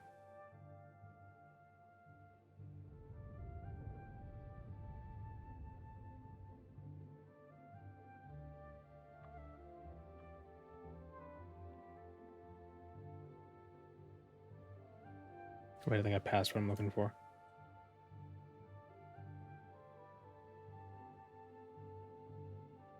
I did.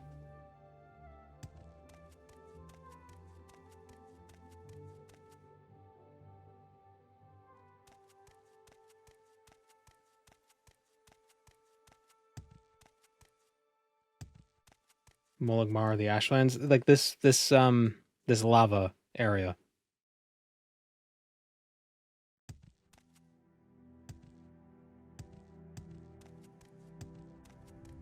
The Ashlands are up here. Are there two different ashlands? Whatever this region's called. Like north of Moligmar, but south of the Grazelands. Like this.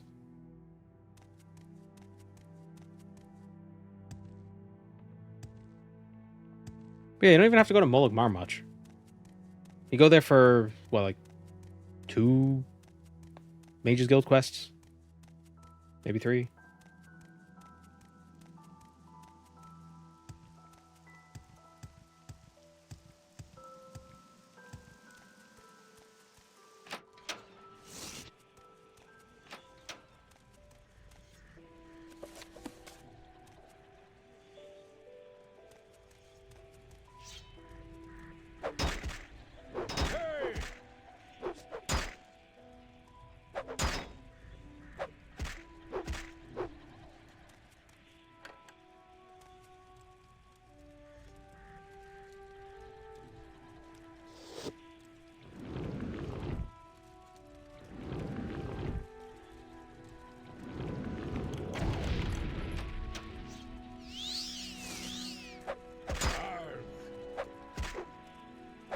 Molagammer. Oh. That sounds right.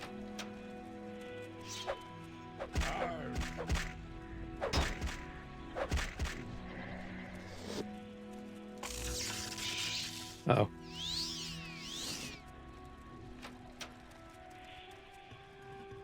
Why am I still poisoned? It's like this mod makes poisons last longer or something.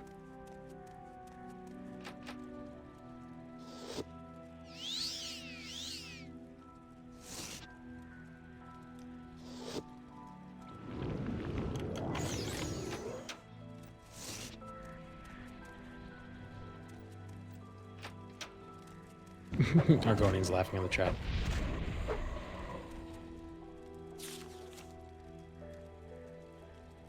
Alas, Morty. I turned myself into a pickle.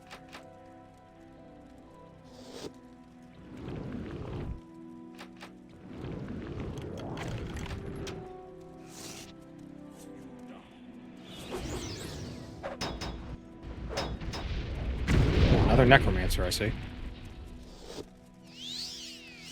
Have I ever made mods? Nope. I modded myself into Morrowind, Morty.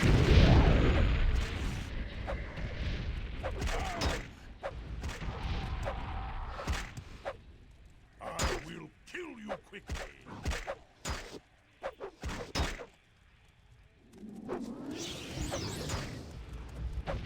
Get back here, coward. Uh-oh.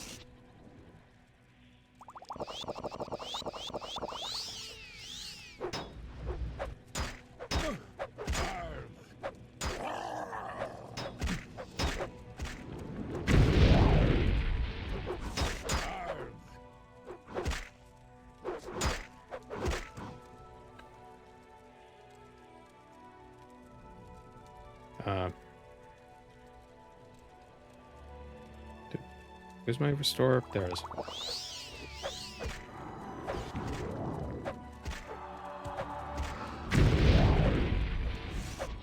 I am so glad I picked Atronach for this run.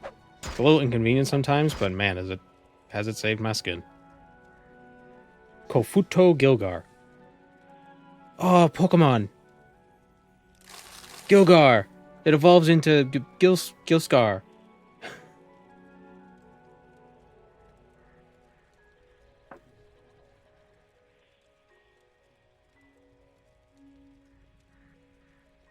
Saw Wes Johnson posting recovery photos. Still has a way to go yet.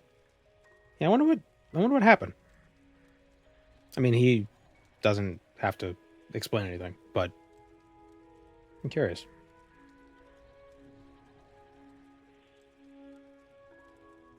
Staff of Hasidoki. I don't think I've ever come to get this item.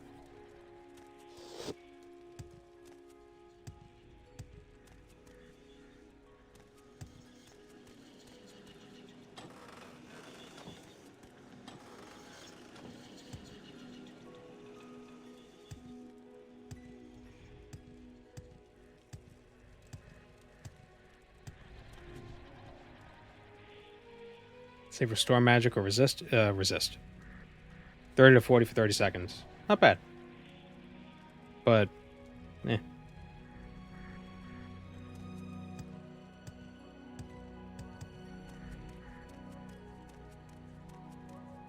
Atronak is absorb 50%, but no regen. Yes.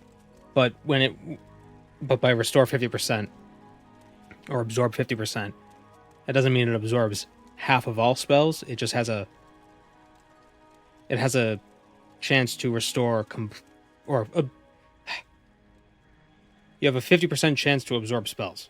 So you either don't absorb the spell or you absorb the spell fully. You don't absorb half the spell. Unlike resist magicka, where you would resist half all the time.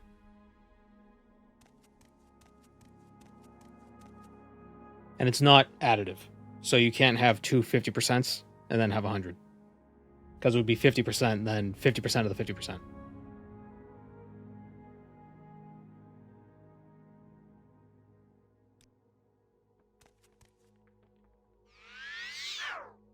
So 75%. Yes, that is how the math maths.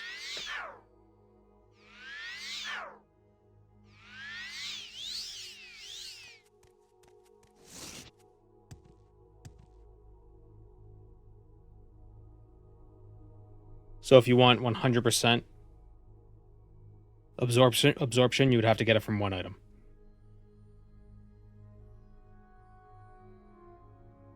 What if you have 100% resist and Atronak?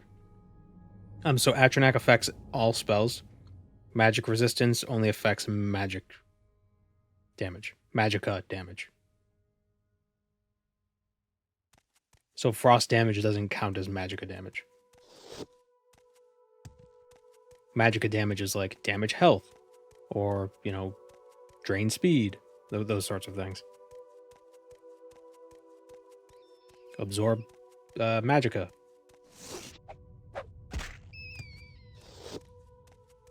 Yeah, it's different in Oblivion. Because in Oblivion it says resist magic, not resist magicka.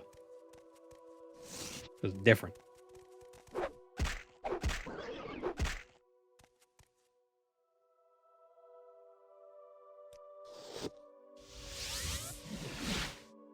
Can we hurry this along? Resist magicka affects the boots of blinding speed. It lessens the blinding effect. Yes. Because debuffs are magicka. Unless they're a specific element type. Unless they're a specific elemental type. But paralysis isn't magicka. So 100% magicka resistance doesn't prevent paralysis. It's different. It's different because it's different. Willpower affects paralysis.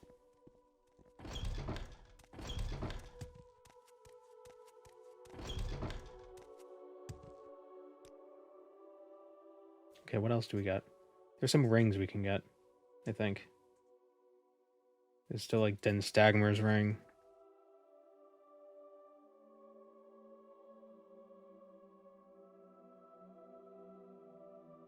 And Finister's ring.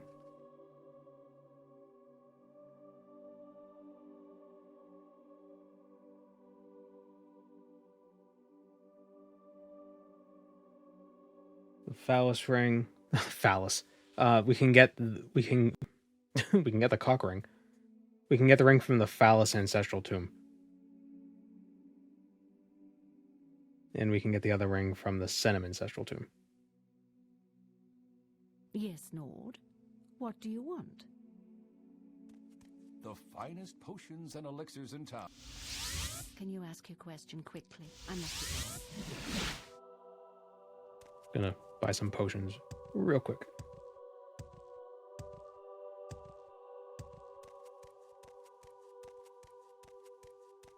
I'm guessing the boots enchant doesn't count as a spell for absorption. For absorption, no, but you can resist it. An adventurer, I presume.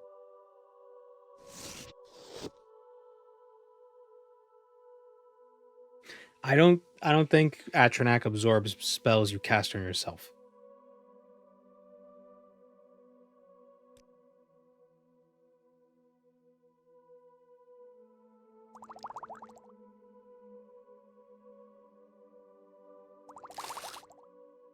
Unlike in Skyrim, where if you have 100% absorb, you can't conjure familiars. You'll absorb them.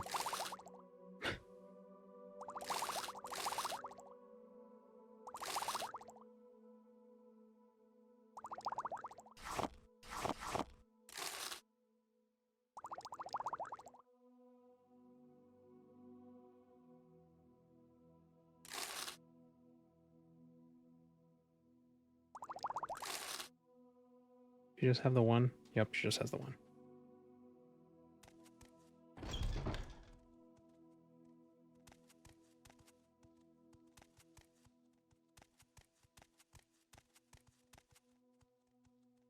Would 1 billion fatigue make every skill check 100%? If it's a billion out of a billion, no. If it's a billion out of like 100, yes. Because the way the fatigue checks count, or the way the fatigue it works into the formula, is its ratio to how much you have compared to the maximum amount you could have, not just the total amount that you have.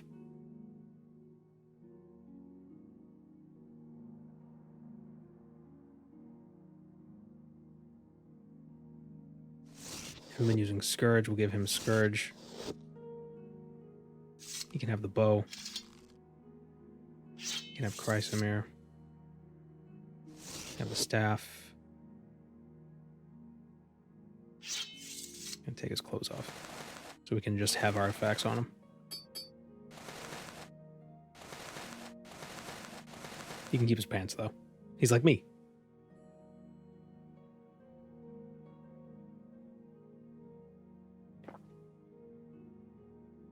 Would fatigue affect the Atronach chance? No.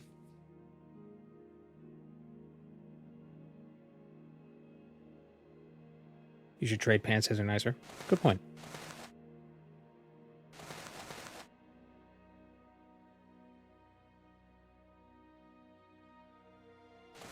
And his shoes. I'll take his shoes.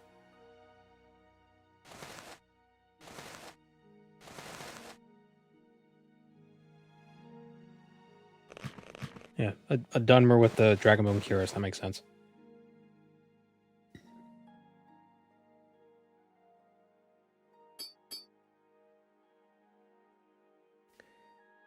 It's like the spell absorption we have on this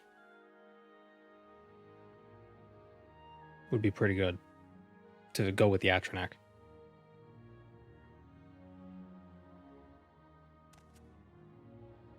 Oh, actually, now that we're done with the temple, we can drink from the bitter cup.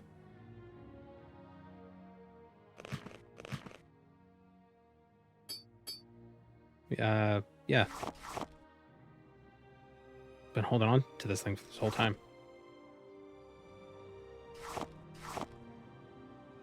Can I drink it from my inventory? Nope.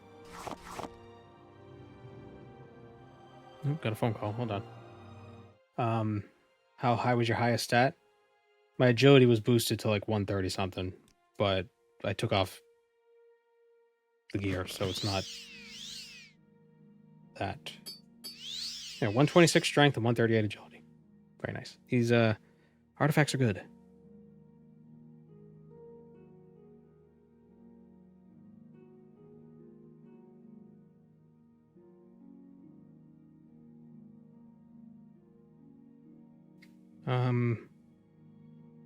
Why isn't this working? Hold on. Stupid thing. I'm tic-tacking on my phone and it's not doing it correct. With the personality of a brick. Yep. Who needs personality when you have strong arms?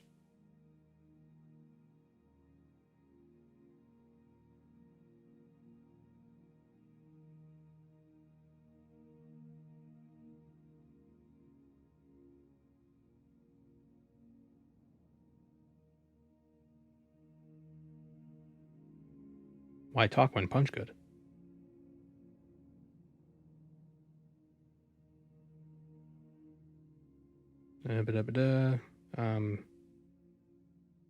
Trash that. Okay.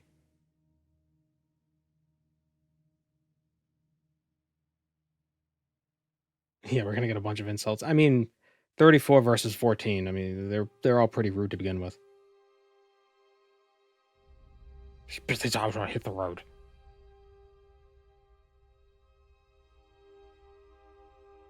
Personality really is a dump stat in these games. Unless you're specifically playing a character that is like gonna be using personality. Like who cares?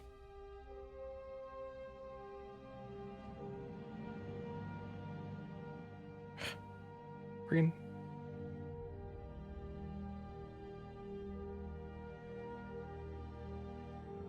Okay, here we go.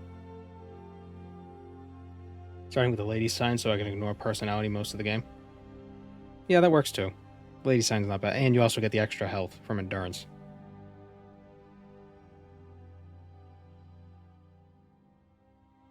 But I wasn't super concerned about health this run.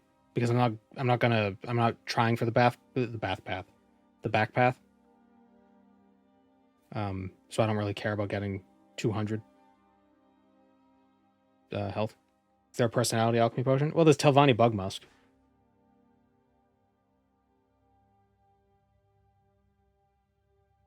There's also Charismatic Flare.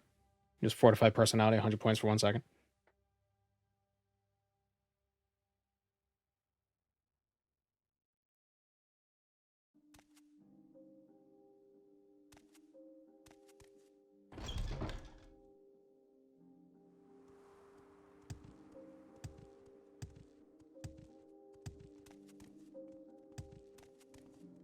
Secunda.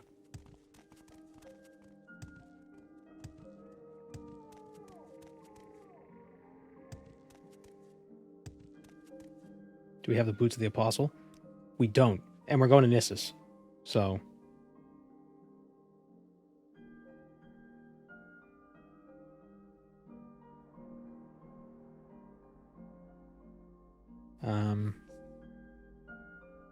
Right, it's near Nissus. It's near Barandus. Or is it in Barandus? I think it's in Barandus.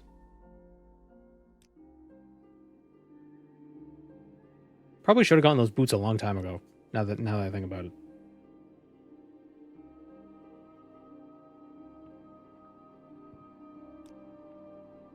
Where would you like to go? Can handle the Daedra Crescent fight by now. Oh yeah.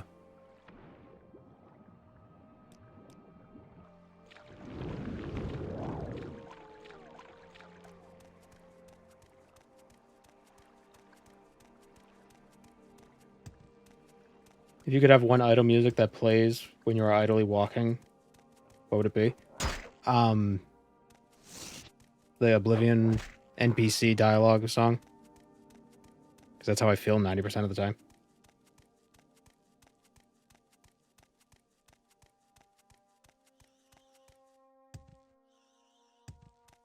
That or television static.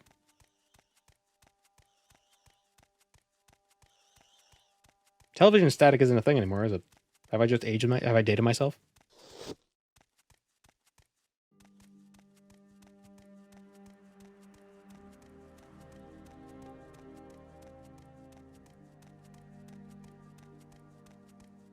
And if you turn the TV off in the dark, you still sometimes see some of the TV on the screen.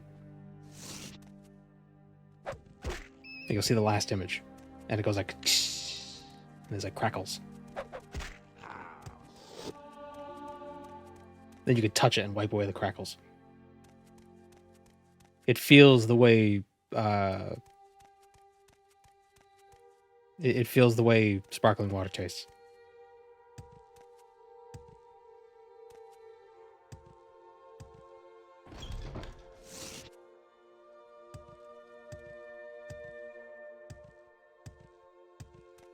TV stations going off air at night. That was before my time.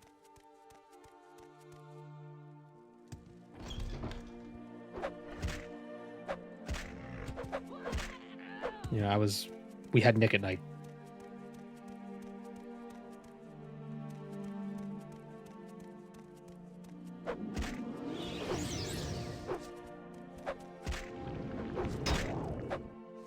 We got 2 channels. And one of them was C-SPAN.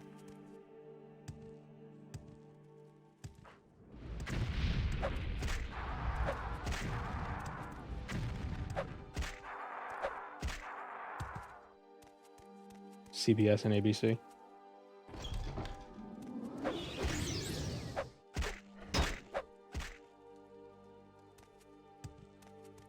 Girls Gone Wild ads got me crazy as a kid. Are we all the same person?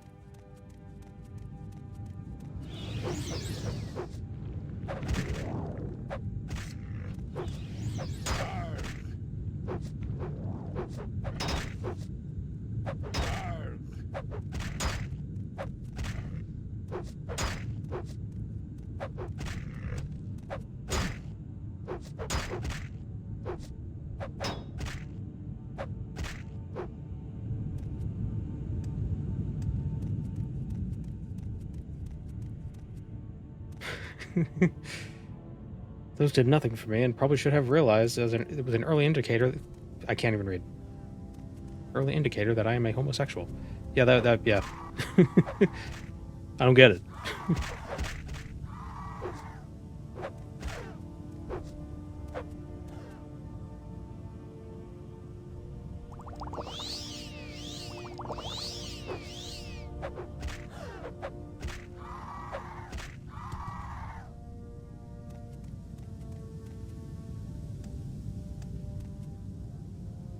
Like, it's interesting because I know I shouldn't be watching it, but...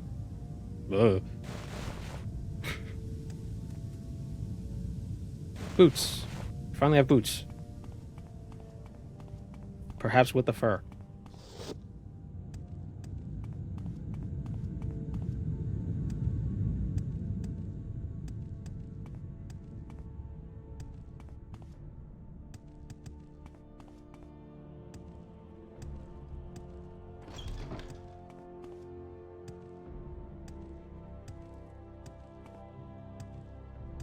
The worst thing about going to sleep watching Adult Swim, especially back in the early 2000s, was sometimes they put, like, scary shit in the bumps.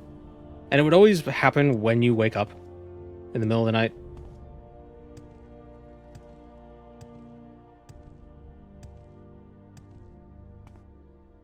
Remember that one thing with the person who was, like, covered in ice cream? They still do that? Okay. Well, at least things haven't changed. I haven't watched TV in some time.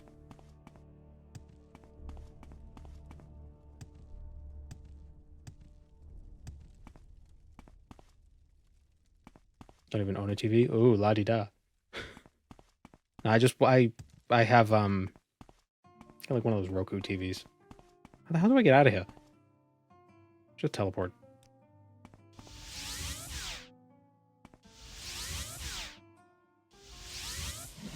Courage the Cowardly Dog every time would wake you up.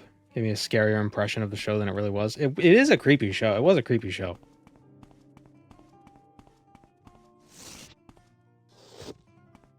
You're not perfect. We make a special trip just for you. Same low price. Okay, now we gotta go to the phallus tomb. Quickly, to the cock cave.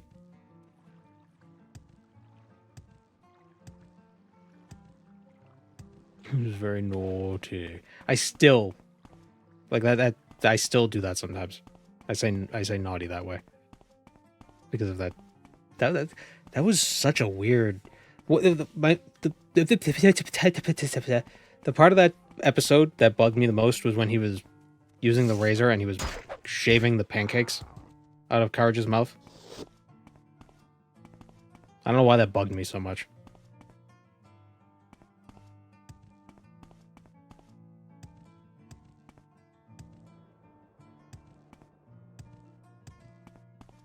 Weird fucking show. It's just... Oh, the weirdest part of that episode was when that guy was shaving the pancakes out of the dog's face. Excuse me?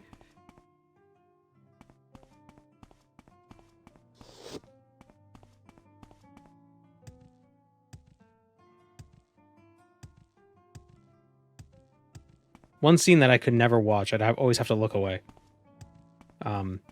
Was the episode where they...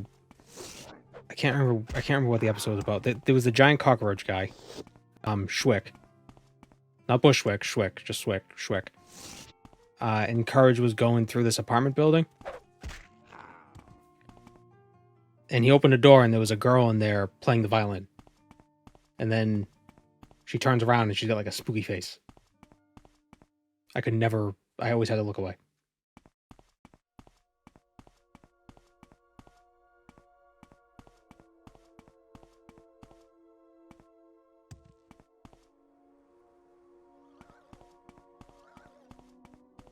Yeah, and the Fred episode wasn't even one of the weirder ones. I mean, it was weird, but it wasn't like one of the creepier ones.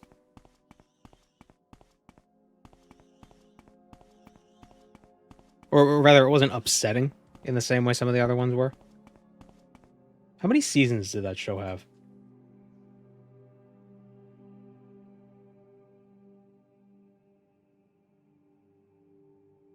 Four seasons. How the hell did they manage to keep that show on the air for more than a week?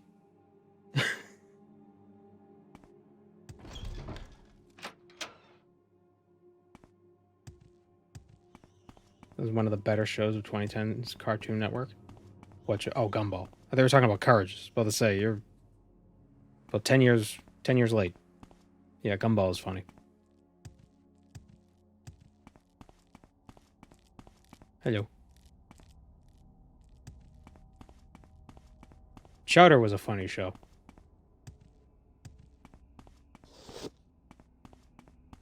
I feel like Gumball is very chowder coded. Right?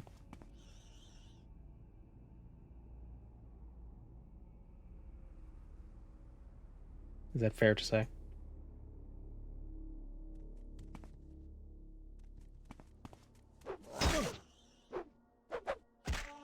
Yeah, Rada. It was Bender, Bubbles from the Powerpuff Girls, Bender from Futurama, Bubbles from the Powerpuff Girls, and Master Nelith with some raccoon kid. Like, was he supposed to be a raccoon or like a tanuki?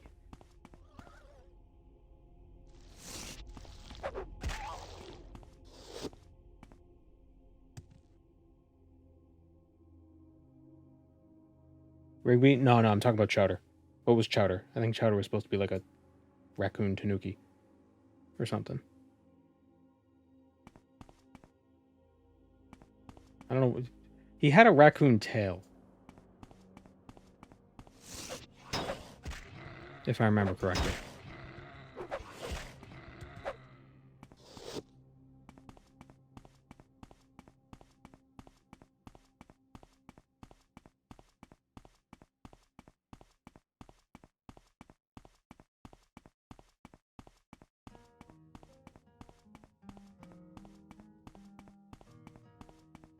Did anyone watch Cow and Chicken?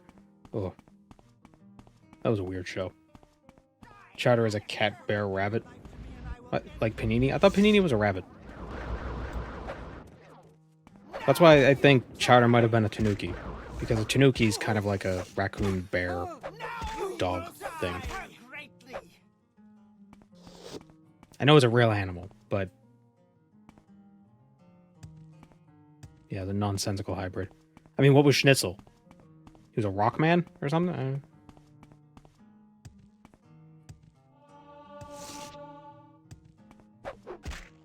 The hell is this tomb? Where's the cock cave?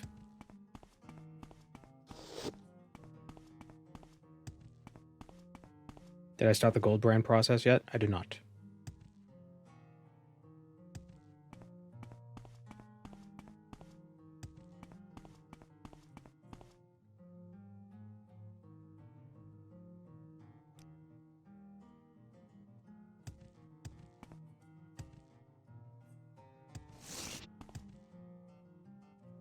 Was anyone in Chowder a real creature?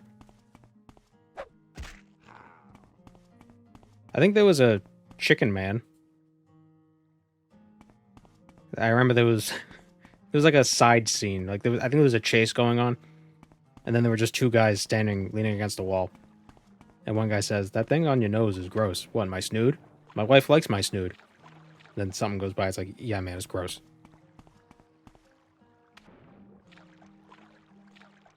There was a mammoth man. Ah, yes, Master Shake.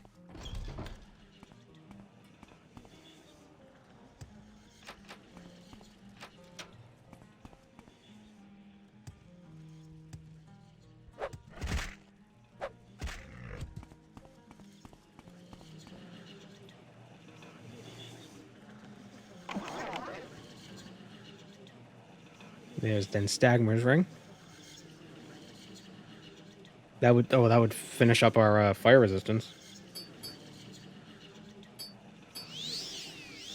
100% frost, 100% fire, 100%...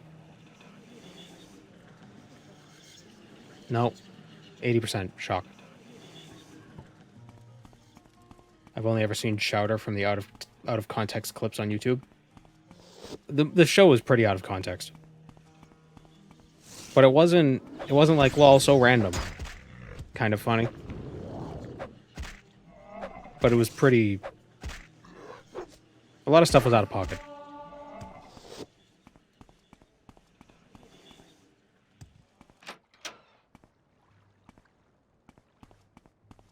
I love those out of context things, though.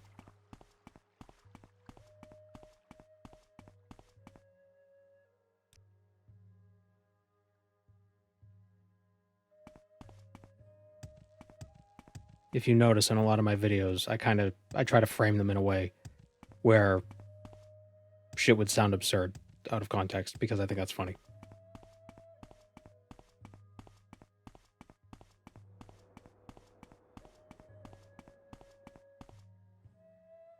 Your friend lost her mind when you talked to Nelith. Oh yeah, Mungdal. And also Murdoch from the A-Team.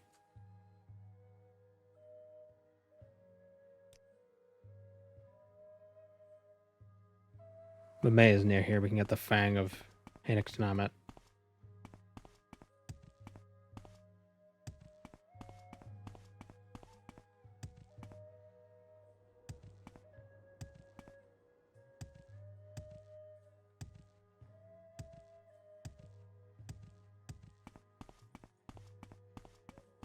If it came out today, Johnny Bravo would have been labeled problematic. I don't know, because he always gets, like, his ass kicked. Like you know? Like, or like he always gets what's coming to him. You know what I mean?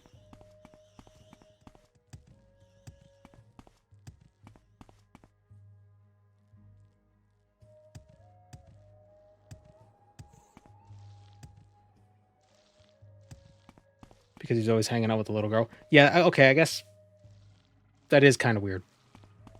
Now that you think, now that you say that, that is a little strange.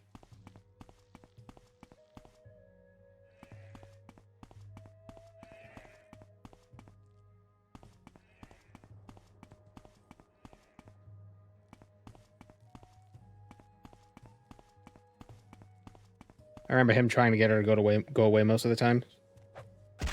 Maybe, yeah, maybe. I don't know. I think the show wouldn't do well nowadays because it's already been done.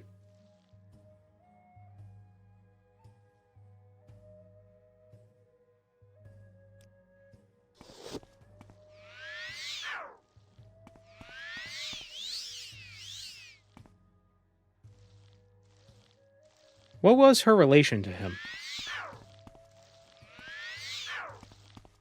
Was she just like a neighbor kid?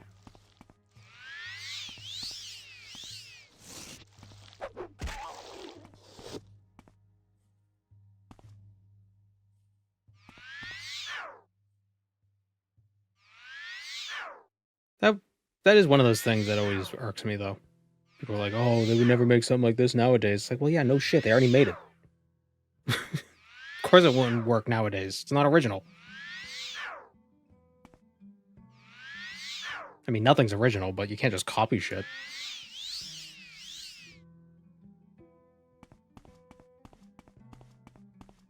Grim Adventures of Billy and Mandy. That was a fun show. Such an interesting take on the Grim Reaper. And they only made him that way was because the voice actor came in to audition and he just did that voice, and the casters were just like, yeah, sure. Cool. Let's go with that. Because they were thinking like, oh, make him more of like a refined gentleman. Very like British posh sort of a thing.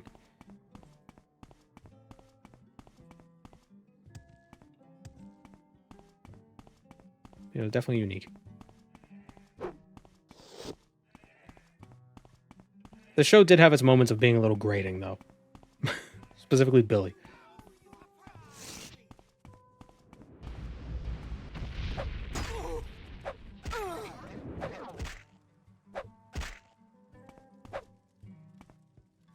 Oh.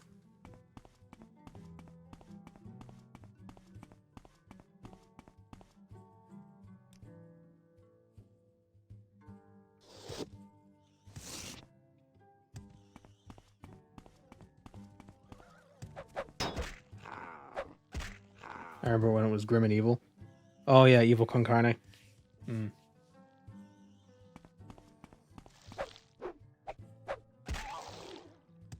Some weird shows.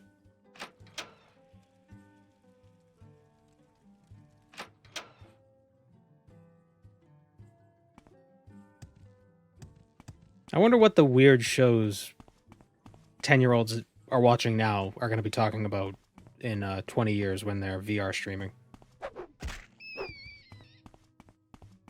Using their subscription fee brains. Cocomelon? Nah, Cocomelon's for like 3-year-olds.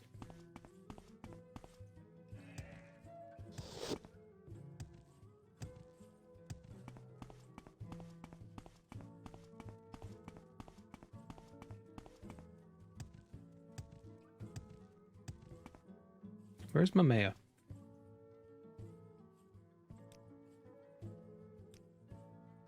I think it's all the way up here.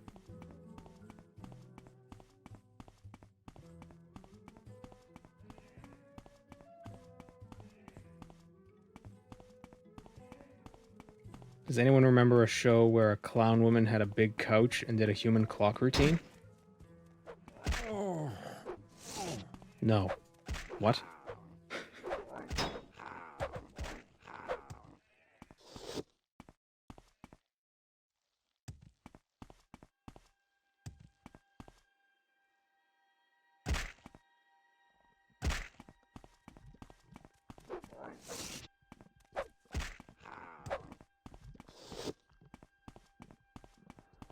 The only cartoon I know of right now that's still kind of relevant to kids is Miraculous Ladybug.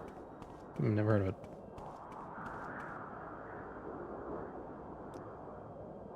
Maybe Bluey? What's the demographic for Bluey?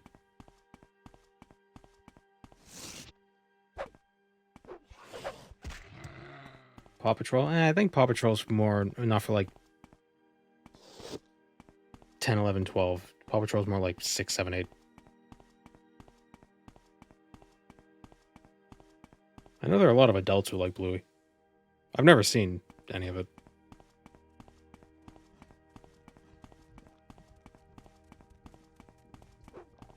Miraculous Ladybug is a French cartoon, basically superhero mixed with magical girl. Oh, is that the one where they spoofed the Invincible finale fight scene with like the train and that deal?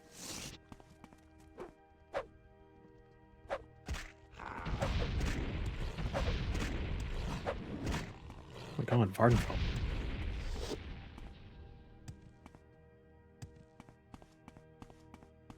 Let's check the TV guide and see what's playing on Cartoon Network these days. Let's go to bed, Grandpa.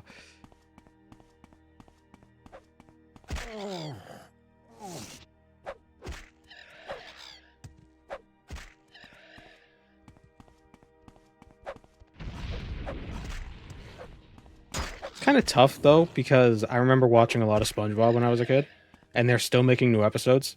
So, like, it could be SpongeBob. It would be the same shows.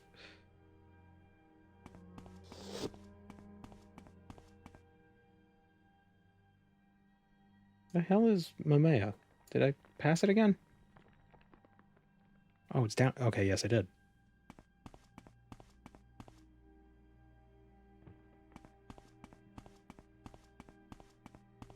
SpongeBob's been on the air since 1999.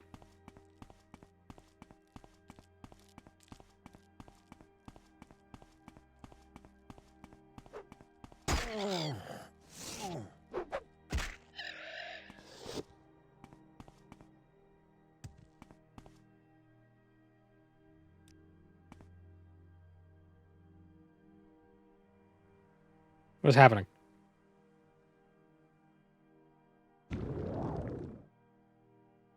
Welcome, Moon and Star. I have prepared a place for you. Thank you, undead priest.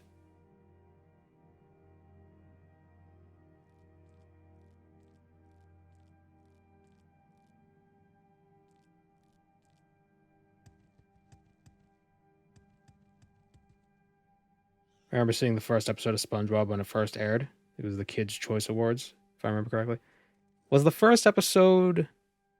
So there was a short at first. It didn't have any dialogue. It was the leaf blower, right?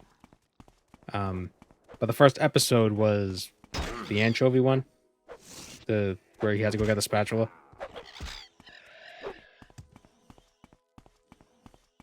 with port and starboard attachments.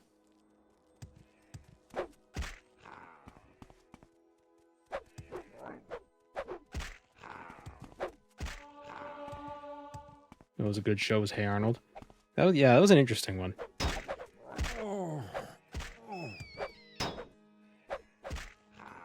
It's funny because a lot of those shows I never knew when the new ones were on, and that might just be, just being a kid. It's like whatever, you just watch what's on. But like there were shows that were just always on, so you'd eventually see them.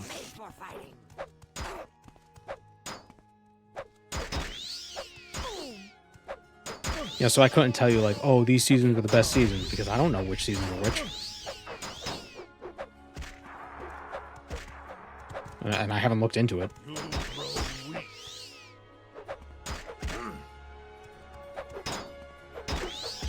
How many artifacts have been collected? I think more than half. Oh, stop sucking me. Bring me great honor.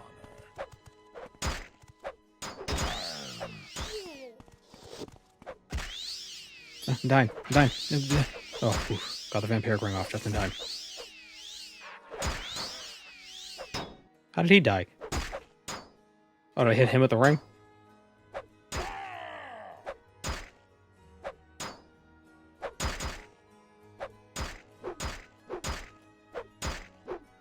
When did the first SpongeBob movie come out?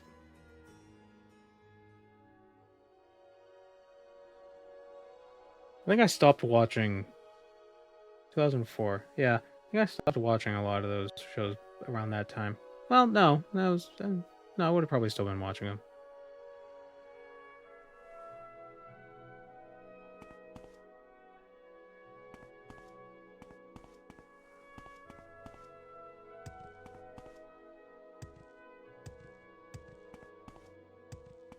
Yeah, I don't know when I stopped.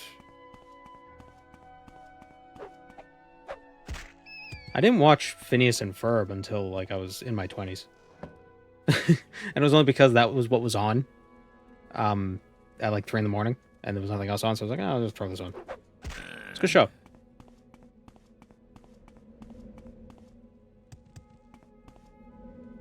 Part of me wants to say I'm surprised Doofenshmirtz never got a spin-off, but I think if he did, it would ruin the character. I think he's better like as like a side sort of thing.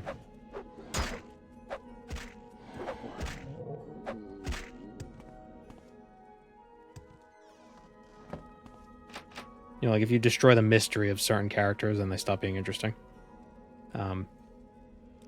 Which is why when like villains get spin-offs in other media, it's like, oh, well, now we know too much about them.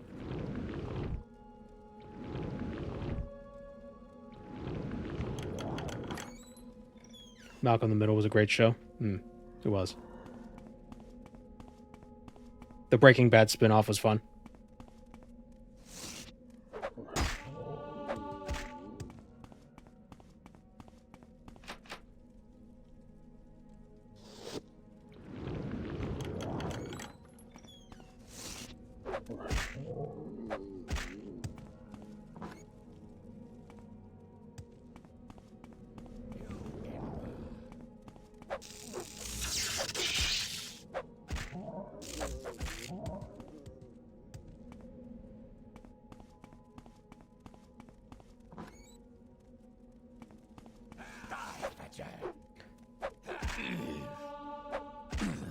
I think part of when you make a movie or um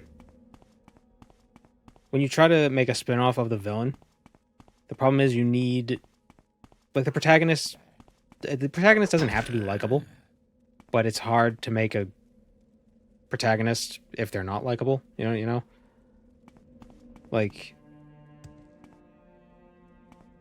it seems harder to write a good story with an unlikable protagonist. It's doable, and it's been done before. It's been done a ton, but it's hard. A villain shouldn't be likable, necessarily. Otherwise, they wouldn't be a villain in the other story. But then if you try to do a spin-off of them, you kind of have to make them likable, unless you want the harder job. So it ends up being difficult. A villain just being evil for the sake of it is so refreshing. Yeah, it is funny, isn't it? How in the Game of Thrones era, like the early 2010s, it was like, oh, everybody's the main character in their own story. And now it's just, I don't know, I want a guy to want to blow up the moon because, haha. I don't know, I want to do it. But why? Because I can. Try to stop me. Yeah.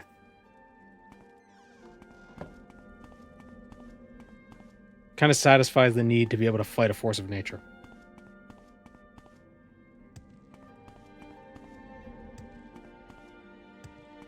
It's like, how do you can't fight an earthquake.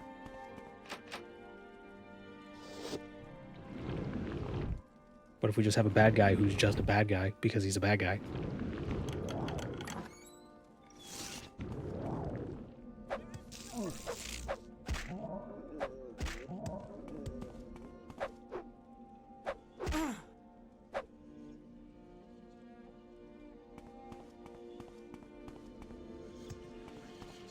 I don't like it though when they try to justify the bad guy's bad guyness as like, oh, he's crazy because I don't know, he was abused as a kid. It's like, oh well, come on.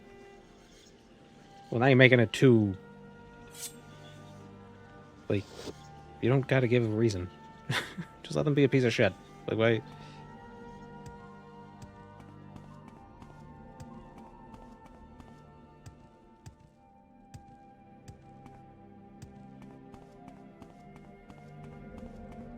Okay, so that's the Fang of Hanik Tanamet is another artifact.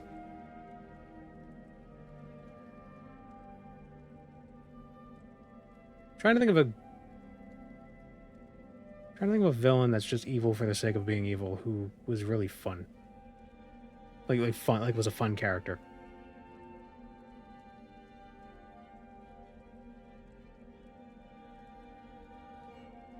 Because when they try to make them evil, but like justifiably evil or whatever, they become too brooding. And it's just like, you know, oh, it's for the greater good. Have I seen Puss in Boots? I haven't. Ragyo from Kill la Kill? No. Gontaro Dim?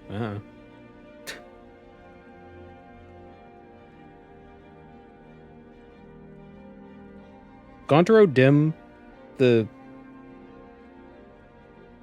that Doug Dimmadome's alter ego?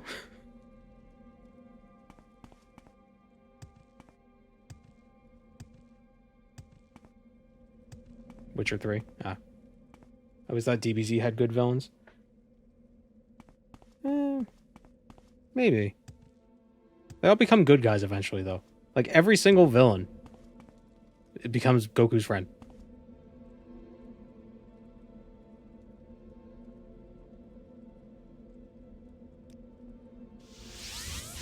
And tell me one who hasn't. Genuinely. Except Cell and Frieza. Frieza kind of did. If you count Super. Like, not really a friend, but like a shaky ally. But not Cell. Leave me. Could always happen.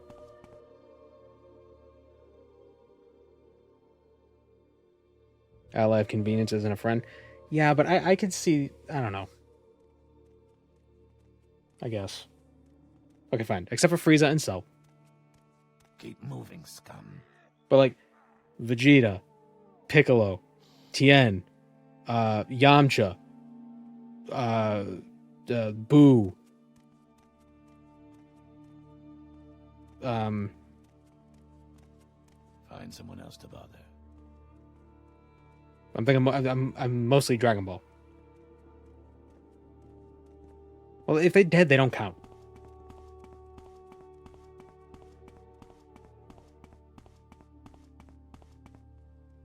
The androids.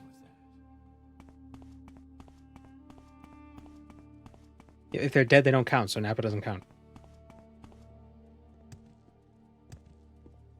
Get out of here. Ghost Nappa. Well, he stopped being dead, so he doesn't count.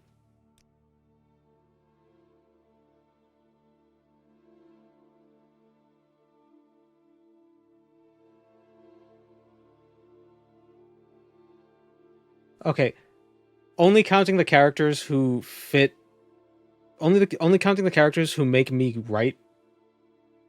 Count. Everybody who makes me wrong, they don't count. But you get my point. A lot of them become good guys.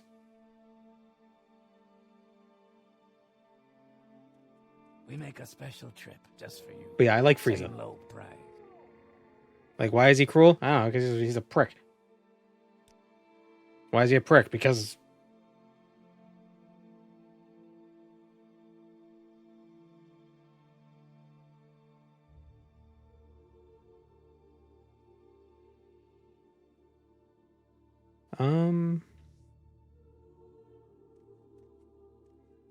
What other artifacts do we got? The other ring, the Senum Ancestral Tomb. That's to the north. King of the North. It is funny, though, that it happened more than once. That the bad guys become friends. Like, it happened not more than once, not more than twice. It happened like 6 or 7 times. Where would you like to go? Have I watched Daima? I haven't.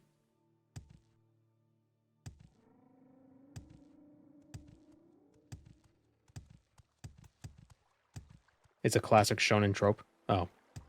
Well. Find someone else to bother.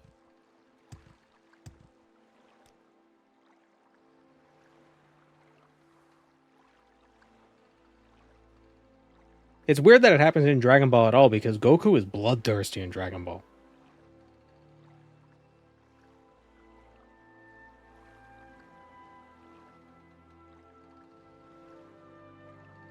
Which I guess that's character development. He's less bloodthirsty as an adult, and he lets evil monsters survive for some goddamn reason.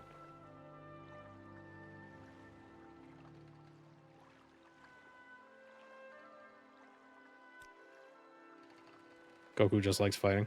Yeah. Does that not make him the bad guy?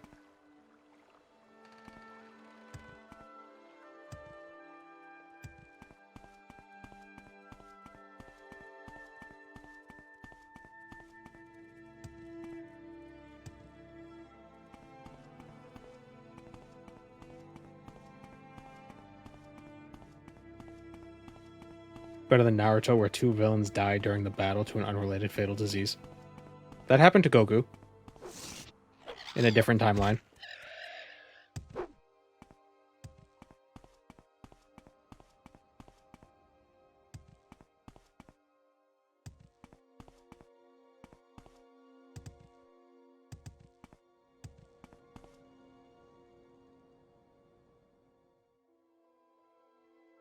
It happened to Goku in the timeline where you're right. No, he died of a heart disease in the Future Trunks timeline.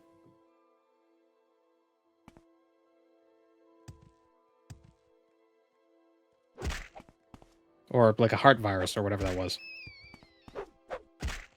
I might be getting the specific... I might be getting it confused with DBZA.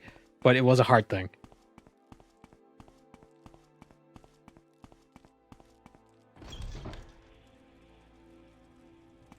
In the timeline of the virus... In the timeline where he dies, the villains stay evil. Well, no, I'm saying is the Naruto thing where 2 villains die during the battle to an unrelated disease happened to Goku. In a timeline, he died to some disease.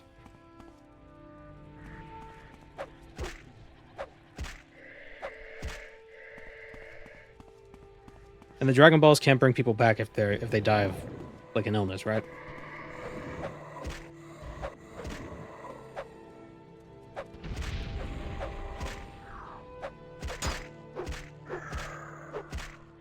But could the Dragon Balls cure an illness?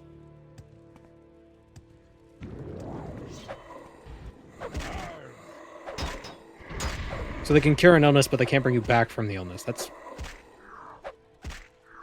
feels like an artificial limitation.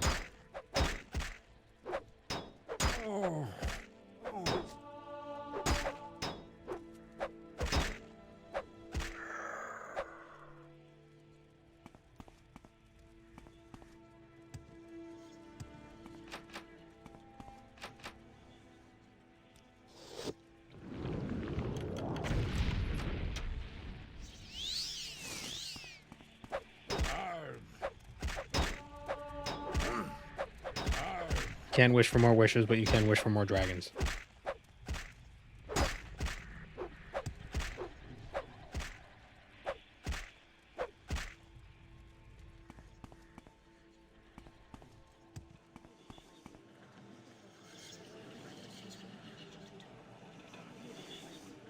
And that's the Ring of Finister. So we can have 100% shock resistance as well.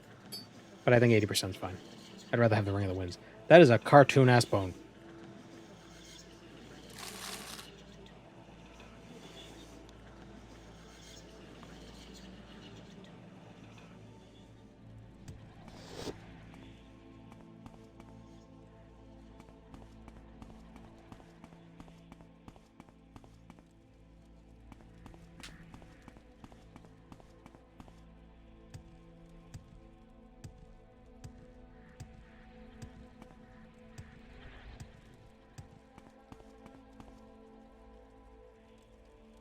I kept internally pronouncing Finister like Thigh Master.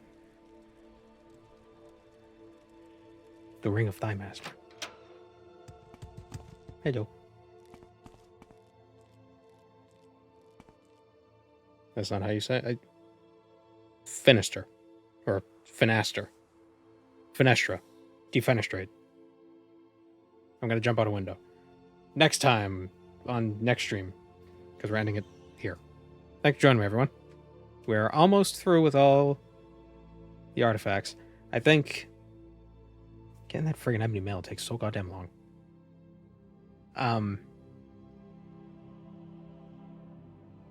So I think tomorrow, we'll probably finish this tomorrow, and that Avowed comes out early access tomorrow. I'm not getting it early. But then we can get an idea of if the game's good or not, and then maybe we'll play it Tuesday and have Variety Friday on Tuesday instead of Thursday. Yeah. So thank you for joining me, everyone, and I will see you tomorrow.